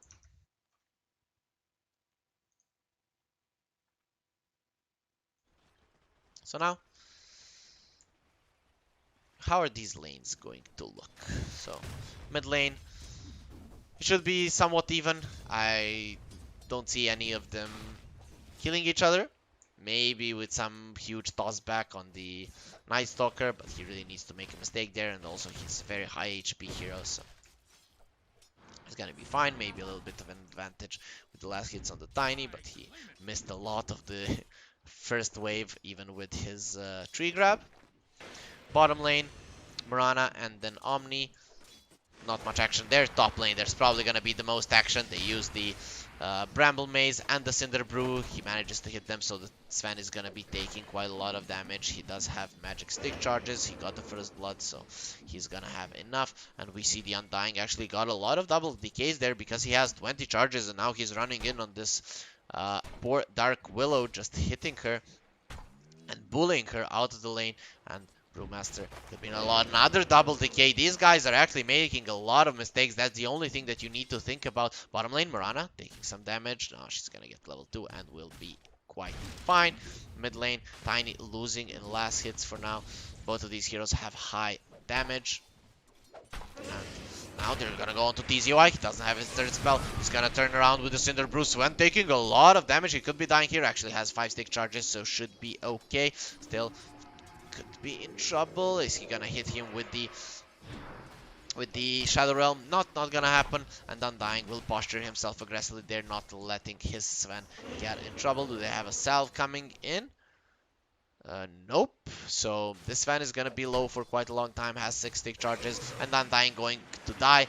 That's a smart move here, actually. He needs to die to bring some regen out to the Sven, or they're just gonna keep losing this lane. So 7-7-7-7. Just going in, dying, looking like a feed, but it's actually something that he needs to be doing to assist his Sven to continue farming. Bracer ready, Magic Wand ready, but still needs to be careful until his Undying brings some regen. And now he's gonna be coming, 2 salves ready, and he's gonna be healing this Sven, not even gonna be using them. So top lane is probably the one with the most action, but here if we get a solid arrow onto the Oracle, might result in a kill, or getting double levels in his purification, so that's quite a lot of damage that he could be doing now. Pure 160 pure damage. So basically all of the cores around the map faring well. TZY being somewhat the loser of the laning stage, but not really getting shut down. Troll wasn't able to get shut down, even though this Omni was the last pick. We'll see how much he'll do. Sven taking solid amounts of damage here from the Cinder Brew. Here comes the Shadow Realm. He's gonna get hit by it. That's a level 2 Shadow Realm, so quite a lot of damage done there. There is a Soul Rip. Is there a stun on the Sven? No, there's not. So the Dark Willow will be okay, but with another decay and the Soul Rip, she could be dying here. She needs to be careful. Does have 6 stick charges. 7-7-7, and they're going in with the stun. Soul Rip comes through. One more hit is gonna be enough, and 7-7-7-7 gets the kill. That was quite obvious it was gonna happen, so I'm not sure why it wasn't obvious to the Dark Willow, but she does get a pass to the base. Her courier was coming in, so she didn't really want to die there. Oracle, very low bot. Okay, he's going to be fine. And Mirana now rotating for the 4-minute bounties, and the Undying as well. So we see Demonster. They are really making sure that they secure these runes. And now ZC, could he be in trouble actually here? Molyu slows him down, the arrow comes through, but it does not hit. The Mirana misses the arrow. Now they turn on, the Undying could be dying if the Shadow Realm doesn't miss it. He's going up the high ground. Goodbye Undying, you're gone. And ZC gets the kill. That's really not the hero that you want to be giving the kill to. They don't let him get the rune, but they give him a freebie there. 200 gold for ZC. Just out of the blue, Mirana, she wants the courier of the troll and will be getting it. That's one courier then, and might even get the courier from the Oracle as well. Oracle getting low, and now Molyu, he needs his bottle refilled. It's going to happen now, and probably will give him the healing salve as well. So Undying there feeding the enemy mid laner, but assisting his own quite nicely. The 5-minute bounties are coming through, and now they want to go on to the Tiny. The Knight will come, and there is no way that the Tiny can fight this. He's not gonna be getting a rune again, so when it comes to that, the side of the Demonster are doing a really good job. So now Night Stalker, does he want to go in? Not really. Arrow onto the Oracle. There's a Purification. A few more hits. Oh, he's not gonna be getting him. He needs to get closer for the Degenora, and they didn't get the Oracle kill. He had raindrops. He had a Fairy Fire. They didn't scout it out, and they didn't go. ZC now taking a lot of damage. Molyu diving. Can he kill the Tiny? He will need to go back now. He's gonna be in a lot of trouble if he doesn't get him. And here comes the Dark Willow. She's in her Shadow Realm. Is she gonna be able to kill him? Not really. And Molyu will run out. Meanwhile, ZC needs to go to base and now has his infused raindrop. But immediately Mirana gets rid of that ward, and now he wants to kill the siege creep, it seems like.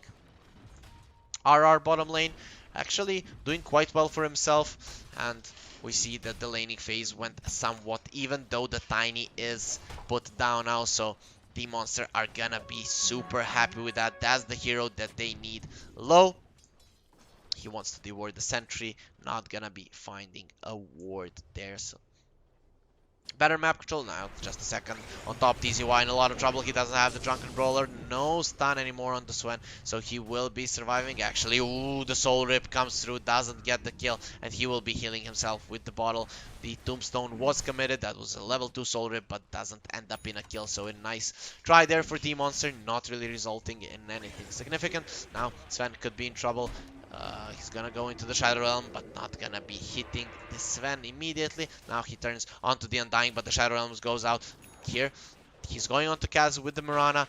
Is he gonna be able to do anything? Nope, he's just gonna jump out with his Mirana, and he's gonna have the second leap charge soon, so he's not gonna be too sad about that. Night Stalker, even though he is winning in net worth, but not by a huge margin, he is somewhat behind the levels of the Tiny. That's gonna change with that creep wave coming in. Sven could be in trouble here. He's gonna get a lot of damage taken here, and there is the stun also coming through. Sven could be dying here with the slaps from the Bruce Master, and here comes the Shadow Realm. The Cinder Brew is out. A few more hits are needed. TZY is gonna have the there's the slow. Goodbye, Sven. Actually, he misses the Earth Shock or Thunderclap, whatever, but here comes the ZC Tiny trying to get the kill. He doesn't get the kill, but he helps them finish off the Sven, so that's a really big kill coming through. And now bottom lane, they're gone to the Troll. They managed to kill the Oracle. The Darkness was used, and now with that extra damage,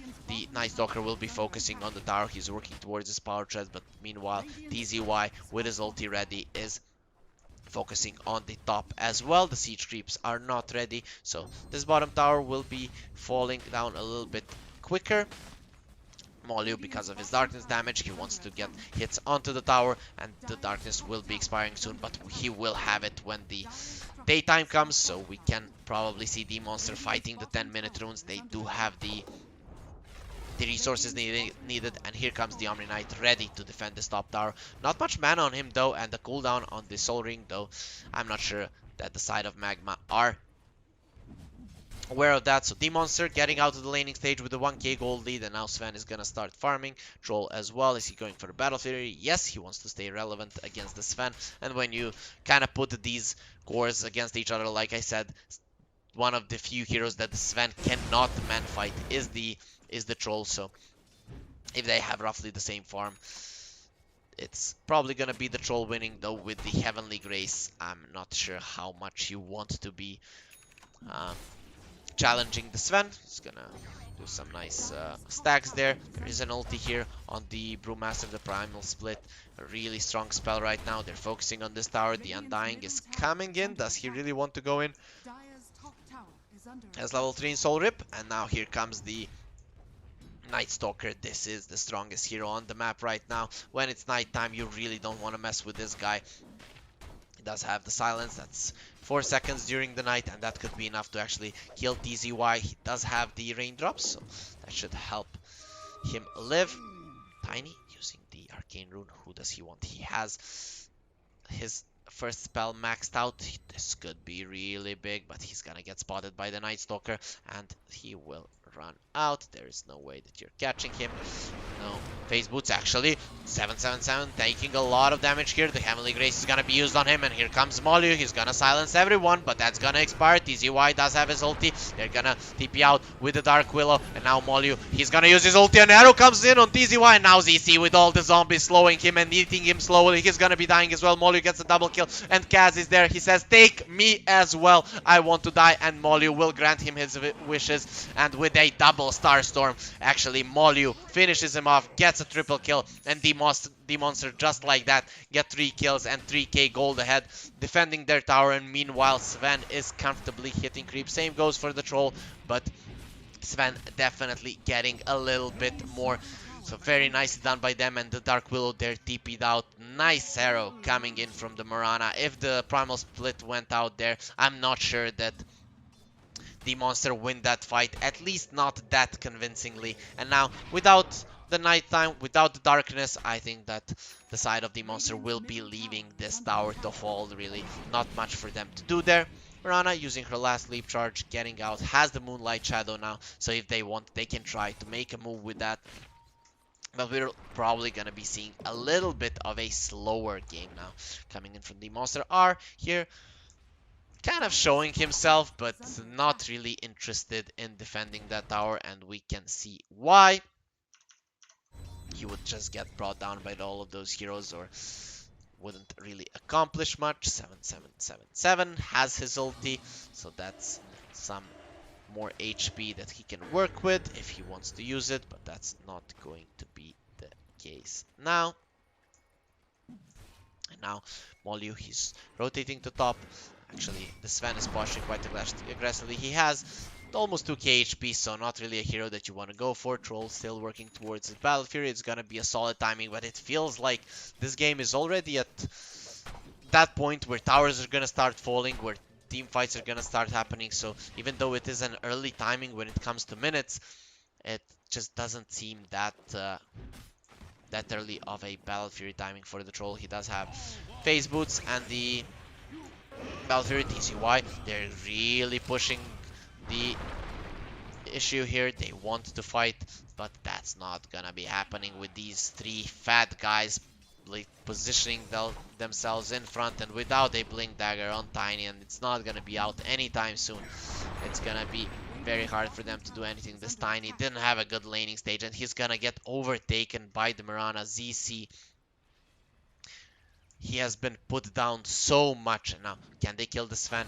They're just so far away. Can they get close enough to him? He's gonna get slowed down here by the Dark Willow, taking a lot of damage by this Bedlam ulti. Can he come in time with the Tiny? He's coming in. He's gonna save his Dark Willow. Is the Sven going to die? The Terra is coming in. Do they have any detection? No, they don't. And now ZC, what are you doing? You want my Sven? I'm going to break your legs, says Molyu. Hits him a few times and actually decides not to go for it. Just shows him who is the alpha, asserts dominance, and just continues farming here. The Sven survives, and the Monster are gonna be happy with that. Mirana and the Omni Knight pushing the mid tower. They're backed up by the Undying, and with this glyph, I'm not sure it's gonna be enough for Team Magma to save the tower. There is no mana on this Mirana. They're gonna try to get the Dark Willow out. Actually, Molyu will have to get out. There is no darkness, and now without that, 1.5 minutes for Magma to be super aggressive. We have still not seen a Primal Split being used. Troll did get his Battle Fury. He's gonna ramp up his farm, but he has a farming item. Meanwhile, a Sven, look at him. 2 farming items on him with the Great Cleave. He's gonna be farming a lot faster, but now, are they actually gonna bring the Troll? I kind of feel like Team Magma need to bring the Troll if they want to take this mid tier 2. They need a constant output of damage. The Troll is not easy to bring down, given that he has his ulti, but no sticks on him. So when you don't have a wand on the Troll, it kind of means that you don't want to fight. You're probably going to have mana problems, even though you have the mana regen from the Battle Fury. And with just an aggressive posturing from this Omni Knight, the side of the Monster, they can't really lose this tower. So Magma, I think they feel pretty sad right now. There is no darkness, and there's nothing they can do. Molyu will take some solid amount of damage here, but not enough. He's just gonna turn onto ZC, who does have a haste rune, so he's gonna be fine. And now the drum is ready and the BKB is gonna be next ZC. There's no way that he's dying with this haste rune, right? Unless he gets an arrow to his face. He tried to go into Molyu. He actually can do enough damage here, but now if the combo is not full, he's gonna be surviving. And there's the Yules. Your haste rune is no good here. And he dies there. That's a dominating streak for Molyu. Actually, 3 runes coming in from Demonster. Can they go for the Sven here? He's a level 12 Sven. 2000 HP. You really cannot bring him down. And even though they get 3 runes, they're still gonna be losing a lot of ground now. Now it's finally nighttime, and now for 5 minutes, these heroes are gonna be sitting ducks for the Night Stalker, who is incredibly farmed and incredibly strong right now. Oh, they're actually gonna go in on 7777. The arrow is gonna come through, but that's a nice terrorize there, so the ulti from the Brewmaster will probably be coming out, and Undying, he is not dying. Look at that HP, 2.5k HP on your position 5. There here comes Molyu, he wants to go in. Brewmaster gets stunned and annihilated by the Soul Rip, and now they want more. There is an ulti on the Oracle, but do you really want to use it on yourself? You're gonna get destroyed. Chopped his head off, just like for the first blood. And ZC, he doesn't have a blink dagger. Goodbye, ZC, you are gone. He's gonna try killing the Mirana. He throws the wood, but that's not gonna be good enough. A triple kill from the Sven. One core came to the fight, got the triple kill. The other one came and went back with the tail between his legs.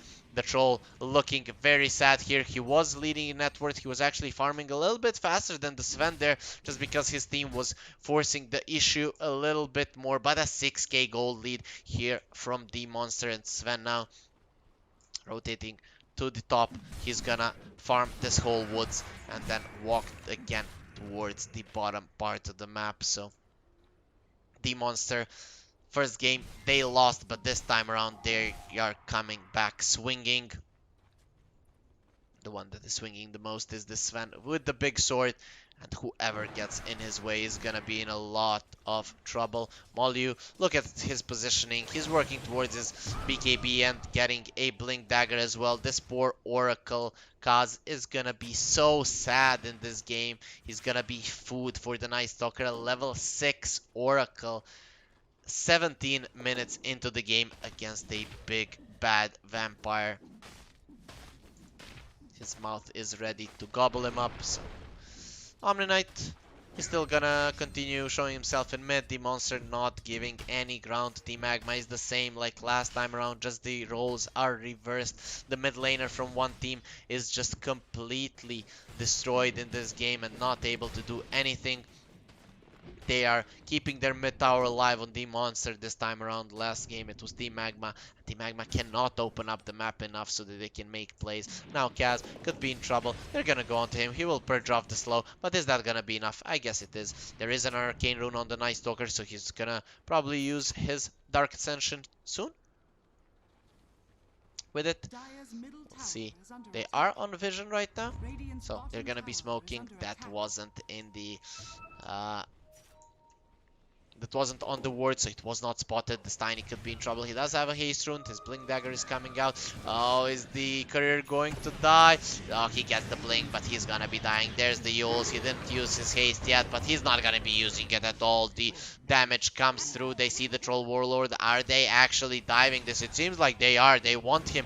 They want the dead troll. Here comes the Tombstone. The Sven is there, but the Terrorize isn't gonna help. Actually, he does get ulted by the Oracle. They're going in. He's gonna use the ulti. This is not the time that you want, but with the Omni ulti, he's not gonna be doing any damage, so no heals are gonna come through. And look at this damage. Oh, here comes the split. Oh no, it's the 3 pandas. I'm just gonna rip them apart, says the Sven. And he goes in. He wants the Earth one as well.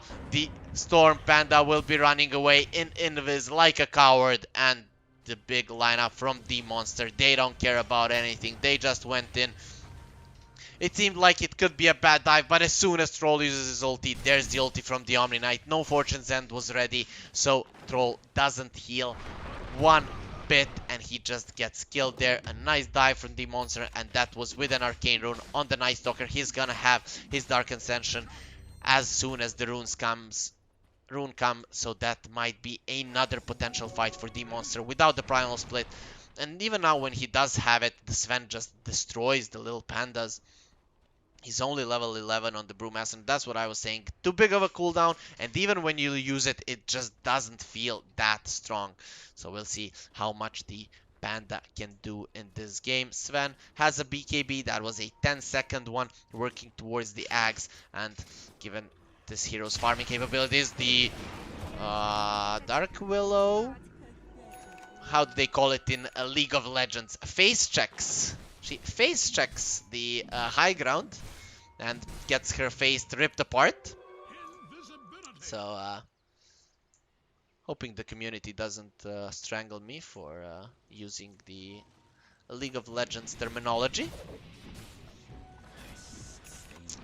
Okay, Tiny coming in. He actually doesn't want to live anymore. I'm not sure how you go in on this Sven and think that you're going to survive. And now they want to chase. Oracle does have the ulti, but you're gonna die anyways. 1, 2. Okay, I think they chase. Chase, please. Yes, kill. Do a billion damage to the Oracle. Oracle is dead now. There's no way he's surviving. He has 20 stick charges. Not gonna be enough. Now the troll comes in. He's gonna get some missed chance onto the Sven, but I think that this Dark Willow has had enough of this game and that he just wants it to end.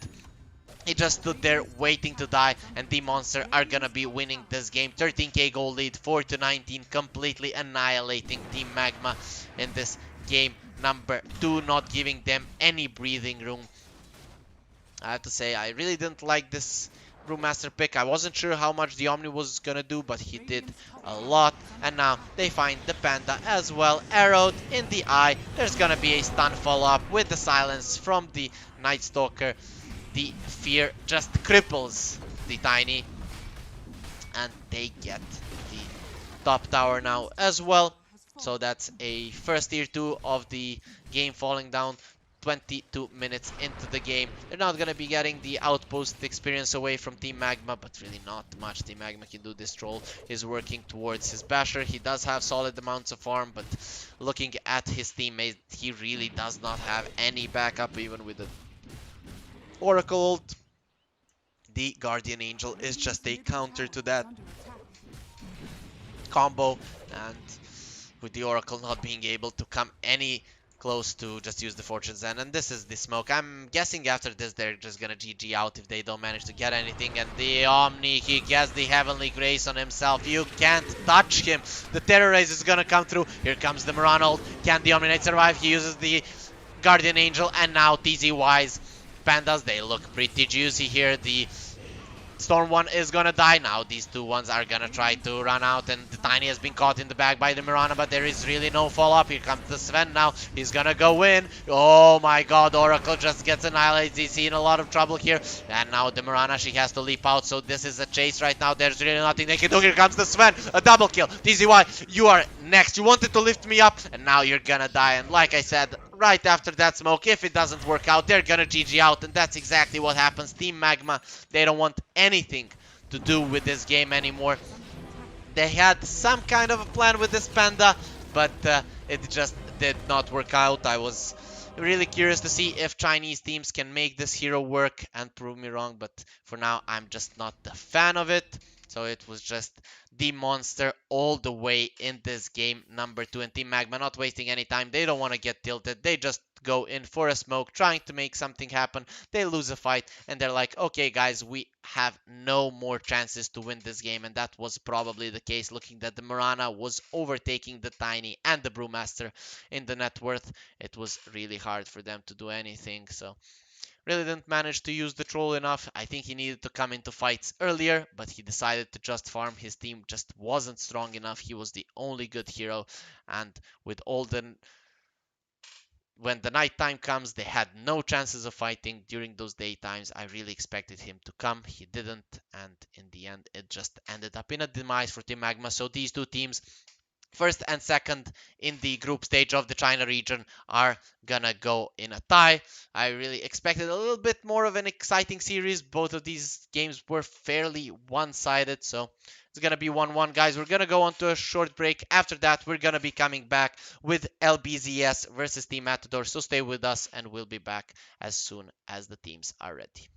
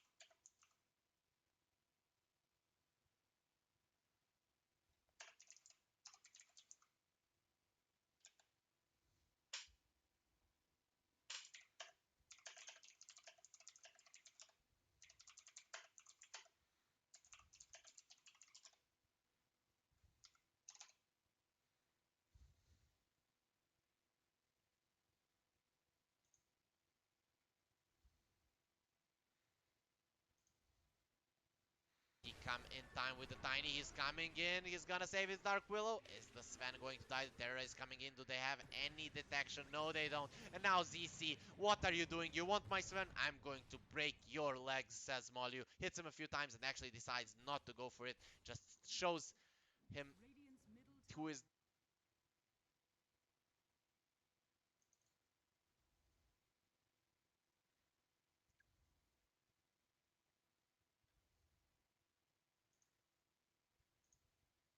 he come in time. Legs, says Molyu. Hits him a few times and actually decides not to go for it. Just shows him who is the alpha, asserts dominance, and just continues farming here. The Sven survives, and the Monster are gonna be happy with that. Murana and the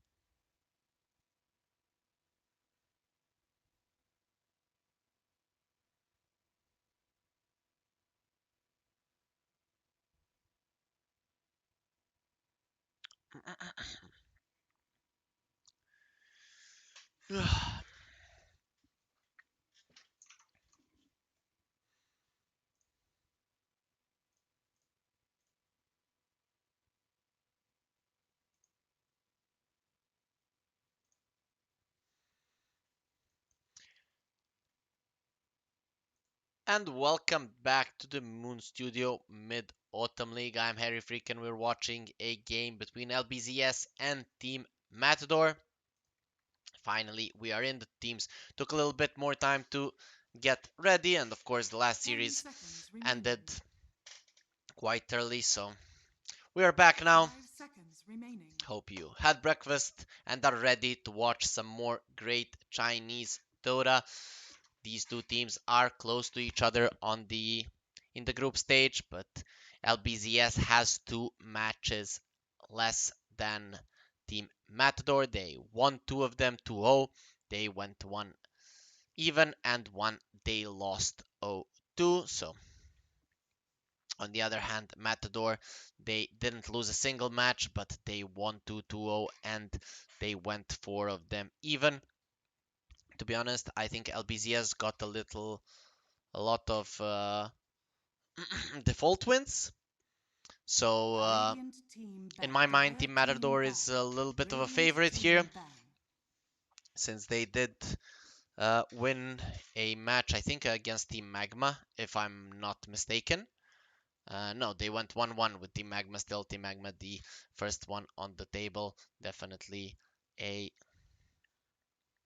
beating them means that you're one of the top contenders. On the other hand, Lbzs lost their series to Team Magma, so if that's something that we can look at, we can look at Matador as the favorites, but they did play more, did have more time to 10 uh, seconds remaining. go through their drafts, so we'll see how well they are 5 going to be seconds playing remaining. today. Lbzs started off with the Ogre Marana. On the other hand, Matador, Snapfire, and Tidehunter, a little bit of a faster paced lineup on Lbzs upon the opening. And I really like the Marana, but for now, they don't have anything to deal with the Tidehunter, and given that these are probably going to be the two supports, Void still in the pool though, so that can be something for them, though the Tidehunter really destroys the Void in lane, like completely, like most of the melee heroes. So this Tide is probably gonna be using his Ravage in this game fairly easily. There aren't that many heroes that can stop him. Maybe they can go for a Disruptor and Radiant put Ogre team Magi pick. on 3, but nah, they're gonna be going for a Mars, so that's gonna be somewhat of a response. Even if you have a Ravage, we are gonna have the arena to defend us from your Dire heroes. team pick. That's a good approach. And Matador, they are the ones that go for the Disruptor. So this now means that the Snapfire will most likely not going to be position 5. It's going to be position 2 or position 4 Snapfire, position 3 Tidehunter.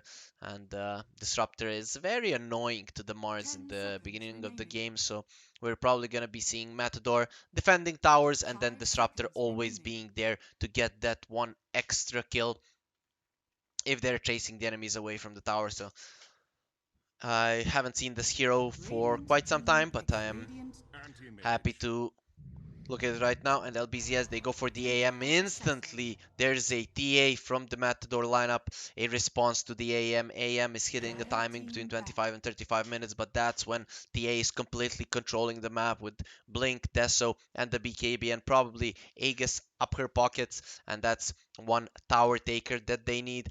If they come to a tower with Tidehunter and TA with a Radiant Deso, team there's ban. not much Lbzs can do. And also, this AM is not going to have a nice time against the TA, plus the side of uh, Lbzs don't have any spells to get rid of the refractions early on, so this TA looks pretty 10 strong. Of course, seconds remaining. the Viper is going to be the ban, and probably they're going to ban something else that can 5 deal with the seconds remaining. TA.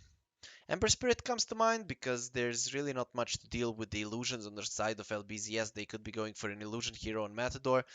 The TB is still in the pool. I don't know if TA TB would be somewhat greedy, but the Lbzs, they ban out the Riki. They don't want their Mars to be laning against the Riki.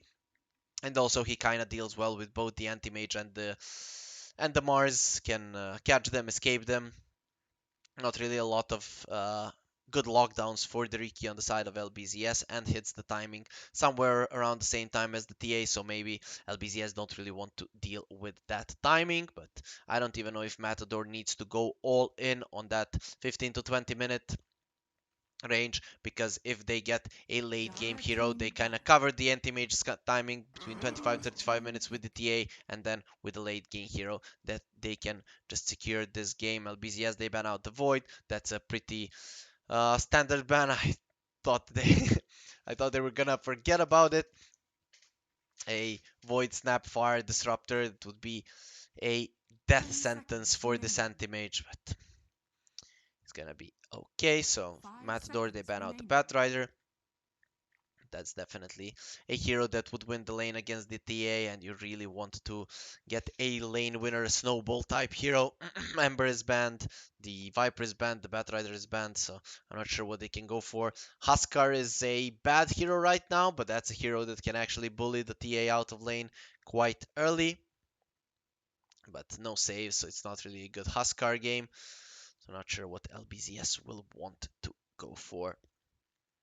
But now it's Team Matador's turn to actually go for a hero.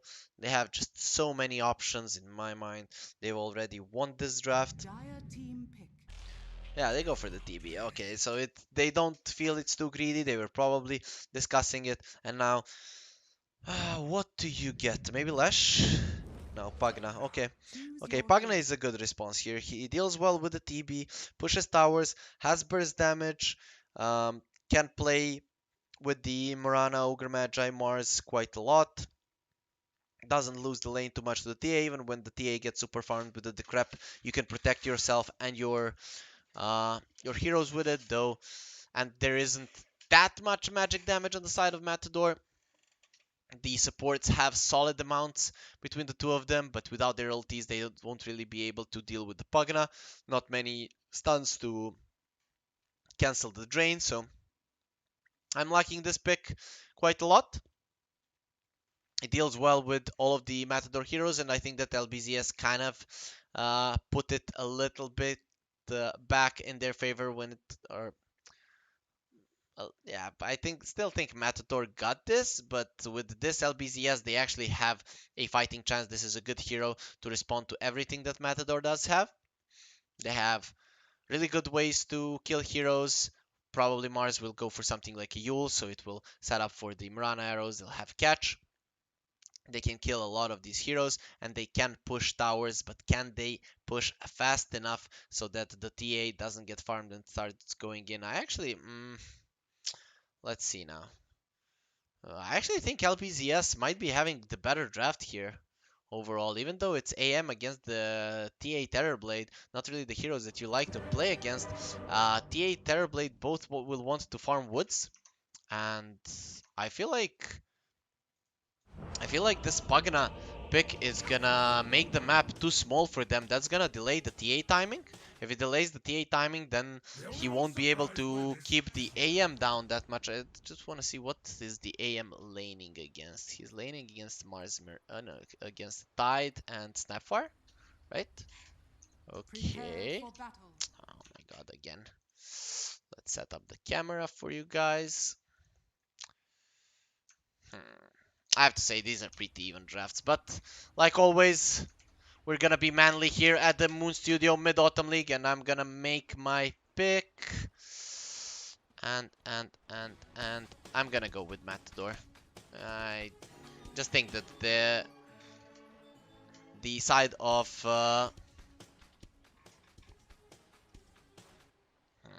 can I go against the Spagna? Yeah, I'm gonna go with Matador. I'm gonna go against the Spagna, I guess. I feel like they are on a timer, and if it's not a tier 1 team playing a draft like this, I would say that team 30 seconds to uh, battle. that Lbzs have a better draft. But if this kind of draft is not being played by a tier 1 team, one two mistakes can actually put you behind, and if you don't get those towers fast enough, if you mess up the laning phase a little bit, or some little thing goes wrong in your tactic, even though it's hard for that to happen, but you can make a mistake. That's what happens in Dota. Then your The lineup battle is gonna fall apart, and begins. you won't have wind condition, and that can happen. Like Team Matador can keep this AM down. They have ways of killing him, like Ravage kill. They can kill him with the Mortimer's Kisses. They can kill him with the Static Storm. And then if it comes to that the side of Lbzs don't have their win condition, then even if they do solid in the laning phase and in the mid game, they're gonna be in a lot of trouble. So I'm gonna go with Team Matador, though. Like I said, I actually like both of these drafts, and somewhat if this was a both tier 1 teams, I'd definitely, I think, prefer the Lbzs one. Pugna, already starting the game, denying the range creeps, so very nice for him. That mid lane is probably gonna be somewhat even. Top lane, the Tidehunter and the Snapfire are gonna be as annoying as possible to this AM. Ogre Magi, he really wants to get the double ignite, but that's not gonna be happening. Mirana gets the career on bot, the meta has been used, so the early laning phase will go somewhat in the hands of Matador in this bot lane, but now that the meta is gone, they can easily play a bit more aggressive on Zhaofu and Catchu. Really needs to be careful on both Moriarty and HMX, because, okay, just top lane, are they diving? They're gonna go onto the Ogre Magi, the AM has already used his salve. So, the bottom lane, like I said, both of these need to be very careful. A spear into arrow can kill both of them. They're very low HP heroes, especially the TB. Top lane. They're still playing so aggressively here with the Tide and with the Snapfire, and the AM wasn't able to really get the Tide's mana low. So, nicely done by Snap and Tide on the top lane. They're putting down this AM's farm. Mid lane, Pugna doing a good job against the TA, using the Decrep quite effectively and getting the creeps. And now Terrorblade, they're dodging the arrow quite nicely, though the range creep is still taken by the Muranas. For now, Lbzs, they are doing quite well in this laning phase.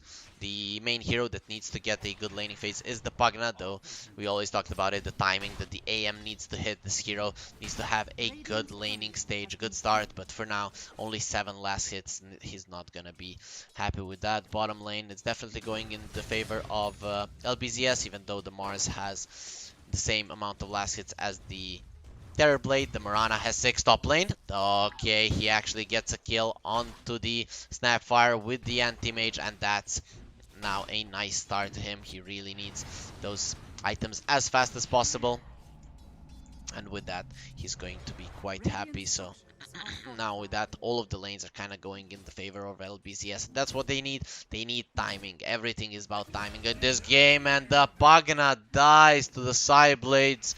Nicely done by the TA, but still a misplay by the Pugna. This hero is very strong, should be able to dodge at least 1 or 2 of them and survive there, but the Pugna makes a mistake and dies.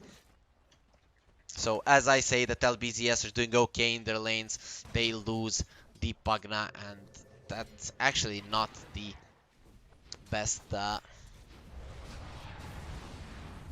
thing to happen. Pugna will get some nice last hits. He's still leading when it comes to last hits here, but when it comes to experience, he is definitely behind because of that solo kill.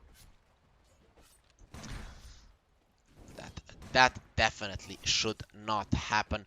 Snapfire here, the going on the Ogre. Ogre really can't get close. MS just getting slapped here by the Tidehunter and the Snapfire. They're also getting the Ogre away. They do so much damage between those two heroes. There is an arrow here onto the Terrorblade. Can they do enough damage? No, he's just gonna latch him onto the tree with the spear. But okay, this salve is gonna be used top lane. Okay, there's still not gonna be a go there. Pugna this time around, keeping himself quite healthy. Just a second. They're actually gonna go onto the Ogre Magi. The minus armor is there. Can they kill him? There was a Fairy Fire onto on this Snapfire, and now without the mana, the Tidehunter is definitely the stronger one between these two. He's not taking any damage. MS, I'm not sure that you want to be trading with the Tide, and he is gonna get away from the big sea monster. With this set, he does not look like a watermelon, so we can't be using that analogy. And in the end, it's gonna end up 2 for 2 when it comes to runes. This bottom lane, it did go well for the side of Lbzs when it comes to last hits, but to be honest, they didn't manage to kill the DB. Not even once, so he's gonna use the meta, gonna turn here, getting arrow, doesn't have anything to survive, he's gonna start hitting actually, he wants to go into Zhao Fu and doesn't manage to get the kill. Now Moriarty could be in trouble, the Mirana does have lead charges, is he gonna be chasing Catchu, taking a lot of hits from the tower, he's gonna jump in and just die over his enemy, but the spear through the eye, and that's gonna be another kill for Zhao Fu. So as I was saying that they're not getting any kills, they killed the TB, TB with the meta active, and that's really big for them. So 2 big kills for the Mars, propelling him to almost the top of the network chart, which is for now occupied by the AM with 1 kill and 1 assist, 26 creeps, a solid start for this AM. And it's level 6 Pugna, so we could be seeing now some just a second, top lane, TA. Oh, they're actually going on to the Pugna. He's turning, the glimpse is gonna come through, and he will suck almost the whole life out of the Snapfire, but Templar Assassin will suck the entire life from the Ogre Magi, so they get the kill. The Pugna does get an Arcane Rune, so this is pretty big. If they want to push towers, it's gonna be insane. The bottom lane, they managed to deal with the siege creep, so now the Terrorblade wants to go for the woods without the siege creep. It's not gonna be easy for Zhao Fu and Catchu to go for that tower. Here, TA getting sucked, but Pugna could be in trouble now. No Decrepify does have the Arcane Rune, so it's not really a good go here. They're gonna have to bail out. TA taking a lot of damage, but here comes the Snapfire, and the Scattered Blast is in. Can he survive on the Pugna? A few more hits are gonna be enough. Actually, he turns down. He's gonna have the suck soon, and it's gonna be the TA who dies. The Refraction charges, are they gonna be enough? He's gonna chase here. The Ignite will bring him down. Now another Scattered Blast comes through, but this is the Arcane Rune. Pugna, is this the hero that you want to go against? Moriarty actually survives that nerf to the life drain cast range, or not really the cast range, the amount where it breaks helps the disruptor there. That could have been really bad for the side of Matador, but Lbzs really winning this laning stage hard. 2k gold lead already. They haven't started pushing in the tower, so that's really important, but this Pugna is starting to pose a big threat for the Lbzs lineup. Or are they gonna go in? It doesn't seem like that. Pugna just starts leeching even more HP, getting a lot of mana there. Tidehunter always out of mana against the AM, does have the Soul Ring, so if he wants to, he can use his Ravage. Now HMX is coming in. The Ravage is in, and what a good rotation. Are they gonna be able to get the kill? The nice glimpse right in the nick of time. Moriarty on point. Very nicely done. As I was saying, that HMX was coming close for the AM, and now they're gonna be pushing this tower with the Ravage used. Okay, the TA in a lot of trouble. Actually, who is in a lot of trouble? Pugna taking a lot of damage, but there's the arrow, and it is going to be the TA, but the Pugna dies, so in the end, it's a 1-for-1 trade. I can't really say it's a little bit favoring for Team Matador, and now there's no arrow, so the Snapfire is gonna be going out. Top tower falls to the Metad TB, but the bottom one will fall as well. MS now, he rotates to mid to get some creeps, so I have to say, as the more this Pugna dies, the more it is in favor of Team Matador. They're the ones that need to be buying as much time as possible, and given that they have killed the AM now once, they're gonna be quite happy with it. It's probably not gonna be one of those games where you're ignoring the AM and just thinking that you can deal with his timings. I think that Matador, they have ways of killing the AM, and they're gonna be trying to use them. The Static Store, the Ravage, they have a lot of physical damage, so at one point when this Pugna feels too strong, they might be going just to kill the AM, especially when the Ravage is down, and that's going to be the case now. Actually, in 60 seconds it's back up, and that's where the supports are gonna be hitting level 6s. Still 2k gold lead, but this Pugna hasn't been able to put a scratch onto the tower. It's only missing 21 HP, and he even got that Arcane Rune, so this Pugna is playing too defensively for my taste, or this Mars could be rotating there to help with that tower. Meanwhile, TB still level 5, he's continuing to farm. He's the lowest net worth out of all the cores, but he's fairly close to all of the all of the heroes. None of the core is really suffering too much. And now they want to go onto the Pugna. They're going to glimpse him back. They have the cookie, but okay, actually it's used quite nicely. The trap is there. The TA is coming in and he's going to get the kill. Now there's 4 seconds for the blink on the AM and he is going to be fine. Is he going to be turning here?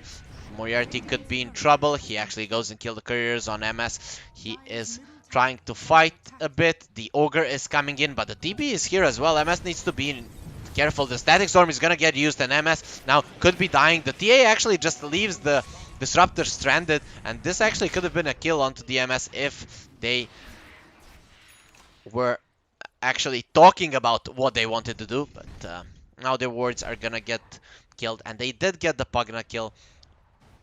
The problem is that this AM survived the first Static Storm, has 2 raid bans, and is working towards the Battle Fury. It's not gonna be the best Battle Fury timing, but not bad at all. And TA, she knows that she has to fight, working towards the dagger, only 200 gold away, not going for the first item death, so just wants to be able to match the aggression of the Lbzs lineup. Zhao Fu just staying on bot, farming on this Mars. He's working towards the Blink Dagger, but I kind of feel like he could have had more impact in this early game if he was there when the Pugna was fighting 2-3 of those times. It would have been a completely different scenario, but he decided against it. Let's see if that actually makes a impact in the game, or once he gets his blink, he's gonna start wreaking havoc on the side of Matador. We'll see. Still continuing to farm, and Pugna farming Woods Creeps. This is really not something that should happen. Lbzs, they need their 2 cores together. The AM probably won't be coming to fights. Now, getting very close to the Battle Fury. It will be up somewhere between 14th and 15th minute if he doesn't get any kills. And now Tidehunter in trouble. He does have level 4 in Kraken Shell. He will get stunned and getting burned down here, but there's the Ravage. How many can they kill? Ogre Magi is dead. Now Mars, he's gonna be the next one. They also have the glimpse, so this Pugna, you're not going anywhere. You're gonna get glimpse back to your death. The arrow is not gonna help, and the TA gets a double kill, and this is what I was talking about. If Lbzs, if this was a tier 1 team playing this draft, I think that they would be rolling over Matador right now, but they are waiting too much, and the timings of Matador are coming through, and now they are turning this game around, and their mid tower still not touched. Tidehunter posturing aggressively now. This Marana, he has 2 leaps. Is there a glimpse? There is going to be one. Do they have a sentry? No, they don't. So Catyu should be okay. Does have a leap charge fairly soon. Tidehunter gets salved and is going to be fine. And now mid lane, TA had a DD. He wanted to get the mid tower, but does a lot of damage to it. That's pretty nice, but doesn't get it down. Tidehunter already with a hood. He seems pretty strong right now, almost invincible and unkillable, especially when he has the Ravage. There is no way that they can bring him down. They don't have anything to break his passive. Any black holes, chronos, static storms, nothing along those lines. So this Tidehunter is always going to be getting his Ravage out. And now the Ravage is down, and still Lbzs, they're not doing anything around the map. So Matador really in a comfortable spot here. Both the TA and the Terrorblades are over the AM in farm, and both the Terrorblade and the TA hit the timing before the AM, and even when this AM hits the strongest timing, I'm not sure he's gonna be stronger than this TB, and a lot of AoE spells to actually deal with even the Manta AM, so I'm not sure how he's gonna be fighting in this game. Maybe we'll be needing a early BKB. Now, see, he's gonna be finishing the Battle Fury between 14th and 15th minute. It's gonna be done right now. Just 2 more creeps are needed. X, he is rotating here. Can he catch the TB? It doesn't seem likely, and TB working comfortably towards his Manta style. Already has 3 raid bans and power treads, and once this TA does have a Deso, we're probably gonna be seeing a Roche being the target for Matador. And for now, Lbzs, they are in the lead when it comes to net worth a little bit, but it's just because of the difference between the Marana and the other supports. The cores of Matador are more than happy with this game. Catyu posturing aggressively. He knows that he needs to reduce the map for the side of Matador, but you need to be getting this tower. A Pugna mid last pick, a really good pick in this game, and he doesn't get one blast onto the tier 1 tower. This is a disaster for Lbzs, not using the strengths of their heroes at all. Now, the bounty runes, the Tide Hunter actually steals one. Can they kill him? Can they burn his mana? It doesn't seem like it. Catyu dies on top. He's gonna be using the Ravage just to survive. He does not care. He's not gonna get caught. The Lbzs, they're not even capitalizing on his Ravage usages, so he's not afraid to use it at all. 150 seconds without that. What can Lbzs do? They need to do something. They have a blink now on the Mars, so that could be something, but he's just hitting creeps. Like, this is the way you play not to lose, and in the end you will just be losing the game. So just go and make plays, try to make something happen. They know that the Mars is in their woods. They spotted him on this ward, so they know what's coming. Let's see how their positioning is going to be on Team Matador. Are they concentrating well enough? Oh, Mars doesn't care. You're just gonna hit some creeps. Of course, that's how you win the games. And now he could get caught here. He's gonna have to blink out. He blinks in for the regen rune, and now he's gonna die. Like, I'm not sure what Zhao Fu is doing, but if I'd have to blame one guy for the bad plays of the Lbzs lineup, it'd have to be him. He had a great lane. He had all the levels needed. They got a tier 1 bot early even without the Pugna, and he didn't rotate to the Pugna. Not even once did we see a Pugna and a Mars playing together in this game. Not even Mars and the Mirana. It's only been supports around the Pugna, and that didn't end up well.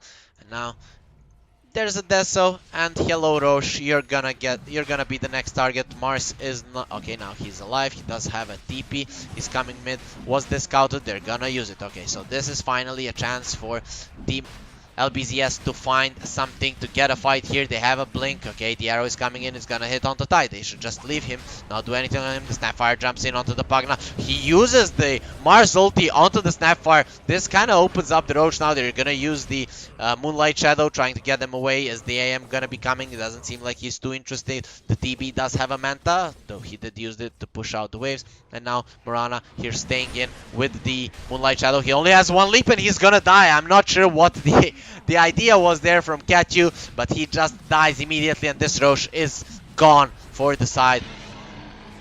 To the side of the Matador. The T8 gets the Aegis, and this game right now is looking pretty sad for Lbzs. Not to, like, if you look at the net worth right now, it's not that big of a lead. It's not that big of a problem. The thing is that Lbzs, they had the timings when they were stronger and they weren't doing anything. So now that timing is kind of gone, and now if they even try to do something, it's gonna end in a disaster. So this is kind of a passive play for Lbzs, something that you would see from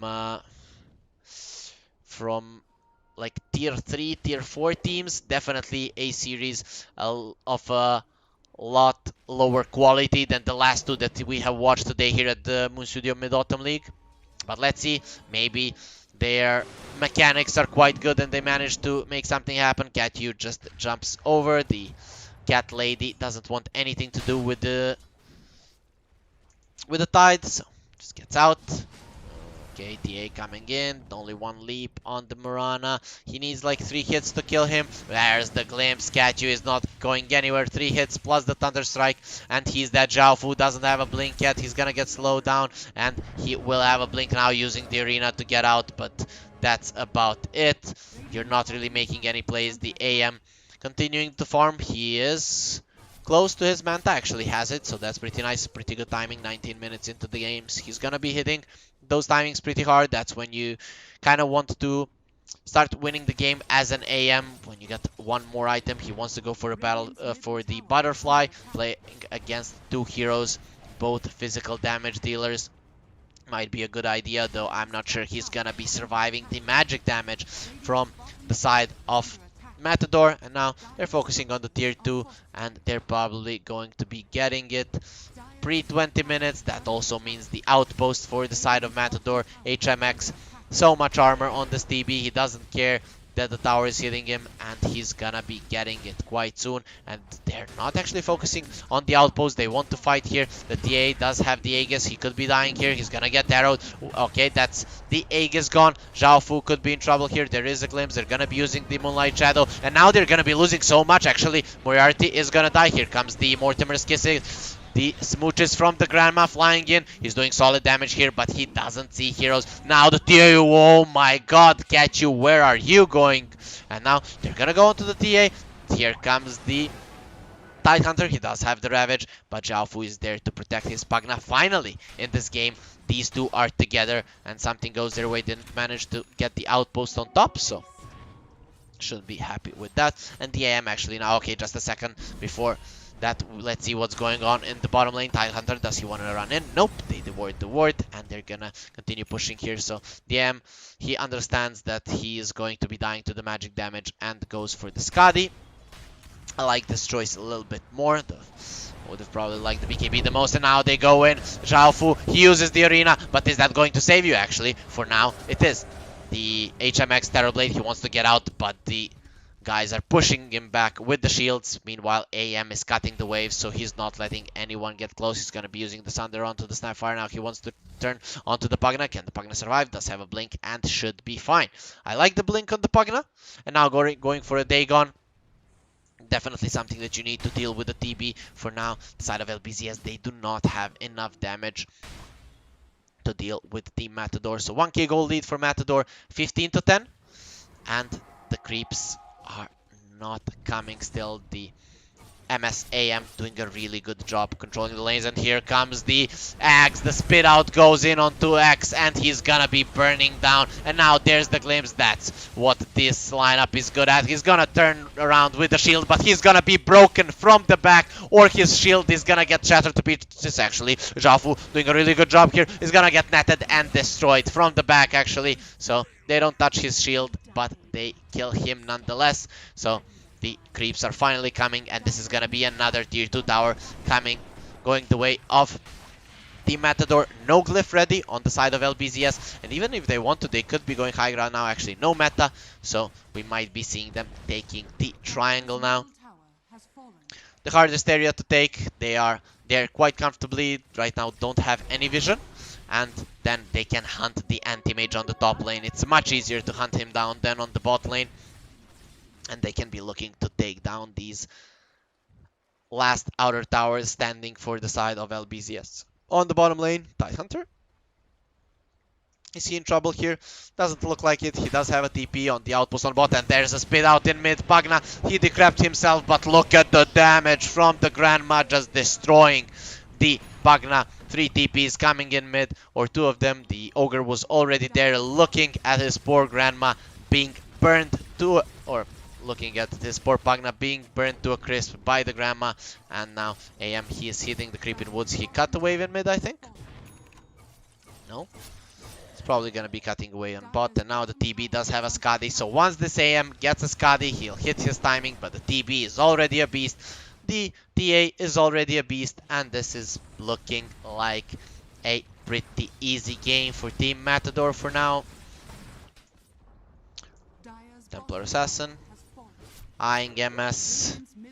The AM does have a lot of armor, but still this TA would rip through him. 2 more minutes for the potential Roche spawn. The glyph is ready for Lbzs, but they lost all their outer towers 24 minutes into the game. The only one getting the farm is the anti-mage. He is topping the network charts, but how long is that gonna last? We see the reflection illusion doing a lot of mana burning there. Now, does he want to go in? He actually jumps in on the TB, and now let's see who is stronger. Oh, HMX taking so much damage. Now MS, he wants the kill here. The backup is coming in, and he gets out. So really MS understanding his potential right there, clearing all the illusions with the mana void, getting the mana away from the Terrorblade. So there's no Sunder available. And nicely done, the meta was used, so this is not going to be used for a potential high ground push. Nicely done by DM, and we immediately see Terrorblade working towards the BKB. You want to buy BKBs when you know that the fights are going to be happening, and since you're going to be going for Roche. Okay, the TA in a lot of trouble. He's going to get lashed onto a tree. He doesn't have a BKB. Here comes the arrow, and he's going to get the life sucked out of him by the Pugna. So very nice kill there by the side of Lbzs. A nice sequence of events, forcing out Meta, almost killing the TB. A lot of TPs top, and then immediately they catch the TA in mid. So there he put himself in a bit of a bad spot, and Zhaofu was ready with the Blink Spear to kill him. The BKB was not ready for him. AM continuing the farm. He does have the blood loss on himself. He's gonna use the Moriarty Disruptor here, and with the Dagon, the Pugna gets the kill. That's Dagon level 1. It's gonna be level 2 quite soon. And I stand by them, and this mid tower now looking quite juicy from Lbzs. So they're showing signs of life. They're not continuing to play defensively. So just waited for their timings, and now they are taking this mid. Tier 1 Roche can spawn, and it's gonna be up in 1 minute and 43 seconds. Cat-U gets the last hit onto the tower, has the Ghost Scepter. That's a really big item in this game, and is now working towards the mech. Pugna going in onto the TB, using Manta, and immediately he blinks out bottom lane. They're going onto the TA, but the arrow misses there from the Mirana. Do they want to chase right now? They do have the BKB Ogre Magi. He does have the Ghost Scepter, but you're not going anywhere. The glimpse is there, and here comes TA. He's ready for revenge. 1-2, and you are gone. The arena has been used again defensively, so they're not going to be using that. The BKB has been used, so again, Matador winning a few engagements there. Still, we're not getting a really huge team fight. Anti-Mage going for the BKB now. He's aware that he needs that to be able to move around the map, and then if he can get into the lineup of Matador, maybe they can even win the fight. Now, they want him. They want the kill. Can they get MS? He's deciding where to go. He's actually buying his BKBs. They're gonna be a Ravage. Oh, they see him. Glimpse. No, the blink wasn't long enough. The AM's 325 blink range is just enough for him to get out. But now this Roche is looking pretty juicy for Team Matador. Can Lbzs do anything? The AM is huge. Will have his BKB. If he does get it before the Roche is up, that can be really big from Lbzs. So even though they were playing slow, right now they're hitting their timing. They're hitting it strong. The Anti-Mage does have a BKB. Roche will spawn in 4 seconds. Meanwhile, Pugna is trying to force a rotation to the bot lane, and here comes the Tidehunter, being tossed in. Oh, he's gonna miss. The Pugna, nah, you're not going anywhere. There is a glimpse. Okay, he actually glimpsed him out of the Static Storm, and now the Disruptor could be dying, and that is going to be the case. He does have the Glimmer Cape. That's gonna be enough to keep him alive, and now Grandma with the Mortimer's Kisses finishes off the Pugna. The Tidehunter gets that kill, and meanwhile, these two guys are already going for the Roche. It's gonna get scouted, but without the Pugna, I'm not sure if you can fight it. There's 2 BKBs on these guys, and even though the AM has his BKB, the Lbzs lineup wasn't really good in this game, showing us that they can use those timings effectively. Now, Tidehunter is gonna go into Ogre Magi. This guy doesn't like living, obviously, though there is no one. Oh, there's the glimpse, actually. And now they're gonna be killing him. Top lane. TA could be in a lot of trouble. The tier 3 items are coming out. TB Mindbreaker, the TA Enchanted Quiver, and she's working towards this Nullifier. It's done actually. On the other side, what do we have? Craggy Coat. I actually would prefer Mars to have a Craggy Coat against all this physical damage. We'll see if someone does get it. Maybe the Ogre Magi. Now, they want to go in. They have the creeps in mid, but the AM is probably going to be cutting the next wave if he is on point with that. He actually doesn't get it. Working now towards the Divine Rapier, so it's like all in from him. He's aware he's not getting much help from his team. He is topping the net worth charts, so the greediness from the side of Matador could be problematic here. He does have more farm than the TB. Okay, that's the Mirana caught, and you're not going anywhere. He has a Nullifier. You're not going to be surviving. That's a level 20 TA so early in the game. Just annihilates the Mirana. Now he's working on the tier 3 tower, but with the Bloodlust on it and the Crep ready, the TA really doesn't want to do much with that. And meanwhile, the AM is just forcing them to TP to top, and Matador, they're not doing a good job actually dealing with these lanes from the AM. Now, with the Terrorblade there, can outpush lanes quite a lot, and now they know it's a 4 versus 5. Can they make something happen? The TB leaves an illusion and immediately starts running back, though the AM still hasn't TB'd back, so they are not forcing the issue there, and he's gonna stay there, maybe trying to get the AM away from this top lane. Right now, no one trying to catch him. He does have a BKB, and he feels pretty invincible right now. It's gonna be 3 runes for Matador. They are spreading the map a little bit right now, using the Sagas for farming, but I'm not sure that you want to do that. If this AM continues pushing in like this, and you make one mistake, TP like 2 heroes, you could be in a lot of trouble. Then your heroes are not that mobile. I feel like they could be going high ground right now. They have the Meta, they have Deso, they have Ravage. Okay, all of the heroes of Lbzs are in their base, and this could be a good time to just keep them there, and once the AM gets out, to just go immediately for the high ground. They see the AM. He's closing in on that Divine Rapier. Though still he can get destroyed by the physical damage on the side of Matador, though approaching level 25. It's probably gonna be the 50-second mana void cooldown. I don't see so much magic damage happening, and he does have a BKB. He's still thinking about it, but I think that, yeah. Okay, just a second. Magma could be in trouble. The TA jumps. Is there a glimpse? They could have gone for it. Here comes the spit out, and the disruptor is in. He's actually gonna get bursted down. He's using the static storm nowhere, and in the back the AM is killing the Snapfire, and this is a disaster now for the side of the Matador. Can they do anything? The TB is not there. The TA is no man's land. He does have the Aegis, but are you gonna be able to do anything? It doesn't look like it. The AM turns on him. He killed him once, and they are ready here. The arrow is gonna come in immediately in his face. He's not gonna even get the refraction charges off, and is gonna get destroyed. A really good fight for the side of Lbzs. I'm not sure what they were doing there, tossing the disruptor into death, and after that the AM comes. He doesn't even use the BKB, still on a 10-second charge, and a 1300 gold swing in favor of Lbzs. We were talking about this timing where the side of Matador can end the game. They didn't manage to do that. Now it's AM's time to shine this point, and he does have a Divine Rapier. Oh no, okay, he went for an MKB. The TB is gonna be going for a Axe. He thinks that fear is gonna be good in this game, and I think it can actually do quite a lot. Something that you usually don't expect to happen. So AM, he sees that he's strong right now, that he doesn't have to go all in, but maybe I would have preferred an Abyssal Blade. Now, this TB could be in trouble. He doesn't have a Basher on the AM. If they manage to lash him onto a tree, this TB could be dying. Oh, he's gonna be fine now using a BKB and TPing out, and without a... Just a second. Okay, without a Basher, he's not gonna be killing him. If he had it there, that was one dead TB, but MS... doesn't matter. He's still the strongest hero on the map, 6 slotted right now, has the Paladin Sword.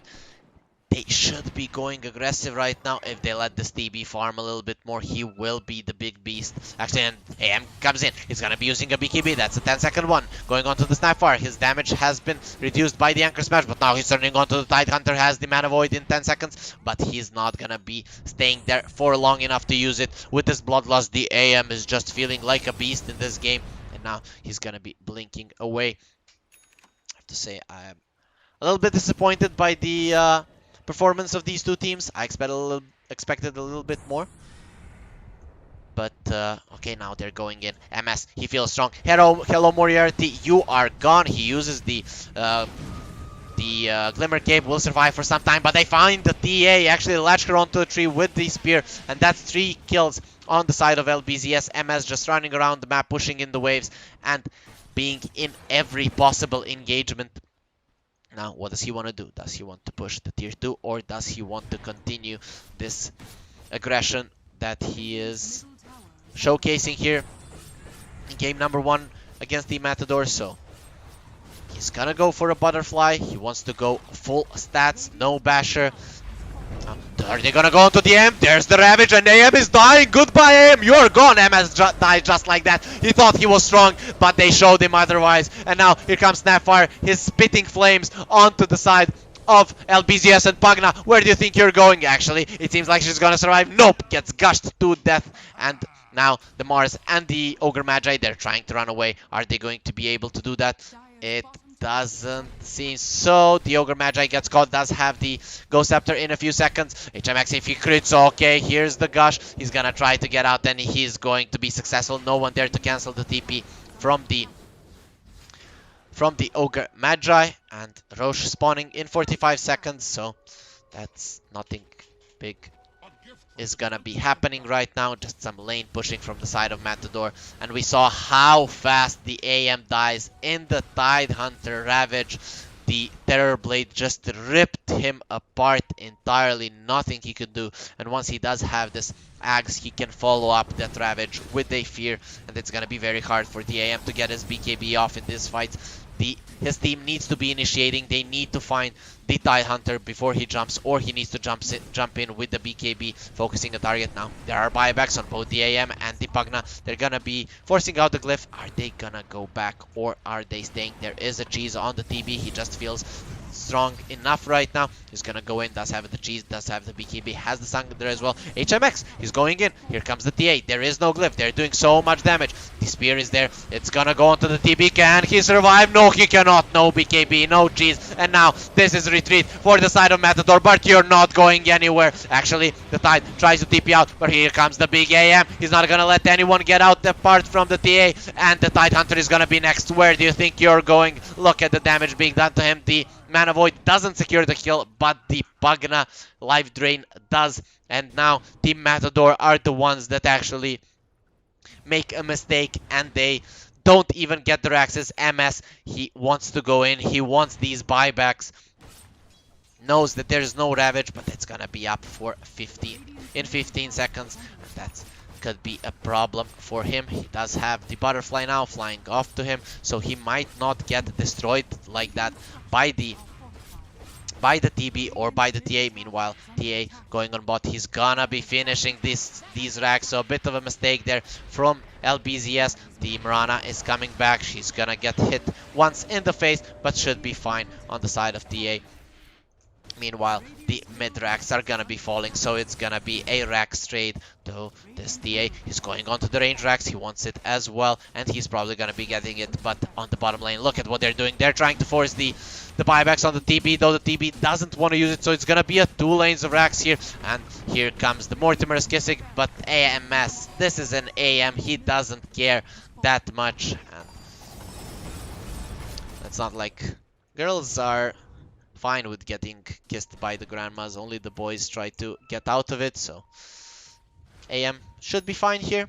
Oh, does he want to go? Does he want to go? Oh, just a second. On top, the TA is in trouble. Does have a BKB. Turns on to Cat U, but now just decides to get out and will be successful in TPing out. And now what's happening here? The Tide doesn't have any mana. He's gonna be in a lot of trouble. Cannot use the Ravage. Now the TP is trying to help his team. Moriarty with the Glimmer Cape will be surviving, but not long enough. And now here comes the stuns onto the TP. He does have a Divine, but he's gonna get disarmed now. That's 5 seconds without you being able to hit anyone, and they are gonna be getting away. The BKB has been used. He does have a Divine Rapier. If they want to go in now, they can, and it seems like they are looking to do it. The TA doesn't have the BKB either. Are they gonna be fighting on the side of Lbzs? No, they are gonna move away.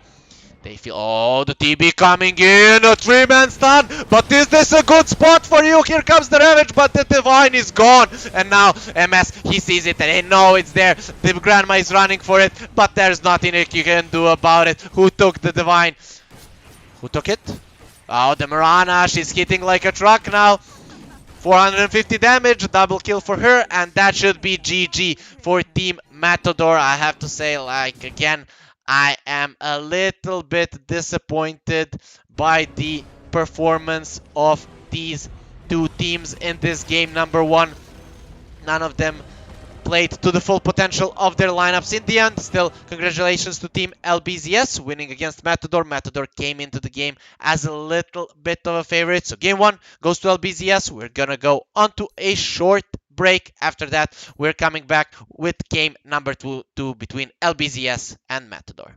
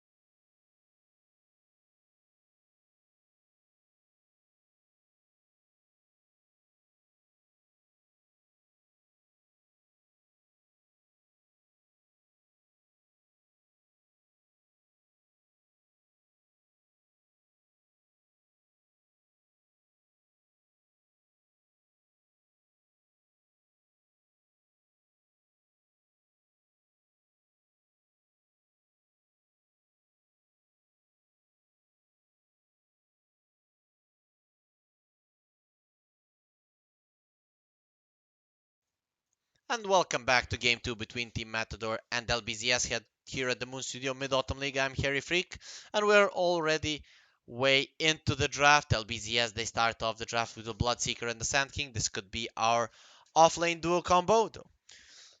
Could be that they're 10 laning it a little seconds bit remaining. different. And Matador, they go for something a little bit different. 5 Treant seconds Protector, we remaining. haven't been seeing too much of this hero.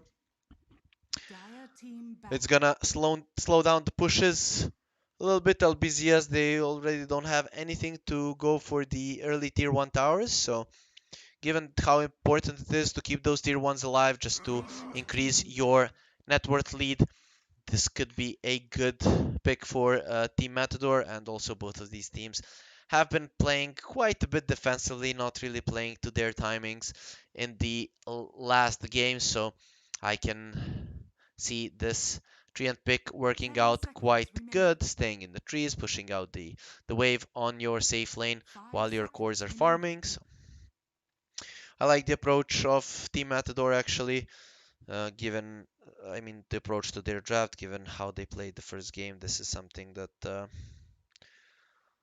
I like them going for. I like them going for this.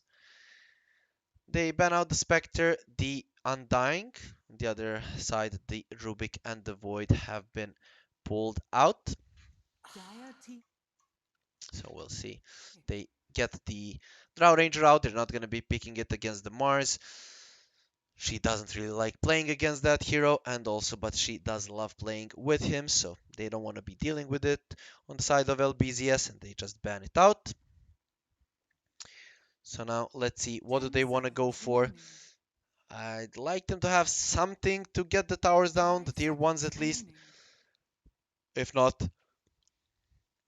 they're gonna have to play heavily around those siege creep timings, but against the Treant, it's just not that easy to do so.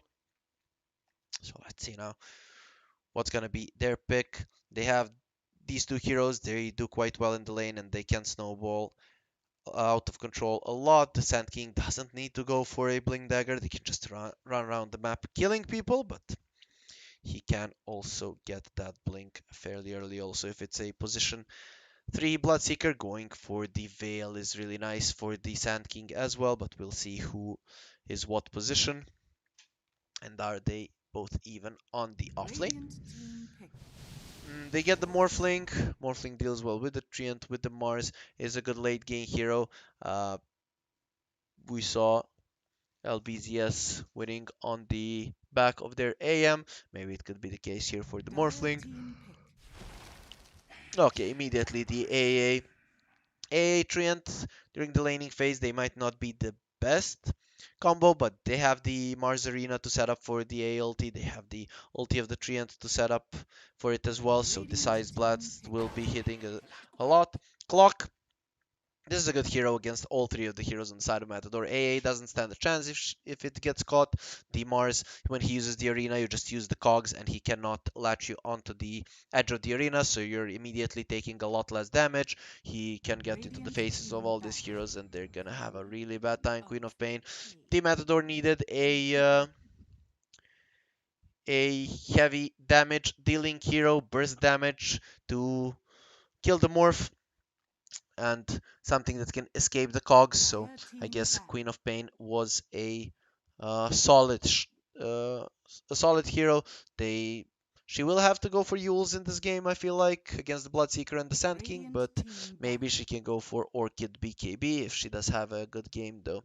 We'll see if Lbzs can get something that thrashes her in the lane. Not many such heroes.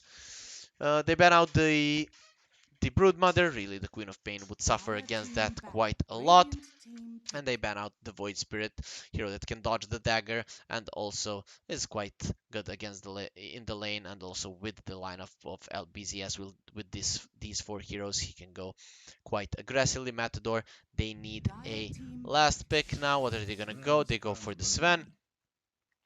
It's a solid hero, pushes out the lane, then the Bloodseeker and Sand King might not be doing that much to him. He has a lot of heroes here to create space for him, and later on in the game he can chop down the Morphling quite easily, though they do have the answer for the 10 Morph with the seconds AA. remaining. Immediately I'd say I'll Matador have the better 5 pick this seconds game. remaining. I mean, Not really, but looking at how these teams played the last game, if Lbzs and Matador are just farming, the Morphling just gets completely countered in the later stages of the game by the AA. Now And here select comes your the puck. heroes. It's a solid hero to keep the Queen of Pain in place. This Queen of Pain is not gonna have a nice time though. Even though you always look at the puck as a counter to the Queen of Pain, I've been seeing more and more in pubs in the last 2 months that pucks are losing the lane to the Queen of Pain. I'm not sure how, but high level pubs it does happen. So we'll see what happens in this matchup in this particular game. But like I said, I'm definitely gonna favor the lineup of Team Matador Lbzs. I can see them being aggressive in this game, but they could have been like that in the last game as well, and they weren't doing that. And this time around, Matador has a direct counter for the Soul Core on the side of Lbzs. So again, I think that even if these were tier one teams, I think I'd still favor the lineup of Matador. I would just be afraid of their laning phase. But if they play a little bit defensive in the laning phase, even lose like 500,000 gold, it doesn't matter. And then they just start to run at the enemy once their supports get to level 6s, it's gonna be very hard for them. Though this Clockwork, he is an X Factor. Morphling Clock lane can do quite well. We'll see where they send the AA, where they send the Treant. Probably gonna be a Treant with the Mars, because the AA pairs quite well with the Sven, but could be the other way around as well. But I'm gonna go with Team Matador though. Uh, Saying one of these is gonna win is and being 100% sure about it is very hard. But let's say, given the way that they played the last time and that they have a hard counter for the carry of Lbzs, I think that Team Matador have a good shot at winning this game. Though I thought so last game as well. Lbzs proved me wrong, so let's see if they can do it again here at the Moon Studio Prepare for battle. Mid-Autumn League Game 2 between Matador and Team Lbzs. So nothing too interesting happening. Okay, it's gonna be a Sand King 4 and a 3 Bloodseeker. I guess that's the best way to run it. Sand King can stack the woods for himself later on if he does want to farm the dagger, but he can max up the Burrow Strike and just go around with the Bloodseeker, creating havoc around the map. Treant Protector starting on bot, though AA is running there as well. We'll see where the AA wants to go. Catyu does have a Burrow Strike, and he's not going to be using it because he's getting brought down quite low. The Sven there gets clipped by the Blood Right, so he's not going to be quite happy with that. If the AA was there to use the Cold Feet, that might have been a 30 dead Sand seconds King, to but battle. it's not going to happen now. And we see how aggressively they're pushing Zhao Fu. He needs to be careful. He does have solid movement speed and armor HP, but between these three heroes, they could be locking him down long enough to get the kill. X, he wants the rune here, but the Mars is gonna be rotating, going towards the The Morphling. battle Morphling begins. doesn't really want to trade hits too much. He's gonna get pushed away from the rune, and it's going to be 3 runes for the side of Matador. So nicely done by them. The Sand King had to go to the base because of all the damage that he had taken, and so he wasn't there to help with the runes on bot, which results in 3 runes, and it's gonna be a going to the top lane. They don't want two melee heroes against the clock. Moriarty started off with the cold feet. Now both of them, they're gonna get close to the clock. Not Moriarty will take a lot of damage from that. And now here the Sand King will stun the Sven, and the Blood Right will go on to both of them. So they're taking quite a lot of damage, but they're now turning on to Zhao Fu with this high base damage of the Treant Protector. Zhao Fu is gonna be in a lot of trouble. Does not have a healing salve, and he's not gonna be happy with how that went through. He does have a Blood right now to secure the range creep when needed, but meanwhile the Sand King, he's going to pull the wave. A nice, how you call it, even Nature's Grasp there from Treant Protector, doing some solid damage. He's trying to pull them back push them back into the tower, and he's gonna be successful. He has a lot of damage they need to run in, so this pull won't really amount to much. Mid lane, Queen of Pain doing quite well, not even taking a point in Shadow Strike. The Puck can easily dodge it anytime he wants, so he's definitely gonna decide against that, and we'll go for the Max Scream of Pain and Blink. Top lane, the Morphling getting 2 last hits, so really not happy with that, but the full creep wave coming into his tower right now. Bottom lane, okay, they're going on to catch you, but Burrow Strike, Blood Right, and they're gonna be quite okay. Comes the Blood Right, can he get the deny? Yes, it will cost him some HP, but he'll be okay with that. You see Queen of Pain going for the Scream. And he's going even with the puck when not going for the Shadow Strike. This matchup is quite okay for the Queen. Like I said, I even saw in the last few months that the Queen of Pains have been winning against the puck. Now they're gonna go onto the Sven, and he's gonna get healed up here by the tree, but taking a lot of damage. The Nature's Grasp comes out, and now they're turning on to catch you with the stun and with a few kits. This should be first blood. The strong and the heavy hand from the Treant Protector gets him kill. HMX getting blocked by the creeps. Actually manages to get out. The Grasp is up in a few seconds. Xiaofu, he is crazy. He wants to go in, but HMX, he's feeling more than comfortable here. Is there a TP on Catchu? Yes, there is. He's gonna be coming back into the lane. For now, no heals ready. And now, Xiaofu, he gets brought down by the Treant Protector, and this lane working out quite well for Matador. HMX was close to dying there, but the big Treant protects his carry and gets already 2 kills in this lane. So nicely done by them. Already a 1k gold lead. Like I said, the Lbzs, they need a good start to start running around with these heroes, or else they're gonna be lacking a lot of damage.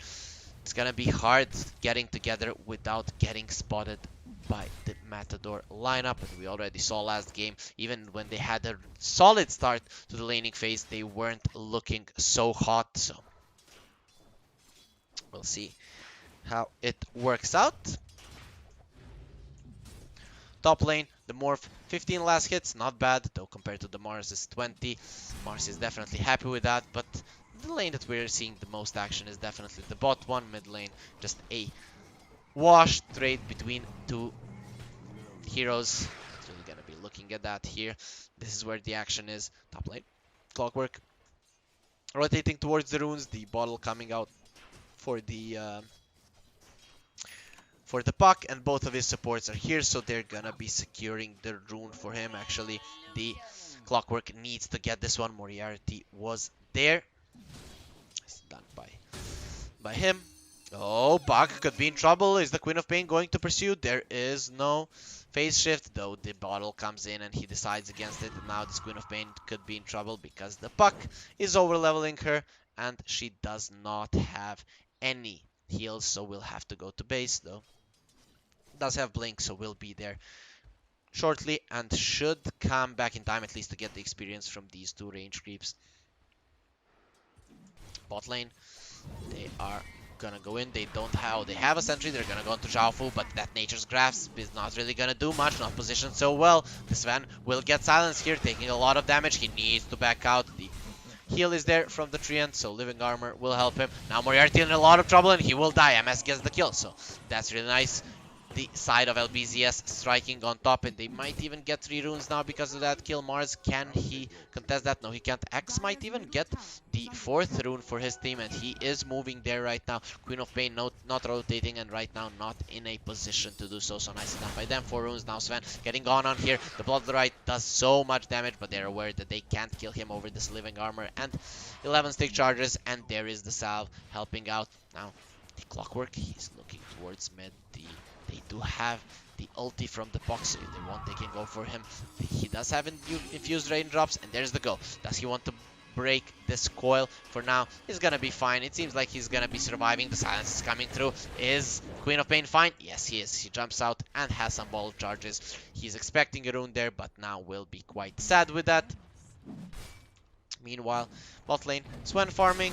Oh, he's gonna get gone on again. The Grasp coming through. Get you now. You don't have mana for your 2nd spell. Okay, the Sandstorm is gonna be up. They don't have a sentry, so he is going to be surviving, and the HMX continues to farm.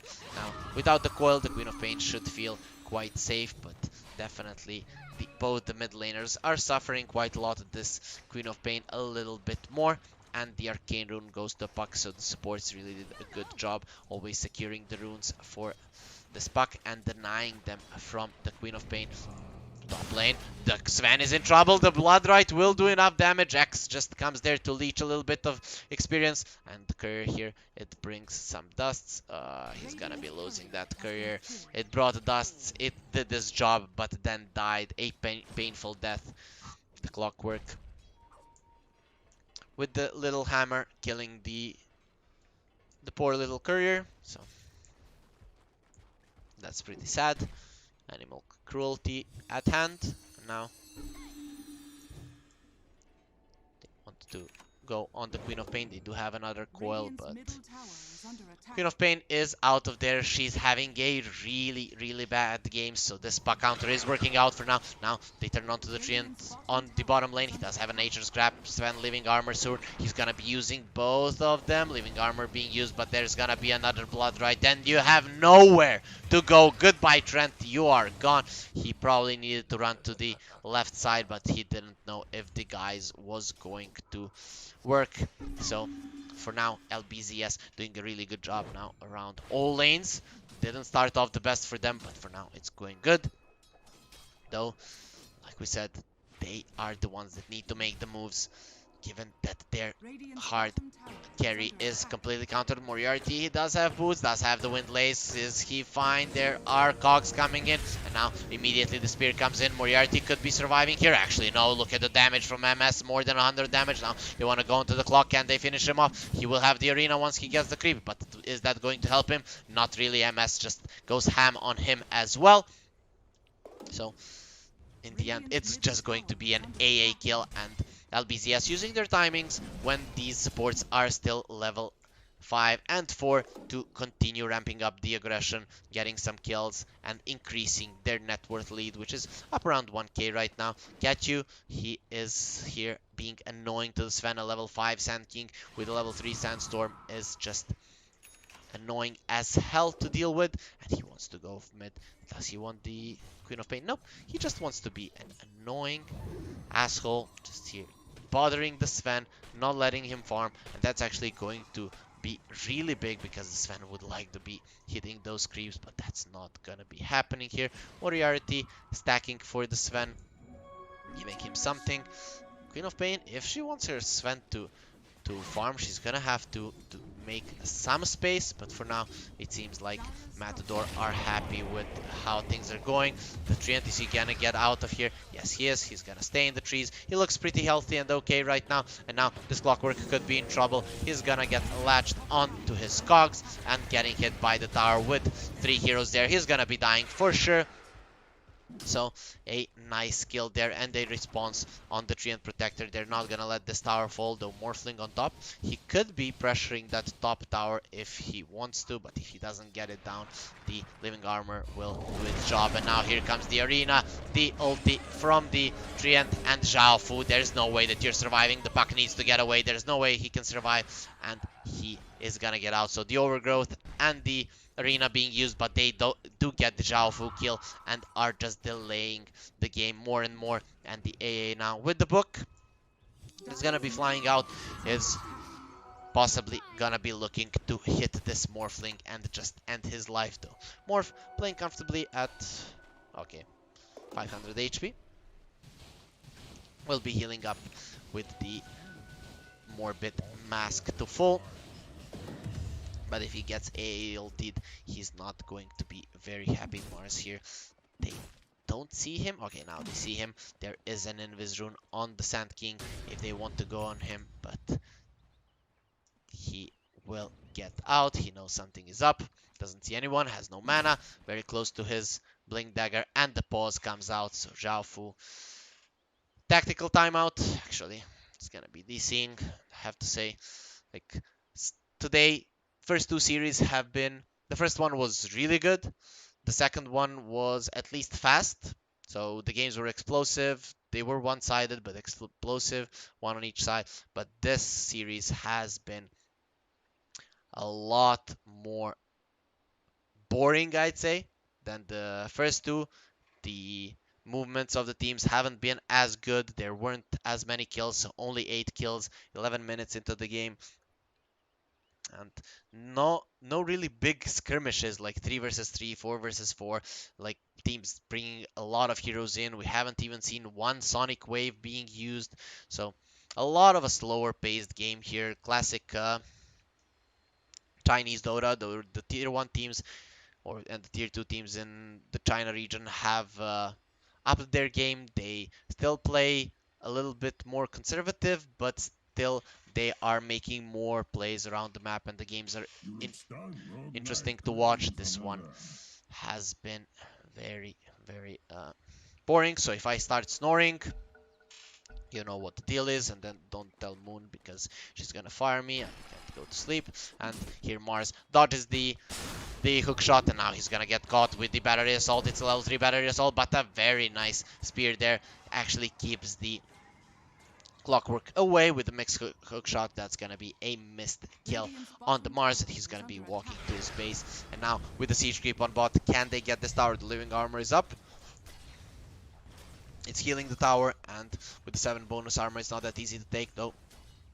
And the siege creep, it should be falling quite low. They're gonna go onto the Morphling. The Ice Blast has hit him. They need a few more hits if he's going to die. But nope, MS is fine. So the first Ice Blast doesn't do anything. And now Puck, he dies in the mid lane. They use the coil. They wanted to get the kill on the Queen of Pain, but didn't manage to do so. And now they get the kill onto the Zhao Fu Bloodseeker on bot as well. The Mars TPs gets the kill, and now he's gonna have the Blink Dagger on mid lane. They're gonna go onto the AA. Moriarty in a lot of trouble, but he turns it around, and now they're taking a lot of damage. Here comes the Overgrowth. Clockwork is done, and also is the Sand King. He does have 10 stick charges, but going nowhere. HMX actually gives some payback for his fallen comrade on this AA, and they get 4 heroes dead around the map. If that Morphling had died, and it was close, it would have been 5 heroes dead around the whole map for the side of Matador. The Lbzs definitely not looking too hot in this game. The Sonic Wave has been used, and they're aware that they have to make plays, but they're not able to do anything. All of the towers on the side of Matador are looking quite healthy right now, and the Treant is just gonna continue healing them. Does have the level 4 living armor, and he's gonna continue healing those towers. Where did he put it? On the bot lane. He knows that that one is the most vulnerable. Meanwhile, Moriarty, he is focusing on pulling the waves from the tower, and there is really not much that Lbzs at this point are doing to actually stop him. And we see solid defensive wards, all defensive wards on the side of Matador. They're not in a hurry to end this game. Sven going for the Echo Saber. Now they want to find the Clockwork. They're gonna use the ward, and Clockwork, you're not going anywhere. He doesn't have a hook shot, but he is doing solid damage to the Mars. Still not enough. Here comes the Morphling. He wants the kill. He's gonna turn into the Queen of Pain. Now can they kill him? They don't have the Ice Blast, so it's not gonna be a kill. Now they could be in trouble on the other part of the map. The Sand King falls, and now it's gonna be 3 kills here for MS. This guy rotated right when he needed to. Last game he wasn't rotating at all with the AM, was just farming. This time around MS just makes a hell of a play, gets in, turns into the Queen of Pain, jumps, kills the Mars, and then the Puck was there to catch 2 more heroes with the heavy damage. This Morphling is doing 180 per hit. He just annihilates 2 heroes. So Matador, they're gonna be losing the lead right now, and I think that they really need a smoke to kill this Morphling. He's looking quite strong right now, and they definitely have the means to get him down. Mars has a blink. He wants to push out this mid lane, getting hit a little bit by the Puck, and the Puck wants to secure that 14-minute rune, but it is going to go to the Mars. He actually walks past it. He'll probably get it. Oh, he's gonna get hookshotted. Doesn't have the spear right now with the cogs up. This could be actually bad for the Clockwork. Here comes the Ice Blast, and Clockwork, what are you doing? You're gonna get brought down, and now he gets the regen rune. So Mars knew that that was gonna happen. That was Dota player intuition, like a Dota genius on the Mars here. Just waiting for the clock to hookshot on him, and then take the regen rune right after that. So all was calculated. Now Mars and the Treant, they want to go in. He's gonna use the arena, but immediately here comes the stun from the Sand King. He wants to get out. The Dust of Appearance still has half of the timing left. Can he survive long enough? Here comes the Sven, and no, you cannot. With the big sword, he just gets chopped down by the Sven. Doesn't live to Radiant's tell the bottom tale, tower and is under attack. now they're looking towards this Dire's top tower top is tier under 1. The attack. bottom one is getting protected by the living armor, but Dire's I'm not structures sure are for how long falling that is too. gonna go for. Radiant's middle tower Where is is the under living attack. armor right now? Dire's top tower is under attack. Who is he healing? He used it somewhere, but it wasn't on a tower, so the bot tower is gonna be dying. And Clock now, again, he has a death wish. He's scouting these heroes quite well, giving space to his heroes, but Radiant's I'm not bottom sure tower is how under well attack. that space is gonna be used in this particular game. Xiaofu finally, he's gonna get the tier 1 tower. That's 15 minutes into the game. Tier 1 tower's full. Now Katyu trying to get away. Moriarty putting a nice ward and the sentry there. And now it's gonna get brought down, but Clock just puts himself in a bad position. Here comes the puck, a nice 3-man coil. Can he kill it? The AA actually broke the coil, but she is just running away. There is a Yules, the overgrowth coming through. Here comes Xiaofu. He wants to get something. Katyu taking some solid damage with Moriarty. He should be dying here. There's gonna be a silence in 1 second. Bam, Moriarty is dead. Now he uses the ulti here, but the Sand King is already dead. Do they have anything to cancel this? They do have the Yules, but he's not close enough on the puck, so the Mars manages to get out, loses a support in the process, gets to, and will be more than happy with that trade on the side of Matador. So it's like a 300 gold swing. 300 protector, he could be in trouble here. The orb comes through. Do they want to go on him? He does have a living armor going in, actually committing. This could be bad for the puck. He's gonna Yule the Treant. She has the silence. Here she comes, and she's gonna go for him. And now Xiaofu is next. He doesn't have the TP. HMX is chasing as well. There's gonna be a blink soon. Xiaofu is fast though. Someone is low on the map. Oh, it's the Treant, and Xiaofu will be running away. She threatens with the Sonic Wave. But now, oh, they actually see him. Here comes the ulti from the AA, and Moriarty gets the kill. So I'm not sure what the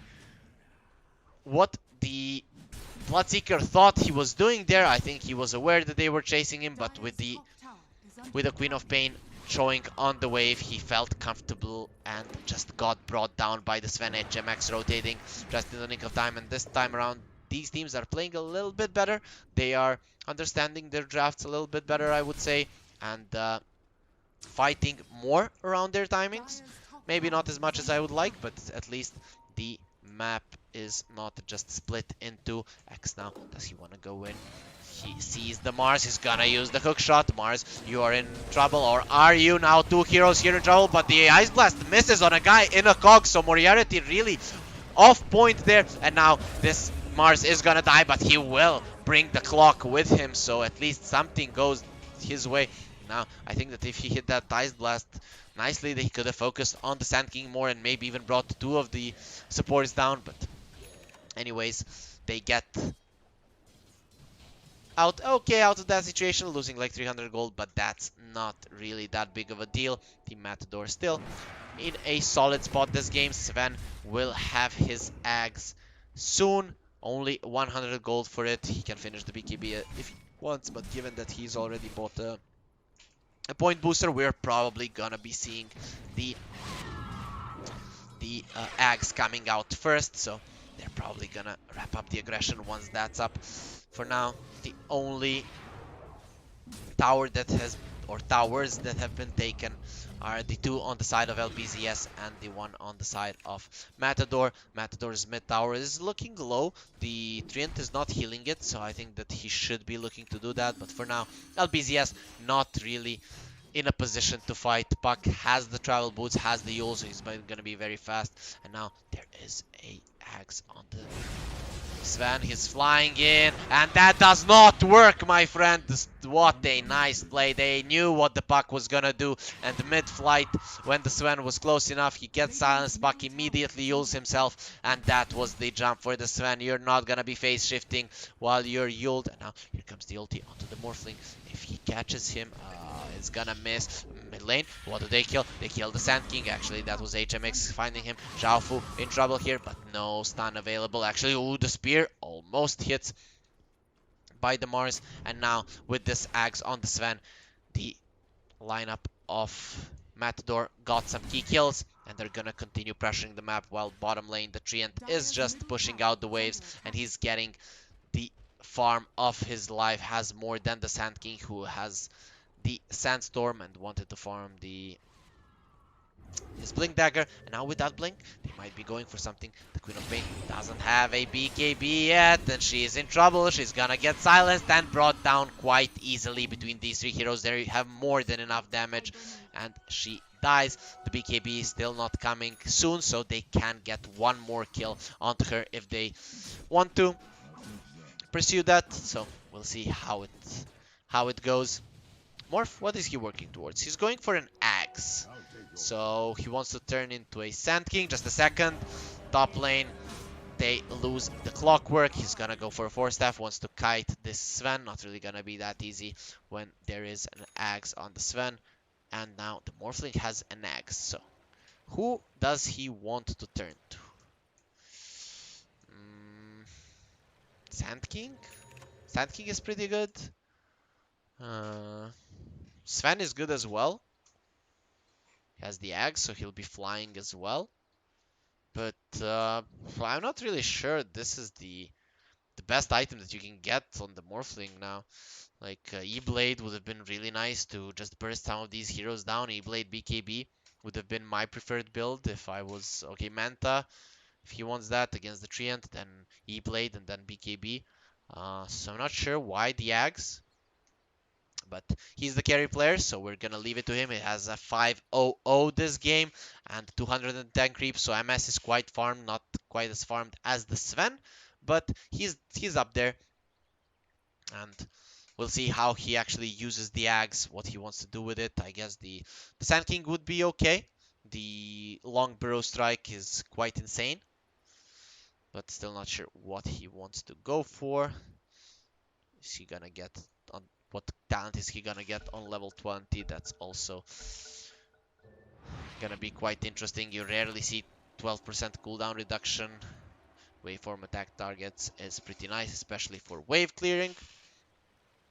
But we're gonna find out fairly soon. So Mars getting a pipe. There is a lot of magic damage on the side of Lbzs. Most of their damage is magic, apart from the last hits from the Morphling. So right now they're back to farming, and again both teams are playing quite slow. So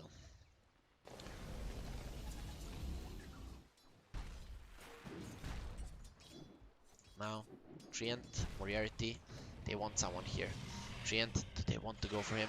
The AA is ready, but I think they saw him now with that vision. Oh, he knows that there's a ward. Ulti coming out from Sand King. And now, who does he want to go for? Is he gonna hit it? Yep, the stun is there, but Moriarty is pretty okay. And now he turns onto the Sand King. I have a Glimmer Cape, you can't do anything to me. And now, here comes the puck. They're gonna go onto the AA. Do I want the Trent as well? The puck is taking solid amounts of damage. He does have the Arcane Rune, so will be out really fast. He's going for a Lincoln Sphere right now. I actually would like him to go for a Blink. I think it's easier to dodge the Sven stun with the Blink than just have that Lincoln's. Is he gonna get caught here, Puck? Oh, the Treant needs to be careful. He didn't catch the creep wave. Now he's running out, and now Sven, he could be in trouble. Does he have a BKB? No, here comes the Morphling that has the axe, and now he's using that axe perfectly. Sven turning around. He's gonna kill the clock, or is he? Actually is. Here comes the Queen of Pain. Can she kill the Morphling? There comes the silence. It's not gonna be enough. Now, if he sees the Queen of Pain, she is going to be dying, and here comes the stun, and MS gets a double kill, so he shows me that this axe was a good choice, turning into the Sven and just flying around, killing two of the cores on the side of Matador. Very nicely done by him. Is he gonna be carrying this game again? It seems like this guy is the best player in the series between these 10 players. He is the one showing the most potential. Though I don't like how these teams are playing, he is doing quite well, and now he's turning into the Sand King. He wants to go for more. He's going for the Skadi next item. Here the AA is stunned. He's going in again, and now MS. He can do a lot of damage. Here comes the Puck Coil, and now they turn onto the Mars. Look at the damage. It's a monster kill for him, and a double kill. Godlike for MS. 22 to 16, and finally Matador are losing their gold lead that they've held for the entirety of the game, and it's gonna swing to the side of Lbzs. Now until the Sven gets this BKB. He's in a lot of trouble, but he's gonna have it now. Same goes for the Queen of Pain. So we'll see. Those are the big timings that come out from Matador, even though MS is owning this game 9-0 and 0, not giving anything to his teammates. He's like, yo, plebs, get away from the kills. I need everything to carry you. And they just, with their heads turned down, are complying to the big boss of their team, who has carried them last game and is looking to do so in this game number 2. Though, like I said, hard counter ready for him, so we'll see how much he's able to do that in this game. But 1k gold lead for Lbzs, first time in this game. He's very happy with that. And look at this. Bloodseeker, you make Solar Crest, you make Pipe, you make, you just put them down, put them under your coil, and I'm gonna kill them. That's probably how this is working. Like, guys, just make sure that I can attack in these fights, and I'm gonna kill them all. That's the idea here for Lbzs. Are they gonna be successful in that? We are going to see. MS just pushing out the bottom lane. And does he want to commit onto this tier 2? I don't think that would be a good idea. So now again, this game is quiet. BKB on the Queen, BKB on the Sven. So right now, the side of Matador, they want to force a fight. There is a Linken's on the Morph as well. He didn't go for the Skadi, so he's going more for the defensive items. He doesn't want to get stunned. If he gets stunned, ulted by the AA, he will be dying. He has answers to all the stuns on the side of Matador, apart from the spear from the Mars. But there is a smoke now. They want to fight. This could be fast enough. Can they catch the Morph? Though this is a newly taken Linken's, and they are in a better position here on Lbzs.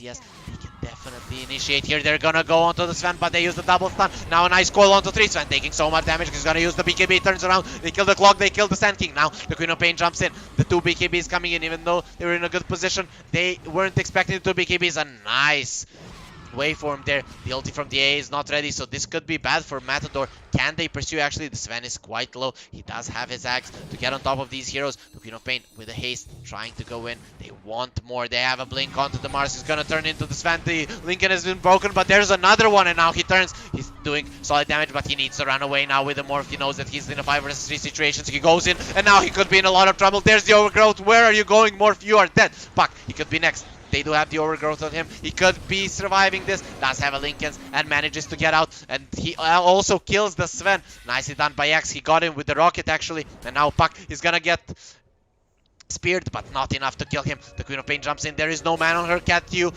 could be killing them right here. The Queen of Pain, no mana. The coil is coming in and she is going to die. The Glimmer Cape won't help it. It delayed some of the damage, but still not enough. And now they're looking towards Mars. You have overextended Matador. You're gonna lose all 3 of your cores. The pipe is gonna come through, but instantly purged off by the Yules. And now they're gonna go on him. He's gonna use the God's Rebuke. You're not gonna be surviving this, Mars. He's taking solid damage. Actually, they're taking so much time to kill him, but in the end, the silence and the battery assault managed to get a kill. Oh, Puck could be dying here. Bam! Dead. Moriarty snipes the Puck and gets the kill. It was actually at the edge of the ulti, so almost not getting the Puck there, but a nice fight overall, being very interesting. We don't see the full recap, but it was somewhat even a little bit into the favor of Matador, given that they killed all of the heroes of Lbzs, and their supports in the end just ended up surviving. So Matador using their 10-second BKBs, but if they don't start winning this game a lot with these 10-second BKBs, once the Morphling gets his, that's gonna be troublesome. But look at this, the Ags ready on the Treant Protector, so the more that this game is going, the more map control the Matador side are gonna have. And if you see the whole map, the enemies are gonna be in a lot of trouble. I don't know even if they are aware at this point of what is happening, but they're gonna be having to buy a gem fairly soon if they want to stay relevant in this game. He's going in on the Queen of Pain. Look at the damage. The Clockwork ulti comes through. She uses the BKB and still dies. Still dies because you need to run around a little bit with the BKB before you TP, before you blink, I guess. So Very sad there from the Queen of Pain, panicking in a bad situation. And that's a 9-second BKB being used and just dying for nothing. And now they want to go for more. Lbzs, they smell blood. Their eyes are red, but they don't manage to catch the Mars. He's working towards the BKB. That's going to help them quite a lot. But the Morphling, he wants in. He wants more. Oh, he turns into a Sand King. He's going in, actually. He could be in trouble here. That's not really a place where you want to be. But immediately with the waveform, he's gonna be okay. So still not queuing up his next item, so we're not sure what that's gonna be. Sven and the Treant Protector trying to force something to happen on top. And now they're gonna go onto the Mars. There's a double stun. He's gonna get silenced up, and there's no way that he's surviving. MS is doing just way too much. That's his 11th kill of the game, and now this tier 2 is looking quite dead. Sven and the Treant, on the other hand, are trading the tier 2 on top. Can someone TP there? The Morphling is TPing. He does have... Is he turned into a Sand King? Yes, he is. Will he pursue? They saw the Sven for a second, but I don't think they'll be catching him. Oh, actually, MS, as I say that, he catches HMX, and HMX, you have nowhere to go. The coil is on you, and you will fall. So MS is on a killing spree, and now they're looking towards Roche. There are no buybacks on Matador, so if Lbzs decides to go in, they will be getting that Roche. For now, MS, it doesn't look like he wants to go in, but yeah, he just uses the waveform, kills the creeps, and let's see now. They get the runes. Queen of Pain on the bottom lane is securing the runes for her team.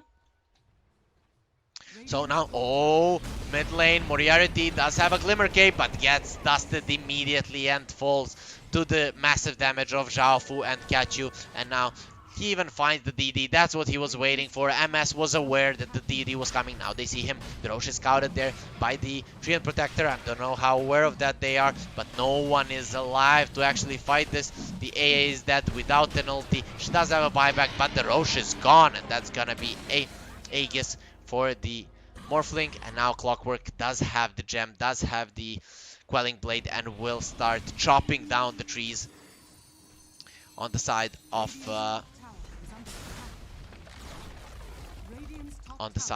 Matador, so the eyes in the forest will not be that relevant, and Morphling just continuing to be a beast in this game. MS, he carried the last game, and it seems like he's gonna be carrying this one as well. 7k gold lead for Lbzs. He's going ham on this tower, doing a lot of damage. Is there something that Matador can do against this guy now that he has the Aegis BKB? Okay, Queen of Pain is choking. He is... his hands are shaking. He has cold sweat running down his face. He's really not on his A game. He thought he was gonna win this game, but right now he is having an anxiety attack, and really the Matador side need him to step up, to start playing the game properly, and then they can win it. He's working towards an axe right now, and they're just chill, man. We're gonna play this as a team, and let's see now if it's gonna work, if Queen of Pain is gonna start playing this game well, or if he's gonna start making these standard mistakes. It's not really standard. They're standard mistakes if you're not concentrating enough, if you are a young player. I really don't know any of these players, so I can't really say. And now they're caught here by the coil. Does he want to break it on the Sven? No, but the Queen of Pain in the back. Okay, that wasn't really his fault. So, but he wasn't close to his team, and now he goes in with the clock. The Sven could be in trouble. They're gonna go in. The epicenter coming in. The burrow strike as well. HMX does have a big, but he's aware that already losing this team fight. Morphling gets lashed on to the edge, but now the Sven, he didn't use his BKB. He's gonna use it now, but that isn't gonna be enough to survive. And now Morphling, he wants more. He wants blood. He's gonna start going ham here. He does have the Aegis. He does not care. And GG has been called. Matador have had enough. They cannot win this game anymore, and MS twice carried his team to victory. Really playing very nicely, understanding his timing, understanding when he wants to fight, and I can say that this player is a little bit above the tier of these two teams, and he really showcased it in both these games. So he really did a good job. He played against the hard counter on DAA, but they never even comboed that properly. So guys, we see that the lobby is already ready, so we're gonna go on to a short break, and after we're back with the last series of the day between Team Sirius and Team Trust. So stay with us.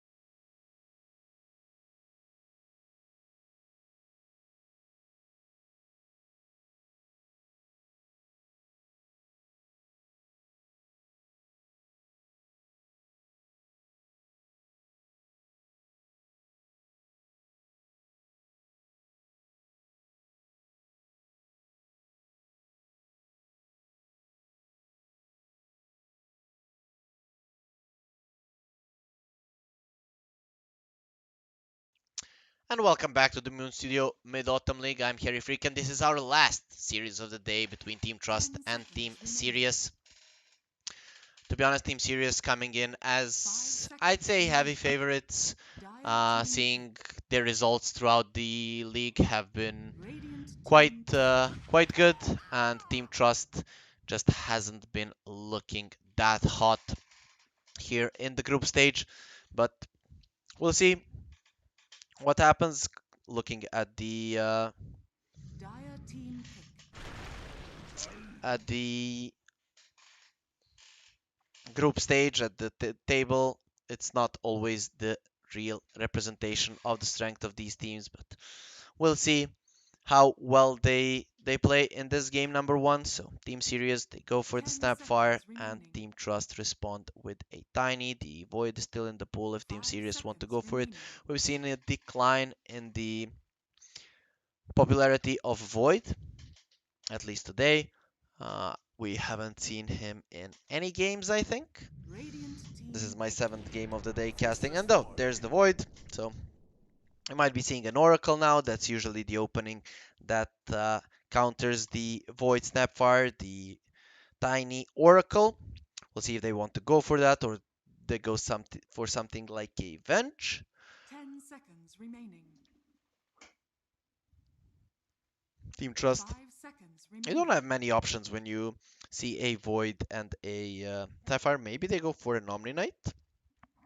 That could be a way to go. An interesting thing, Team Trust do play the techies, so Sirius just ban it out. You don't want to be playing against that hero Dire if team you are banned. not well practiced against it. You can just Radiant lose a game team even banned. against a worse team than you. And Team Trust, they actually go for the Night Stalker. This puts Tiny positions possibly 2 or 4. We'll see where they want to lane it.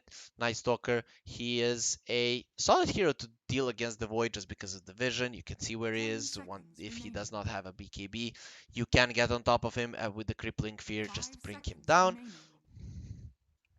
The extra Dire vision is team always good in banned. this game, and also in a lane against the Void Snapfire. If it is a Snapfire 5, you survive quite well. The Void needs to get a lot of hits in to get those bashes, but with the high HP hero such as the Night Stalker, you're very hard to Radiant team banned. be Dire brought team down on the banned. lane, and they are looking okay in this draft. Team Trust, though, Team Sirius really got one of the strongest combos in the current meta right now, and given that we see them as the favorites, I'm not sure if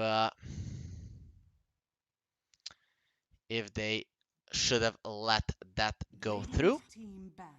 So Drow getting banned, Morphling and the Monkey. Um, so they didn't want to deal with the potential Drow and the Venge lineup. They probably want to get a melee offlaner, so they don't want to deal with the Monkey, and Morphling is 10 a pretty seconds remaining. straightforward ban. When you're playing a Faceless Void, he can usually get 5 the seconds Morph off remaining. before you get the Chrono on him, and that's probably going to secure his survival. And then after the Chrono, you could be in a lot of trouble. Team Trust, they ban out the Zeus, they ban out the Phoenix, and it wouldn't surprise me if they ban out something like an Invoker, those heroes that bring a ton of damage to the Chrono, though Team Sirius already has a Snapfire. So we'll see what the approach is here for Team Trust. What do they not want to play against? And is it really smart to be Radiant banning out all team of pick. those heroes that deal damage in the Chrono? They say no. They ban out the Tusk. They know that both Tiny and the Night Stalker don't have that much armor. Strength heroes usually don't. They have a lot of HP, but with that tag team damage, they could be in a lot of trouble, especially with the Snapfire that 10 does a seconds ton of remaining. damage throughout the entirety of the game. And also, 5 even seconds later in the remaining. game, you can see the little shredder with the tag team just ripping someone to shreds. So, Team Trust, they're using some reserve time, but have a lot to play with. I really would like to see a potential save for the Chrono. Oracle is, like I said, the first one that comes to mind. And then if he has solid Dire start to the team laning pick. phase and get some early levels, okay, he could be chasing with this Night Stalker and Tiny, but that's not going to be the case. They're going to go for the Wisp. This opens CK, Sven. Those are two of the best currently with the Wisp. The Gyro hasn't been that popular. I saw him in one competitive game, 10 didn't look too seconds hot, remaining. so to be honest, I'd like to see a Sven most 5 likely. seconds remaining. The to be the one. Tiny Night Stalker, okay for setting up a relocate, but not the best ones to do so, because the Tiny wants to go in with the combo, and then if you're not already there to provide the extra damage, let's say if you're going on the Void, he can time walk out, Sapphire can even cook you out, so you you really need to be setting up those relocates really well for them to work out, at least with these two heroes being the Tiny and the Night Stalker. Though this Wisp can lane with the Night Stalker as well. That's not uncommon either. But Team Sirius, they could go for a Timber Saw here. Like if they go for a Timber Saw, this is three strength heroes. Io, Radiant team pick. whoever he Dire goes team with, it's not gonna go too well against the Timber. They go with the Sven. Come on, Timber. I mean, this is a clear Timber game. Dire Go team Timber. It's ban. GG. No, they go for the Beastmaster. Come on. Four strength heroes. Three of them melee of Wisp. They go with the Beast. Beast is good as well, but I kind of feel like this would have been a perfect Timber game. No, they're going some other route. They have push here 10 with the seconds remaining. Beastmaster. They have a ton of damage to 5 do seconds in the remaining. chrono and also in the roar. Team Trust, they do have the IO to save people from both the roar and the chrono. Their heroes are quite tanky, so they don't die that much to this all of this magical damage. So we'll see how well can Team Sirius play. I still think they're the favorites, but I still would have preferred a little bit of a different approach to the draft. I think now Team Trust, they have the answer to everything. Sven is good against the Beastmaster in lane, solid at least. Io will protect him through the entirety of the game. Sven can carry this one with the Night Stalker and Tiny, granting vision, and also Team Trust can decide in the end if they're going to put this Tiny in mid or leave him on position 4. If they put him in mid, he can definitely run down the Skyret Mage, Faceless Void. These are not tanky heroes. They can die to the combo if it is a Radiant core team ban. Tiny. Team Dire Sirius, team they ban. don't think so. They ban out the Pugna. And on the other side, Team Trust, they get rid of the Kunkka. They know that if a Beastmaster, Kunkka, and Skyret Mage come together at the like 7, 8, 9 minute mark, that they're not going to be able to do anything. No one is going to be dying. And Kunkka is a 10 great hero seconds to protect remaining. your supports from the Night Stalker during the Darkest Ascension. 5 seconds remaining. So, uh, a pretty good ban. I like it. Team Sirius, they think that the Pugna is going to be coming. They don't want the Skyret Mage just dying instantly to the Nether Ward. And also with the one stun and the burst from the Pugna, they could all of their heroes could die quite easily. So they don't have much reserve time left on Team Sirius.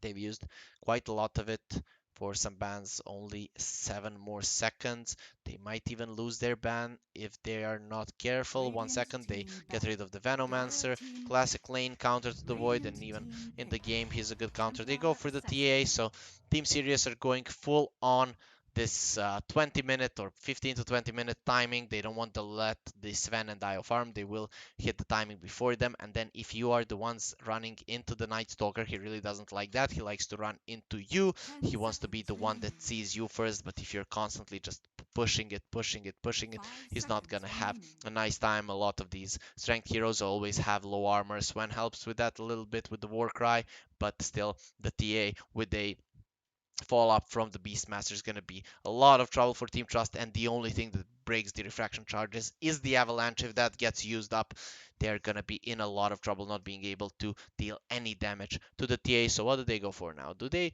go for like Venomancer? Is that a good thing? Because it could be actually. Not Venomancer, Viper, sorry. Could be actually just that these guys are running around the map. They have the mobility of the Sven. They are tiny with the Viper always. Night Stalker, if it's nighttime, he's running around closely. He just goes for some defensive items like Guardian Greaves and stuff like that. It could be a solid pick. I'm not sure what they want. Maybe do they want to go for something like an Ember Spirit? No, he just gets chronoed and dies. Okay, they go for the You DP. may now Okay, select your heroes. I actually like this. He does have a save hero on the IO. DP naturally deals okay with the TA. The damage from the spirits is insane. Not really a lot of units to uh, for the exorcism to go on. There will be the Beastmaster Zoo, but that's about it. All of these heroes don't have a lot of armor, and it's also a way with the Soul Siphon and with the spirits to deal with the refractions of the TA. So I'd say I like both these drafts. I just think Team Sirius is the better team, and they have a little bit of a faster lineup. Like I said, Night Stalker, he doesn't like if he's being ran at, and I see Team Sirius here taking uh, the tier 1 tower on the Team Trust safe lane fairly early, Beastmaster invading their woods, and then it's gonna be Team Trust constantly having to push him out, push him out, push him out, and they can't really fight always. They need nighttime, they need exorcism, and I think Team Sirius is gonna be using those timings quite well to just assert their dominance on the map. And then, of course, you have the fail-safe with the Faceless Void Chrono. Yes, you do have the Wisp to save heroes, but if they are constantly running at the enemies, the Wisp is not always going to be in a good spot to save his heroes. So I'm going to have to go with Team Sirius. And like we said, the casters at the Moon Studio Mid-Autumn League are just genius, and they never miss a prediction in their life. Not only me, same goes for Moon, for Joe, for DJ Wilma. If you guys know Prepare for my battle. colleagues, but they never in their life missed a prediction. So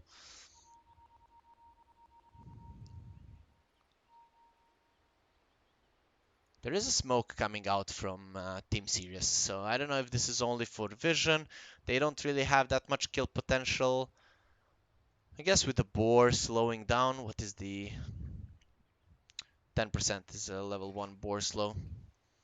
Concussive shot, scatter blast. Yeah, maybe they do have enough to kill a hero.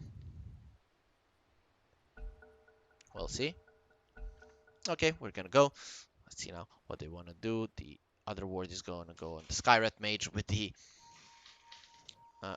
smoke. He has 373 movement speed. A lot of heroes don't have that with boots. It's gonna be going there. Okay, nice ward from him. They're probably gonna scout this DP, putting a ward down. That's really nicely done. So that was the point of that smoke, just increasing the movement speed of the already fast Skywrath Mage. And now they're just gonna be focusing on getting those runes. So all of the wards are actually around mid. They don't want the TA to get gone on by the Tiny. They're aware this is the hero that needs to hit its timing and needs to hit it hard. Now 3 heroes on bot. 30 Are seconds to they battle. gonna go on the Sven and the Wisp? Void still not showing top. He can skill Time Walk if he wants to try to get the rune. See if that's the case. Sven and the Wisp kind of feeling unsafe here. And that's the right feeling, I'd say. That Prophet still didn't put her ward down. So it's gonna be in the end a The 2 for battle 2 when it begins. comes to runes. And this sentry, is it gonna spot? Yeah, it actually spots the ward, and the Wisp gets it down. XMP gets the gold, gets the experience, and is quite happy with that. So seems like they were expecting something like that. So nicely done by Team Trust, getting that early ward and Wisp. That's gonna give him some more regen to help Sven sustain in this very annoying lane, though. Sven is really good against the Beastmaster. He pushes out the lane with the Great Cleave, and then the boars can't really be that annoying. Immediately the concussive shot comes out. It's gonna be just a trade in hits there. Immediately they get the boar down. When the boars are level 1, they're really easy to bring down top lane. Tiny gonna be going for a pull behind the tower. Night Stalker, he has a lot of HP, but still, this Snapfire, we know how much damage it does. Tiny stealing the wave, no one really going there. Now Void is probably gonna be trying to pull this wave behind his tower as well. Yep, that's the right move to do. Now if the Snapfire gets here in time, it's just gonna end up a wash. Both supports getting their level 2s. Nice Talker trying to deny there. Oh, actually, the Void doesn't go behind the tower. He's gonna go in front of his tower, but Nice Talker will not allow that to happen. Now Void, he's probably gonna want to chase this, or okay, he's just gonna get it together with the creeps in the woods. Nice Talker coming in, and some shenanigans happening in the laning stage. LWW, he's taking a lot of damage, and now level 2 onto the Tiny. Goodbye, Snapfire, you're gone with the Fairy Fire. He'll keep himself alive. He wants to deny himself to the creeps, and he's gonna be successful, but that's 25 seconds without the Snapfire, so this Void probably won't be having the nicest of times for the time being. The Nice Talker gets the last hit. Bottom lane, they want to go onto the Beastmaster, but he's gonna salve up quite nicely. XMP taking solid amounts of damage, but is going to be fine. Meanwhile, mid lane, the TA winning against the DP, even though this was a last pick DP, but not by a huge margin. It's quite even for now, I guess. But the big winner is the Sven. 15 last hits in this bottom lane. He does have the war cry. Now immediately they go for the pig, and little piggy is burned and eaten. So it's Christmas time on the bottom lane for the Wisp and the Sven, and they are doing a really good job. 20 last hits on the Sven and only 11 top lane. They actually kill the Nice Talker. I was talking about his high HP and really wasn't expecting this to happen with almost 2 bracers done on him, but I guess with enough bashes, time dilation, and the damage from the Snapfire, they had enough top lane. The Sven and the Wisp are diving, but they're not really gonna be doing too much. Boar here being annoying to the Wisp, and he's gonna turn a stun. The Boar dies again. That's another pig going in the pockets of the Sven. I'm gonna be really happy with this. Top lane, Void. Okay, he's not really diving. And meanwhile, the pull is happening. Snapfire will not be denied her pull, so nicely done by him. Mid lane still going even between these two. And ever since when there was before the change to the refraction, the TA was considered somewhat of a counter to the DP when she could deny all of her creeps, but right now when the refraction damage does not work for it, it's somewhat of an even lane. Can sometimes even go DP favored Tiny coming in, but he's gonna get scouted. Actually, TA, I'm not sure if he wants to be this close. He could get tossed back. That's not gonna happen. Here comes the Skywrath Mage. Does have the haste now. He's going in onto X. X is taking solid amounts of damage. Here comes LW. Can he kill DP? Yes, he can. He does the Scatter Blast, and Snapfire with the bazooka just kills the DP. The shrapnel actually got to her. Now Wisp is taking solid amounts of damage here from the Skywrath Mage. This hero does a lot of damage. He does have the Null Talisman. He's gonna go in. Will he be using any Arcane Bolts? Not at this time. And on the bottom lane, Sven is just playing super aggressive. Wisp comes in, uses the stick charges, heals the Sven, heals himself. He's gonna be happy with that. Now Night Stalker, his time dilated again, taking a lot of damage. If he dies again, he's gonna be very sad. There is a Mango on the Grand Match. He's gonna be using it, and BAM! Goodbye. You are gone. So 3-0 for Sirius. They're starting this game quite well. And look at Wisp and the Sven. They want to go for the runes. The Wisp uses the salve, but it gets cancelled. 4 seconds for the stun, but the Tiny is here, and the Skywrath Mage will get chopped down by the Sven. So again, the Team Trust lineup, they bring the Tiny for something, and this time around it works out. Tiny, he wants to toss the TA. If he gets her, oh, he also sees the bottle. Does he see the bottle? He's gonna take it. So very nice rotation, and Team Trust, they're gonna be losing their bottle to the Tiny, and he's gonna be very happy, saying thank you to the TA who left her bottle for the Skywrath Mage to pick up, but Tiny spots it on the ground and will be more than happy to take it home with himself. Oh man, would I love to get a free bottle as a Tiny. Position 4. Now this Sven, he's going in. Beastmaster taking a lot of damage from the cleave here. He's trying to stay alive, and Sven now taking damage from the tower, but he turns onto the pig, and he's gonna be fine now. The Beastmaster could be in trouble, but here comes the Snapfire, and now Sven, he could be dying. There's a Scatter Blast, another TP coming in. There is a Cookie, but no mana right now. Actually, the IO comes in, but he just comes in to die with his carry. Can they actually get them down? The Sven, will he be dying? One more hit, and LW gets the kill. XMP doesn't have the tether quite yet. TA dies in the mid lane to the Death Prophet. He's just getting annihilated, and Death Prophet going onto the Skyred Mage. He does get the siege creep down, but his tower will be taking a lot of damage nonetheless, and Snapfire is coming here to assist a little bit, but this poor TA without her bottle, look at the look at the net worth of the TA that was winning, or it was doing okay in the mid lane. She has 1400 net worth. She gave the bottle to the Tiny, and she's the last one in the team Sirius, and they were winning the laning phase, had 3-0, but now it's 5-4 in favor of Team Trust and Team Sirius, given that they have this team that needs to hit a certain timing. They're really not going to be happy with the development of this game. The poor TA without her bottle. Oh, and the worst thing is that Tiny is gonna be carrying that bottle, reminding her for the entirety of this game who took it away from him. We'll see if that kind of sparks some rage in the TA and she gets some revenge, or it just sparks despair and he gets nothing and just loses the game because of it. So now Beastmaster, he wants to go here to catch the Sven again, but they are not going to be able to do that. There's no roar, there's no chrono ready, so the side of Team Trust just manages to get back. Mid tower, TA comes to defend it, but with the next exorcism, there's really not going to be much defense unless they rotate many heroes and just kill her immediately once she uses it. They're fighting a lot here in the mid lane for the control with the sentries. For now, definitely going the way of Sirius, but in the end, Tiny actually gets that ward there, so very nice. Okay, there.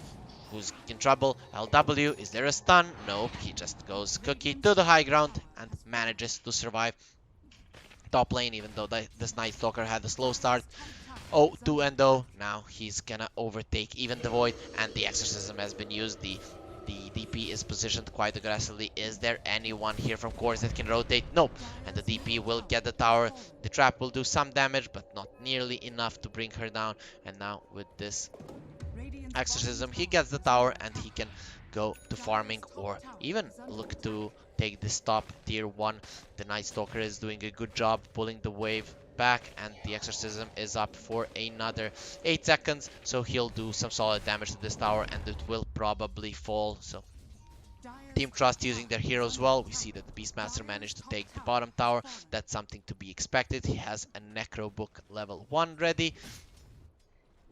So we're probably going to be seeing a rotation from Team Sirius to this mid lane.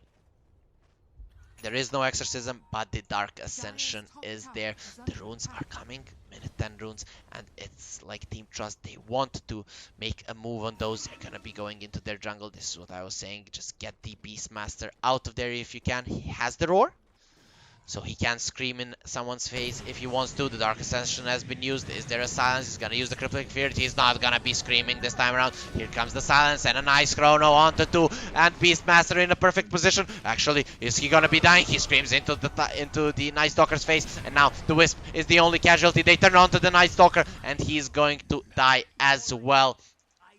So actually Tiny was there helping the enemy team a little bit, tossing the Night Stalker, and he wasn't able to finish off the Beastmaster. He does so much damage that Chrono put the Beastmaster on the edge, so not the best Chrono for the Void, but getting used pretty badly. Like a bad Chrono was there, but it wasn't used that well by Team Trust, and they lose in the end a hero and don't get any kill of their own. Now, bottom lane, Tiny wants to farm his dagger. He has a bottle, so he's very happy with that.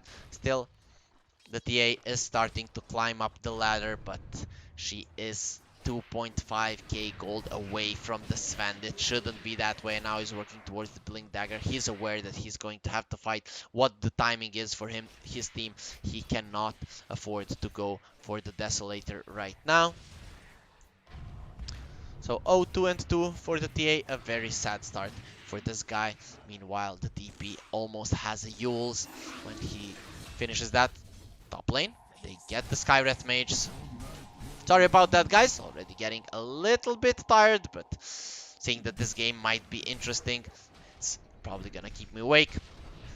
Team Sirius continuing to farm. They're actually not controlling the bottom part of the map, so this Sven, Wisp, and the DP, they're getting everything they want, and the nighttime is not up.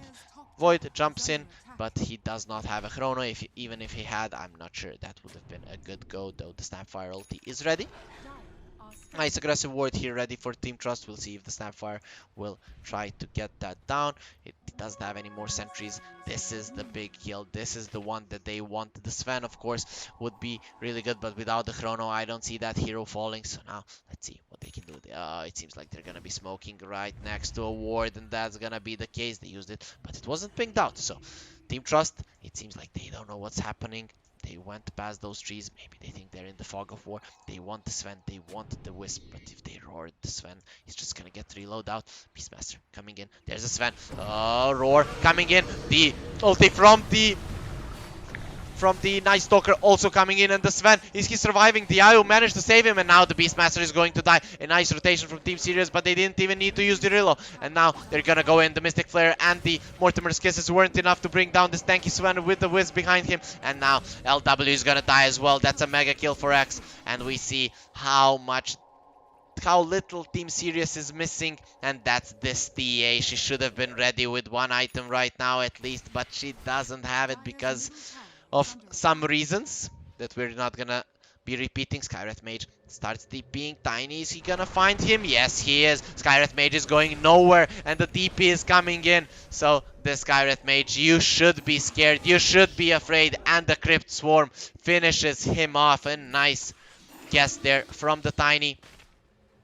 And now he does have his Blink Dagger, will need to heal up, and that's gonna be a big timing hit by Team Trust. With the next Exorcism, they could be looking to get the Roche. For now, Sirius, they're gathering in the mid lane. They do have the Chrono, no Mortimer's Kisses. The Mystic Flare is ready. They want to go for something, and now the dagger is up for the TA, so next time around Sirius is gonna have more heroes. Is he gonna go into the meld here? It could be a good spot to fight, but it doesn't seem like Team Trust are happy to go on the high ground there. So this mid tower is probably gonna be falling. The Mortimer's Kisses are coming back up. Oh, Void.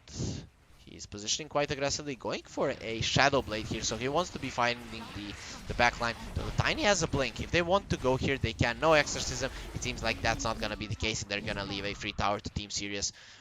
And now they're pinging out Roche. They have the DD for some time. They have the Chrono, the Mortimer's Kisses, so this could be really good. But Sven coming in. He goes onto the Beastmaster, but immediately there is a roar. But is it going to be enough? Beastmaster taking a lot of damage. Here comes the Mortimer's Kisses, but used without the Chrono. Void jumps in. That's not going to be good enough. He gets silenced immediately, and will have to bail out from there. Without the Mortimer's Kisses, they can't do much. Actually, the Tiny is dead, and now Sven could be in trouble. He's taking a lot of damage. Void with the DD doing so much, and here comes the Wisp. The reload has been used. Here comes the Chrono. Wisp is going to die, but the Mystic Flare is there, and the DP is in trouble as well. With the bashes, goodbye. You are gone, and Team Sirius strike, and strike hard just before the night time comes. And will they be looking towards the Roche right now? They don't have any ulti, so that could be troublesome. Snapfire, they're using her ulti, and it seemed like it was a bad thing, but then TA runs down the Tiny, and then one by one they manage to get these heroes. But now the Night Stalker comes. He does have Dark Ascension. This could be bad for Team Sirius.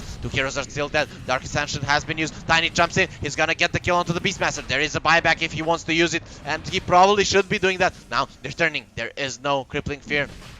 Time Dilation has been used, and this could be a Roche for Team Trust. They do have the Exorcism coming up. The Beastmaster is not buybacking without the Roar. He doesn't want anything to do with this, and they're gonna be giving the Roche away to Team Trust. So even though they want to fight, in the end the big objective goes to Team Trust, and they still have the Exorcism if they want to go for it. They're gonna find the TA. The TA could be in trouble. Do they have any protection? Not really, and he is going to be surviving. So TA gets out, but they lose the Roche. It doesn't matter that they won a big fight. The objective is in the hands of Team Trust. Sven now working towards the BKB, has the Roche, has the Mask of Madness, Echo Saber. Now TA could be in trouble, but does have the blink. Do they want to chase? It doesn't seem likely. Now Snapfire, he is the next target. 5 seconds this lasts, but no, they're actually diving, and now they're gonna be killing it. But meanwhile, on the other part of the map, the DP already died, and now they could be in trouble here. Beastmaster, is he gonna get caught? He does not have a TP. Here comes the reload, and Beastmaster, you're gonna pay for your sins.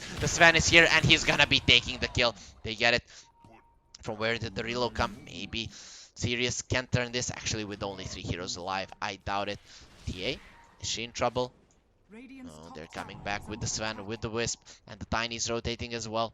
Is he getting scouted? The TA blinking out, knowing something is going on. But Sven with the Aegis, he feels super strong now. He's gonna go in. The stun comes in, but they don't see her. No vision there, and they're gonna be coming in. Actually, there is dust on this Night Stalker, so she tried to get away, but not gonna be successful. Now here comes Snapfire. He wants to die as well, and he's gonna be dead, or is he? Void comes in. He's starting to bash this Sven. He's actually winning this fight, but not long enough, and they will kill him. And now they want LW. The Grandma will be next. Tiny, just a strong and a heavy rock hand, goes onto the Grandma and finishes her off, splashes her to the ground. The only thing is left is a puddle of blood. And now Skywrath Mage, he's in trouble, but he does have a silence. If he wants silence into the TP, he could be in trouble. No, the Tiny is there. You're not TPing out, my friend.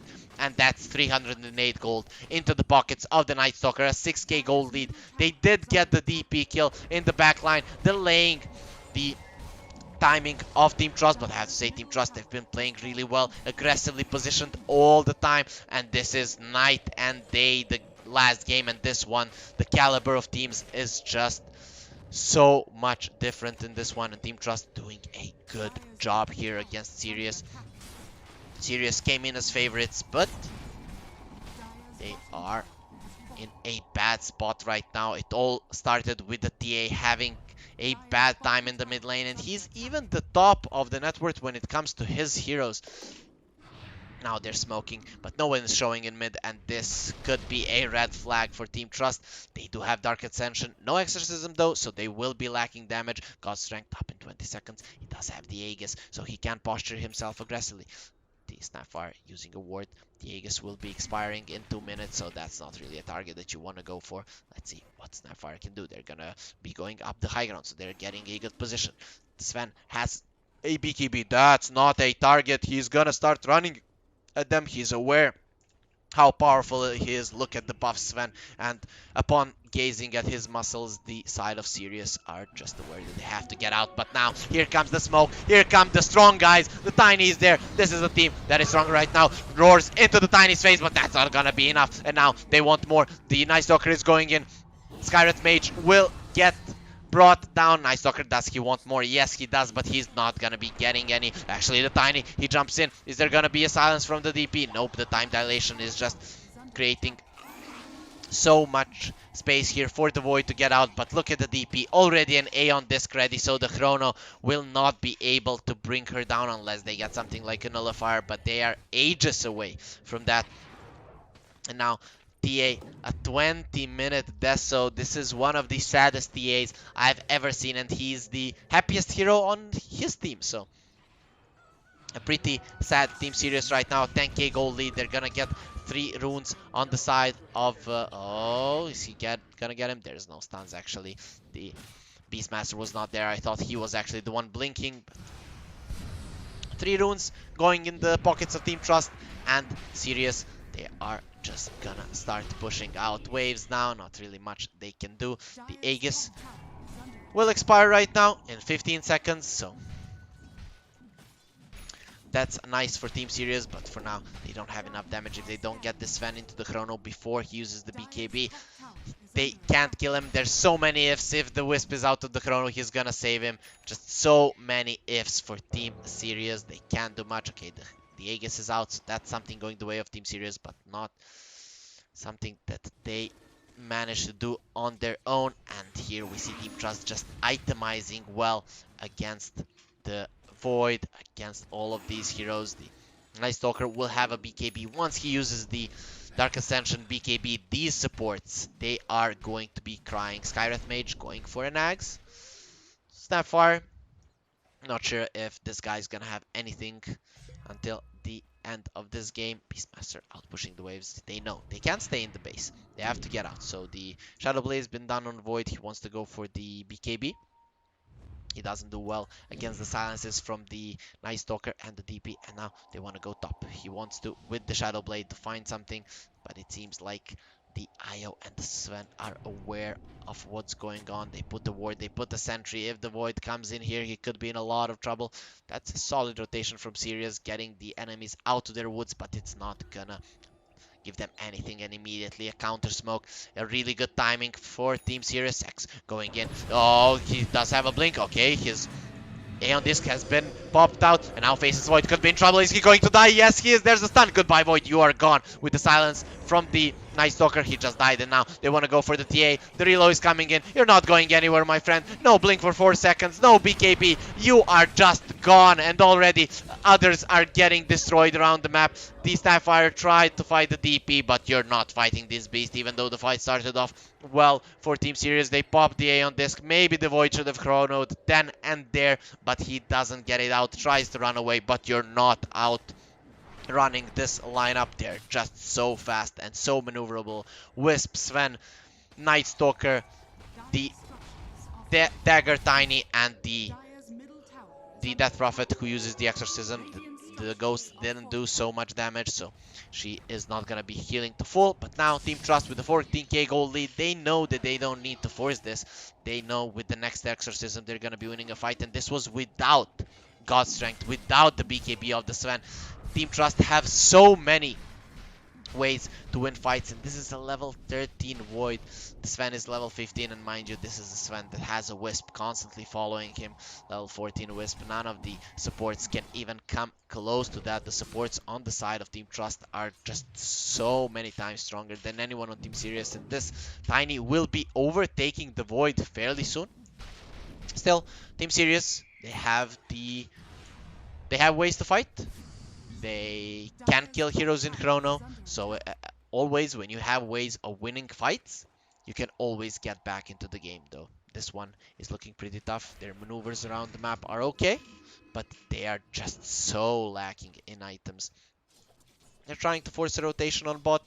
Roche up in 4 seconds, and if Team Sirius cannot protect the Roche, which it doesn't really look like they can, they're gonna be in a lot of trouble. So the smoke coming through, they're actually expecting maybe Team Sirius to come in. Really fast play now. They know where the Void is. They see him on the vision, but they are not together. LW is gonna get brought down. Maybe they run into the Roche with this. Nah, they just jump in for more kills, and the next one is gonna be the Skywrath Mage. He's working towards his Axe. He really doesn't have any survivability at all, and will just be losing his life. The Tiny puts a ward into the base of the enemy. Are they gonna be going for Axes, or are they gonna turn to Roche? The Sven wants the Roche. Meanwhile, the bottom tier 2 is getting brought down. There is a Chrono, and no sentries outside of the pit. There is also no Dark Ascension, so maybe they can get to this Roche in time. But Void, he is not rotating, he just goes for the ward, and that's gonna give enough space for the side of Team Trust to get the second Roche in the game. And they will get the cheese and the Aegis now. Bottom lane, the Beastmaster TPing out. They're trying to find him, but a very nice blink into TP out by the Beastmaster. He only has a level 1 Necro book. All of the heroes on the side of Sirius are just so underfarmed. TA, you can say, oh, he has 10k net worth, but this is a TA. He needs to be topping the net worth charts to actually be relevant. The speed at which this hero farms is insane, but just nothing working out. A 15k goal lead 25 minutes into the game is just insane. Sirius looking pretty helpless at this point. Snapfire is only level 9, so doesn't even have a level 2 ulti. The level 2 ulti is a really big increase in damage, but let's see what they can do. They're actually rotating top, but I don't think that Team Trust are gonna be interested in this. They're just gonna be looking to push high ground. There is no glyph, and they have an Exorcism. Cheese still, okay, it's on the IO, so He can save his heroes. Here comes the Sven. He doesn't have the God Strength, so if Team Sirius want to fight, it should be right now. While there's no God Strength active, just kill him once without the Chrono while he doesn't have it. They go in. They're gonna go in. The ulti has been used and the Wisp is gonna die. Here comes the Mortimer's Kisses is doing so much damage. Sven turns onto the Void. Void taking so much damage. Can he survive? It doesn't seem so. But Sven is gonna die. Now they want to turn on to more, but the Exorcism going strong. They're gonna buy back on these two heroes. They know they have to fight right now. Here comes the Scream onto the Night Stalker. Can they kill him? No. The Force Staff helps him. And now the ulti from the Sven. He turns onto the Void. He just bounced back. He cannot die. Now the Tiny taking solid damage here, but that's a nice toss back. The TA is in trouble. That's a dieback. Can they get more? They're gonna go onto the Snapfire, and the GG has been called. They tap out. They're aware that they can't do much, and Tiny just showing off his bottle, putting it into the backpack just as a trophy to show the TA. I took your bottle, I killed you, you TP'd heroes in mid, and that was the beginning of the end. After that series, they had one fight that went their way. It worked out well, but after that they just went into Roche. And when you do that, if you do not get the Roche, then that fight is for nothing, and that's exactly what happened. This is somewhere at this point, small fight going in the hands of Team Sirius, and then Roche, and then it's just downhill for from there for Team Sirius. So that was game number 1, guys. We're gonna go on to a short break. After that, we're gonna be coming back with the last game of the day to see if Team Sirius can get one game or will Team Trust be winning 2-0 against the, let's say, heavy favorites in this matchup. Be right back.